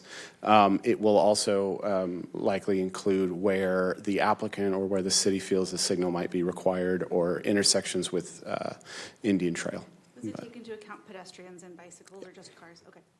If you'd like to highlight pedestrian or non-vehicular traffic, you could put that in your statement. You'd have to ask for an amendment to the motion.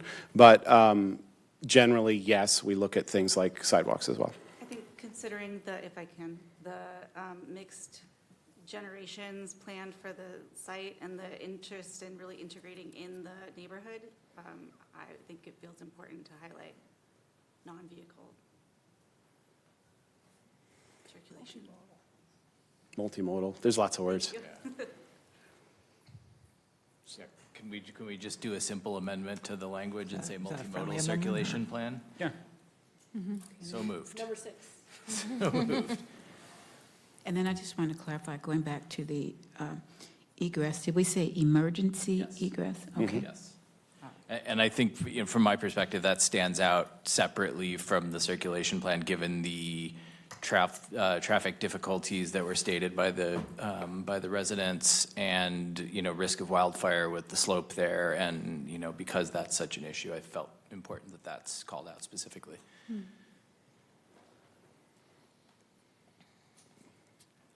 Commissioner Williams. Which department in the city would be in charge of the development agreement? That hasn't been determined yet. I will definitely be involved. Integrated capital management will definitely be involved. When we deal with circulation, it could be a number of different departments. Ultimately, it's up to city council to approve the agreement, though. So obviously, it'll be, and it will come to you, and I will probably be the one to bring it to you. So, but to be determined. It's yeah. These are naturally cross-development or cross-departmental, cross-discipline on purpose to make sure that we cover all the fields. So I can't be absolutely certain who's going to be in charge of it. Commissioner Patterson. I just wanted, a development plan is generally a cooperative with the developer, developed in cooperation with the developer. So it's, okay, it's not something that is just prescribed by the city, but it is worked in a cooperative agreement and then approved by city council. Okay. As well as the property owner. They would have to agree Yes. to it as well. Yeah. I guess Think- developer / property. It's a development Yeah. agreement. It is a contract between the city and the developer / property owner. And it is tied to. To the land. To the land.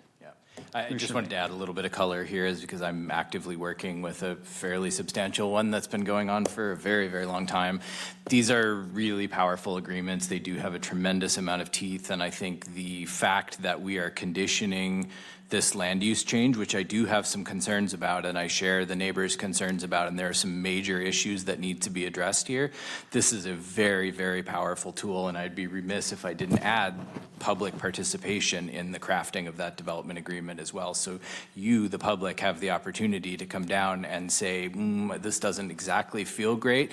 Let's see if we can get this into the agreement. Let's see if we can get this into the agreement. But they're very powerful, very flexible tools that hold everyone's feet to the fire, the city, the developer, the property owner, all of that. So I'm a big believer in these agreements. They're can't be a great thing to draft. I pity city legal department having to draft another one of these because they're very long, very complicated documents, but they've got a lot of teeth.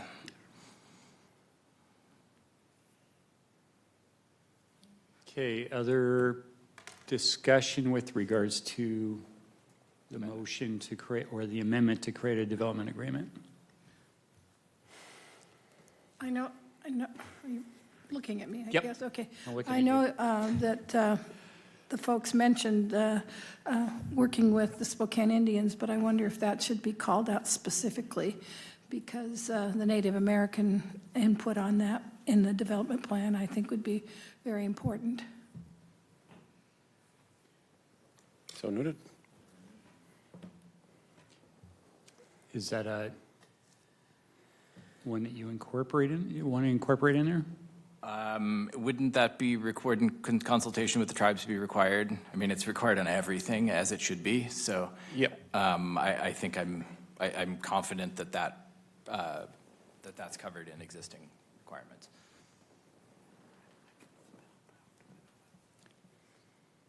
Okay. All in favor of the amendment to add a development agreement, say aye. Aye. Opposed? Abstentions? Okay, motion passes. So there were several other things. There was a request to remove parcel 26261.3401, which is the property that's already open space. Someone want to make a motion on that? You got to feed me the number, though. Yeah, exactly. 26261.3401. Okay, I move to amend the resolution to exclude parcel 26261.3401 from the proposal. I second it. Thank you, Commissioner Bank. Commissioner Nepperud, any discussion?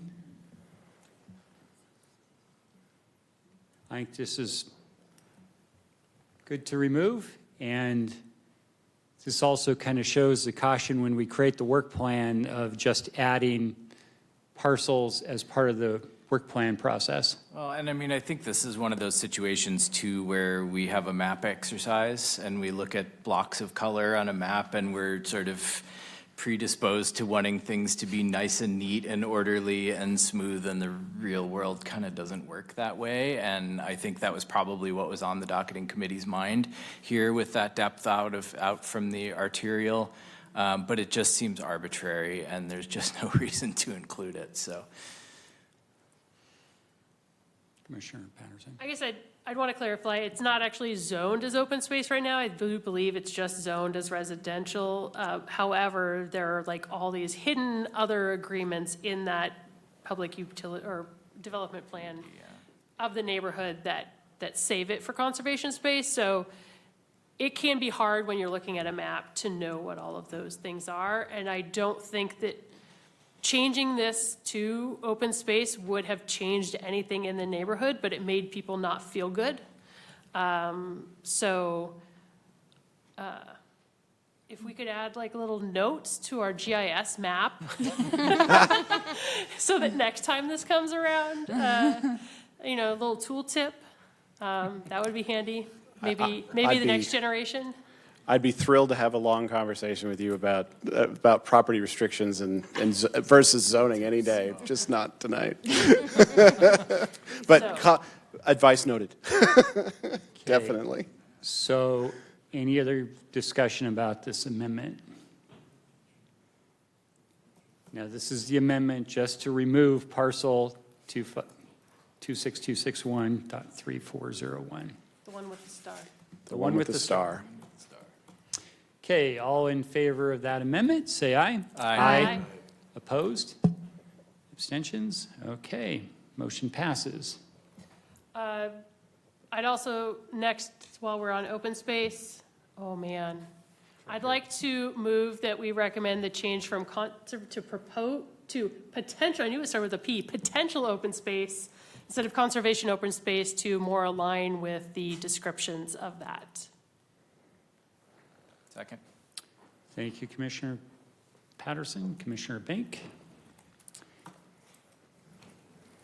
Commissioner Shook. So, go ahead. Just that in the original application and docketing process, it was recommended to change it to one of them to conservation open space. And I don't have the descriptions in front of me, but when looking at the descriptions of conservation open space versus potential open space, I think it's because of the zoning or something else that was adjacent. Oh, yeah, Kevin can. I can clarify it very quickly. That's what it was. Okay. Conservation open space is publicly owned and has existing protection. Potential open space is either public or private and is intended to be protected in the future, but may not already have those requirements placed on it. It was, by the description, by staff's opinion, it felt it was probably better as potential open space. It would still be open space. It's still designated the same. It's just a nomenclature change in the comprehensive plan. Because it's not publicly owned. Because it's not publicly owned, and nor does the city intend to purchase it. I second. Commissioner Williams. No one else has. Oh, Commissioner Bank already has. Thanks. Any further discussion on that amendment? Okay, all in, That we just change the description or the land use from conservation open space to potential open space to better match the descriptions of the type of open space. Thank you. okay, all in favor of the amendment, say aye. Aye. Opposed? Abstentions? Okay, motion passes. Further discussion?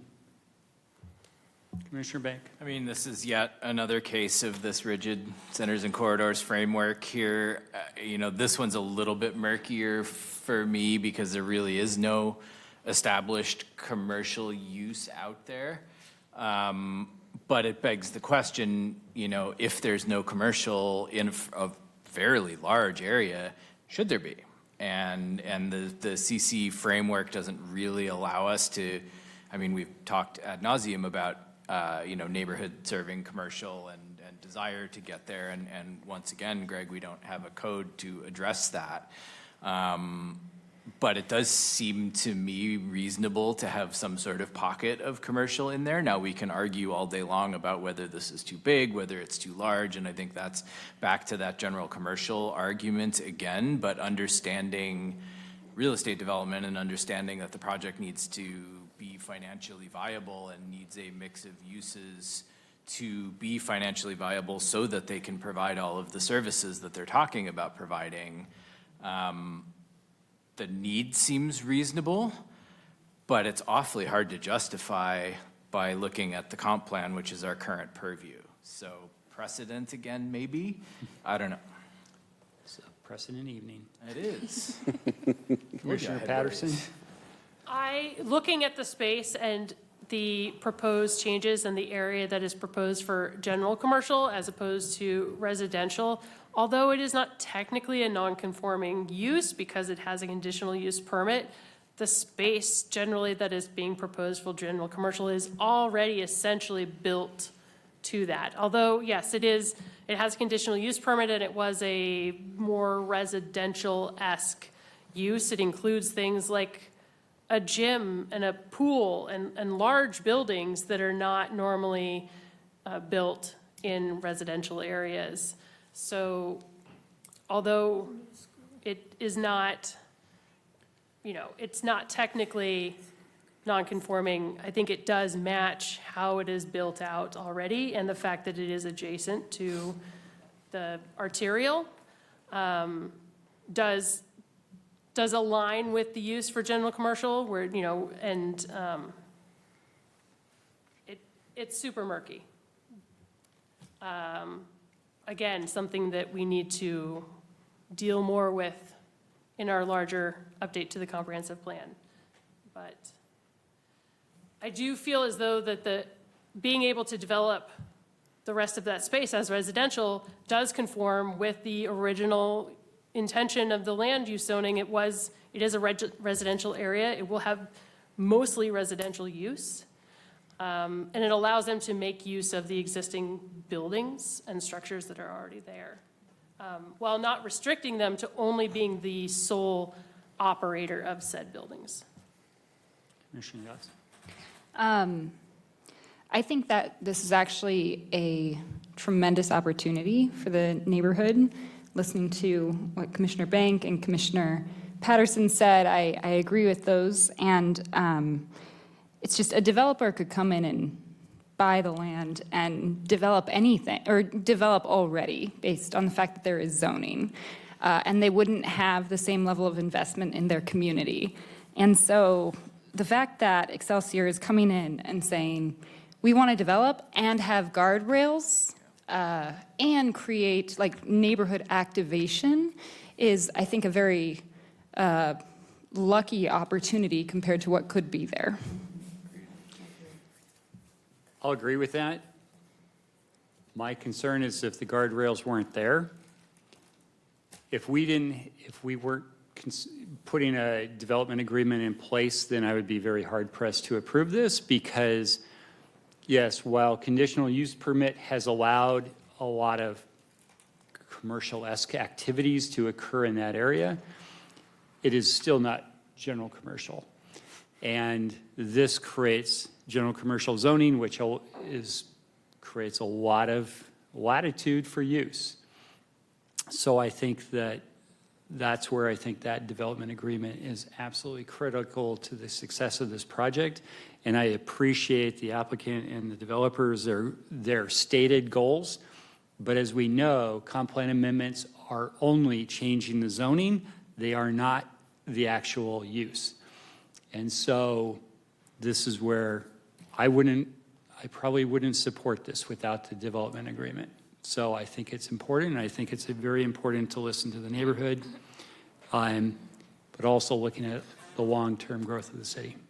Yeah, I'd agree, and I think the development agreement in this case gets me over the precedent hurdle also because there is that guardrail, right? Like you could create precedent, but you've got a safety net there, and if anyone else wanted to jump through this hoop, they would be subject to that same safety net as well, and that is absolutely critical. And I agree with Commissioner Yachts. This is a huge opportunity for the neighborhood if done correctly.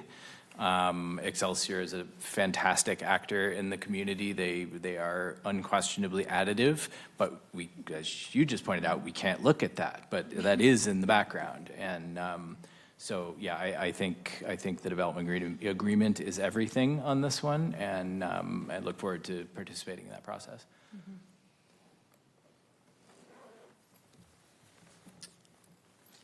One more addition to that.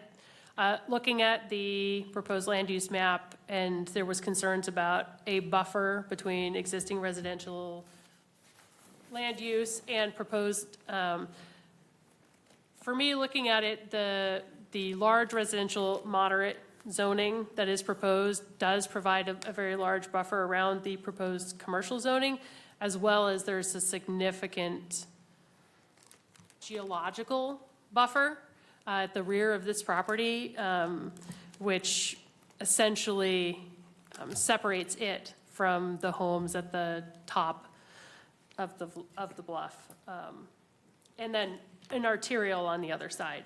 And so I think that those are kind of existing boundaries that allow this piece of land to go through some changes.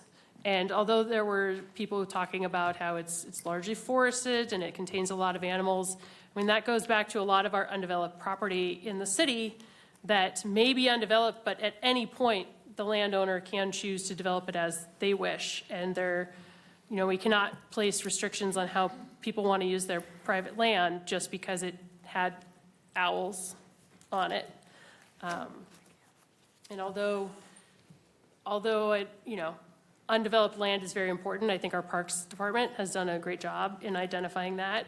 And even this developer and landowner has included open space that they have set aside for no development in their plan. If I can, sorry, just say one more thing. Yeah. Public participation is so important, and I really appreciate everybody who came to testify tonight, and I really hope that the applicants take those considerations about design and scale and open space and traffic mitigation very seriously. And final thing I'll say is, as a former resident in North Indian Trail, I know how bad Indian Trail is. It was bad 15 years ago when I lived up there. I remember comp plan amendments that required full traffic studies along Indian Trail, and the fact that it had a level of service going into failure mode at periodic times. It's a problem that has to be solved. And the whole Indian Trail corridor, I was there when we had the fires, and there were no exit points. We had to go up Russell Road, or I forget, is it called Russell Road? There are some risks up there that need to be resolved. And somehow expanding or widening Indian Trail will be something that has to be done at some point in the future. And I'm hoping this is where part of that can be in the development agreement, because it's looking at traffic impacts, and I do hope that gets resolved, because it is a major issue that doesn't have a simple solution. Any final comments before we vote? All right. Angie, roll call vote, please. President Francis. Aye. Vice President Patterson. Aye. Commissioner Bank. Aye. Commissioner Edwards. Abstain. Commissioner Lenhart. Aye. Commissioner Nepperud. Aye. Commissioner Shook. Commissioner Williams. Aye. Commissioner Yachts. Aye. Motion passes 8-0 to 1. Thank you. Okay, final one. We got this. Home stretch. Home stretch. See, just like the final round of a game. Everybody leaves. You're gonna beat the traffic. We know the score. Have a wonderful night. I move that we recommend the 2024 Comprehensive Plan Amendment labeled Z24-105 Comp to the City Council as presented by staff. Second. Who was this? Thank you, Commissioner Patterson. Commissioner Lenhart. Oh, later. Discussion. Commissioner Yachts. Where are people going to put their cars when density increases in the Logan neighborhood?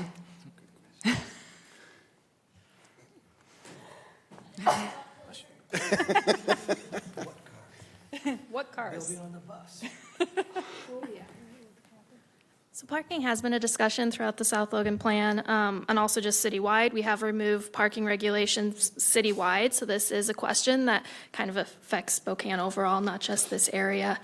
There has been discussions with Gonzaga in the area about how they can work on encouraging the use of the city line in the area, not just reliance on vehicles, and just really leveraging that city line.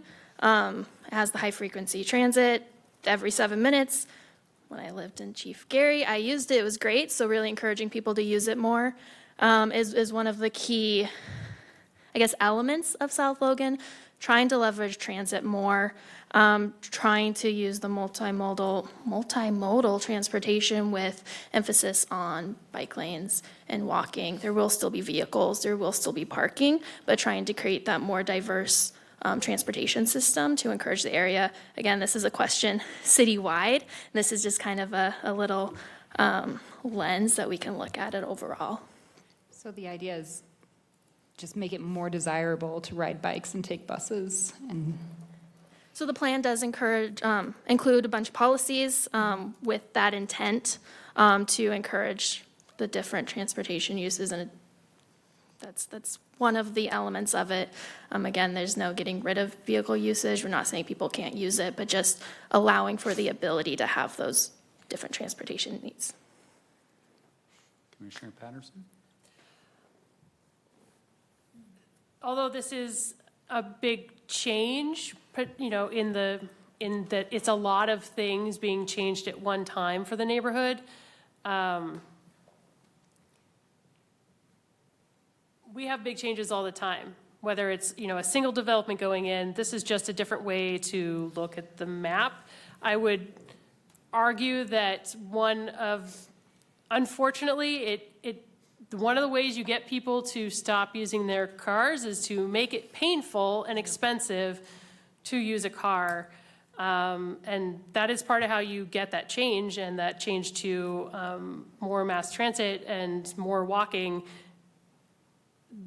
None of this in this plan, though, says there's not going to be parking. All of the developers who may potentially develop in here can include as much they can't include as much. There's actually maximums on there. However, it doesn't mean that they can't include parking for the residents in those changes or for any of the businesses. They're just not required to do so. And this area is it's close to downtown, but it's perfectly situated in that in-between area where it's right outside downtown, but it's halfway on the city line to other business areas, such as like the community college and the business area around there. And we gotta start somewhere. And I think that overall, this will be a great example for the city to see how we can really create not only a business area, but an area that people want to live in that's near the services that they use. Commissioner Bank? Commissioner Patterson took the words right out of my mouth. I think transit only works when it gets painful to do anything else, and that's tough, and people don't like pain, and we just have to get over those hurdles to make transit even be financially viable, let alone just be, useful as a means of transportation. So I'm all for it. And also, there could be conversations around a district parking solution if parking does become such a problem down the road that it's untenable. That sounds like a heck of a business opportunity for me if somebody wants to come in and build structured parking with retail at the ground floor or something. I understand there's regulations against that now, but necessity is the mother of invention sometimes.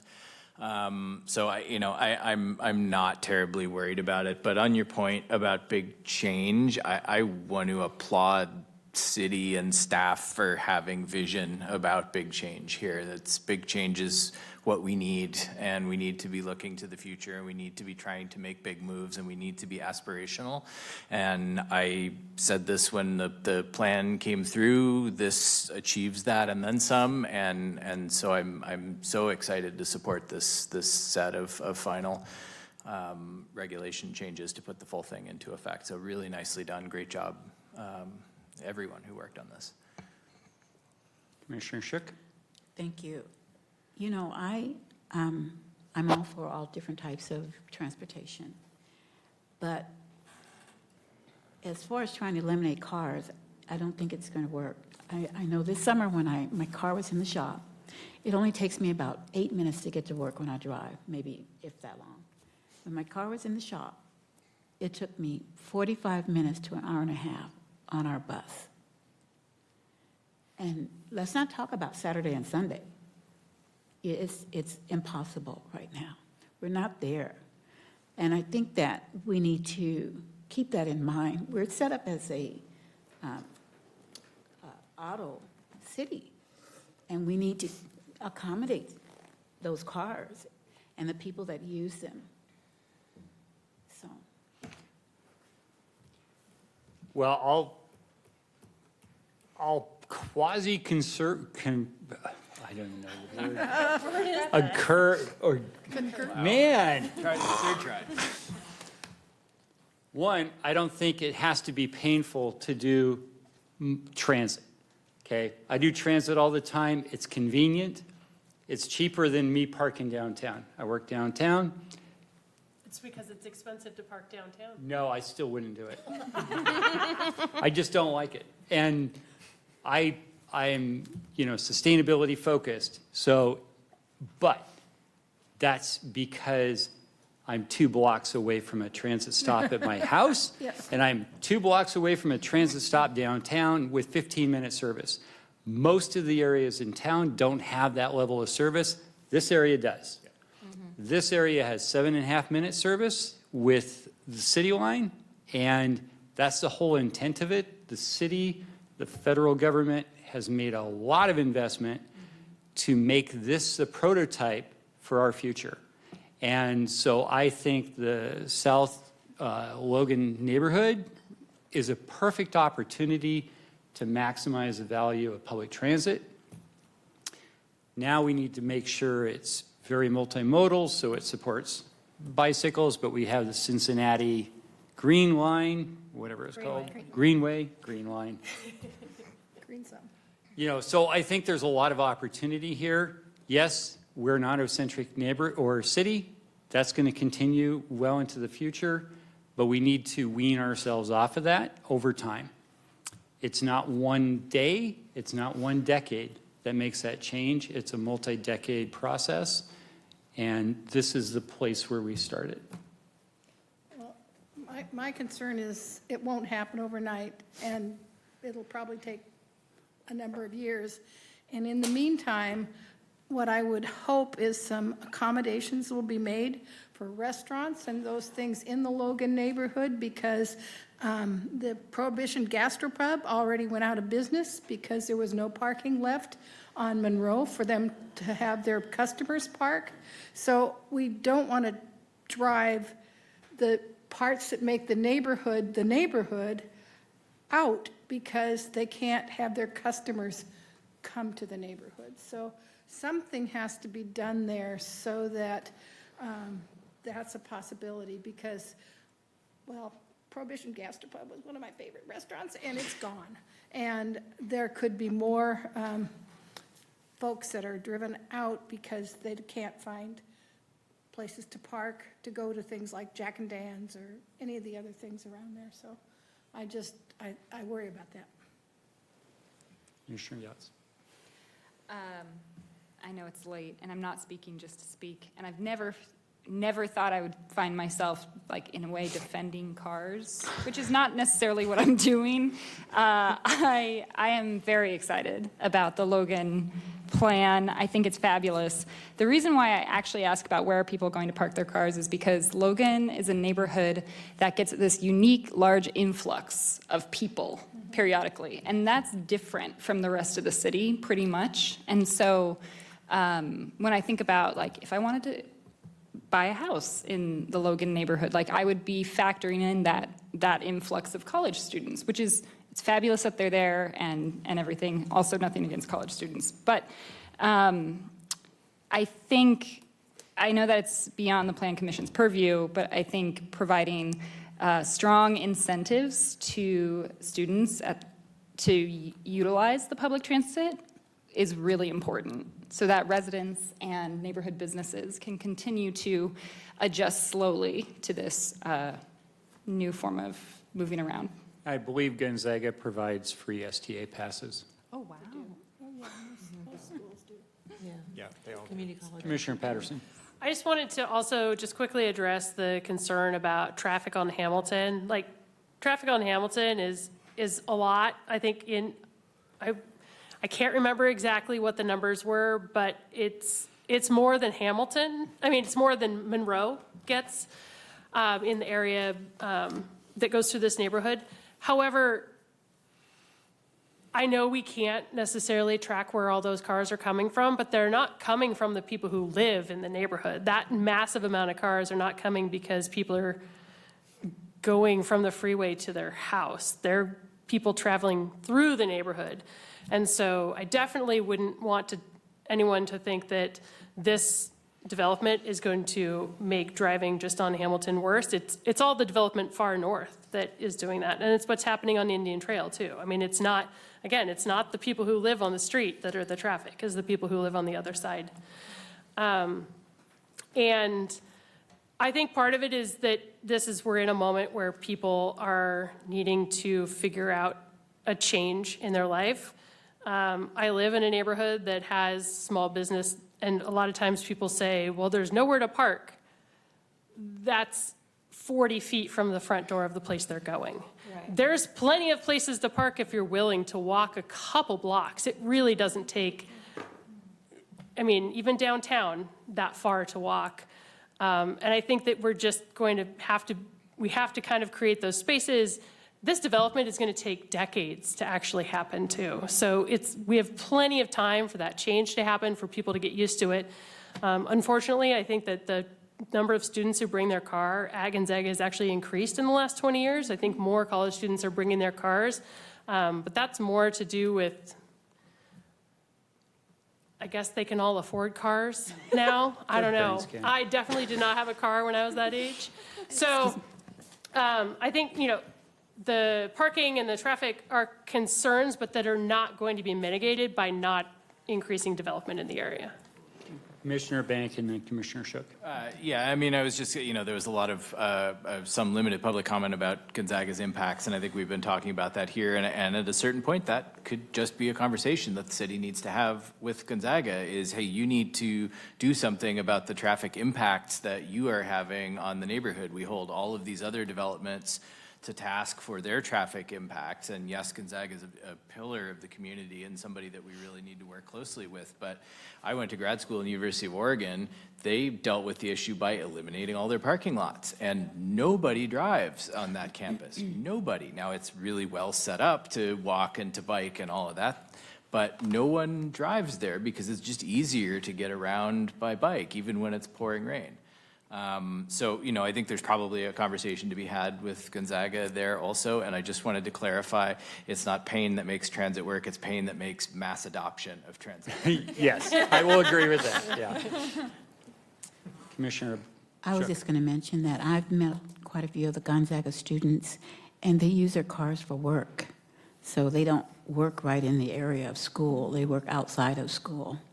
They work with me, they work, out further, in all different parts of the city. So I think that's one reason why you'll see more Gonzaga students with cars. Commissioner Williams. I appreciate the transit conversation, but it's really late, and I'm hoping we can take a vote without me having to call the question. Yeah, I was going to say, just do it. Come on. We've been waiting for it. I agree. I do have one question, so you don't do that. But there was a public comment with regards to multifamily heights around Mission Park. I kind of wavered a little bit on that, because does it go from RMF, RHD 75 down to RMF 35? I think that was the counter proposal that the applicant or that the public comment made. I think about it and I think about that area, and there was some, I think it was you that talked about it's going to take decades for development to occur. At the same time, when we put BOCA in place and BOH in place, yes, overall impact may be decades, but very small localized impact can be fairly fast. And so I'm just wondering if anyone has concerns about that around Mission Park and whether or not we need to rethink that height in that area. Commissioner Patterson. I was just going to give you a hard time for asking this now that we have a bunch of new members, since we had this conversation a couple months ago already when we talked about adopting the plan in general. And the concern was brought up then, and I think I made the same point then. Yes, although some localized development may happen pretty quickly, that might mean like one building goes up, but not that the entire block is demolished. And as much as I appreciate the historic character of our neighborhoods, if we don't provide outlets in some areas, what we get is concentrations of heavy development that impact a smaller amount of people initially, but really are to the detriment of our neighborhoods overall. And so my thinking is that these are relief valves to allow us to maintain our neighborhoods with small changes over time instead of massive changes that happen either outside the city, increasing traffic inside the city, or us having to have significant changes that affect everyone in 30 years. I don't want to be Capitol Hill in 30 years. I don't know that I necessarily buy the premise that tall buildings around the park is necessarily a bad state. I think putting people on those types of amenities is something we should aspire to. I think there are plenty of instances of urban parks, and that's what that is an urban park with huge buildings. I mean, I don't want to fall in the trap of generalizing to New York City, but there's plenty of parks that have tall buildings around them that are enriched as a result. So I'm completely the opposite. I think it's laudable and should be encouraged.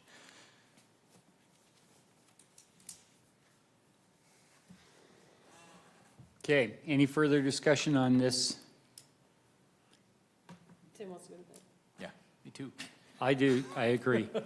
I want to say thank you to Casey and to all the planning department staff for, this has been a long, long process. This has been, you had, I think, said 20 months between the initials. 26 now. 26? Between the initial study and then the adoption of so many different changes that we've made over the last year. I applaud you for the work. This has been, actually, it's been in works long beyond 26 months because bringing Center Line in, City Line, has been in the works for 15 years, if not longer. So this is an opportunity for Spokane to really transform. And I think this is a wonderful opportunity area. And I just will love to see what happens over the next, whether it's 5 years, 10 years, or 2 decades. I think it has a great opportunity. So thank you.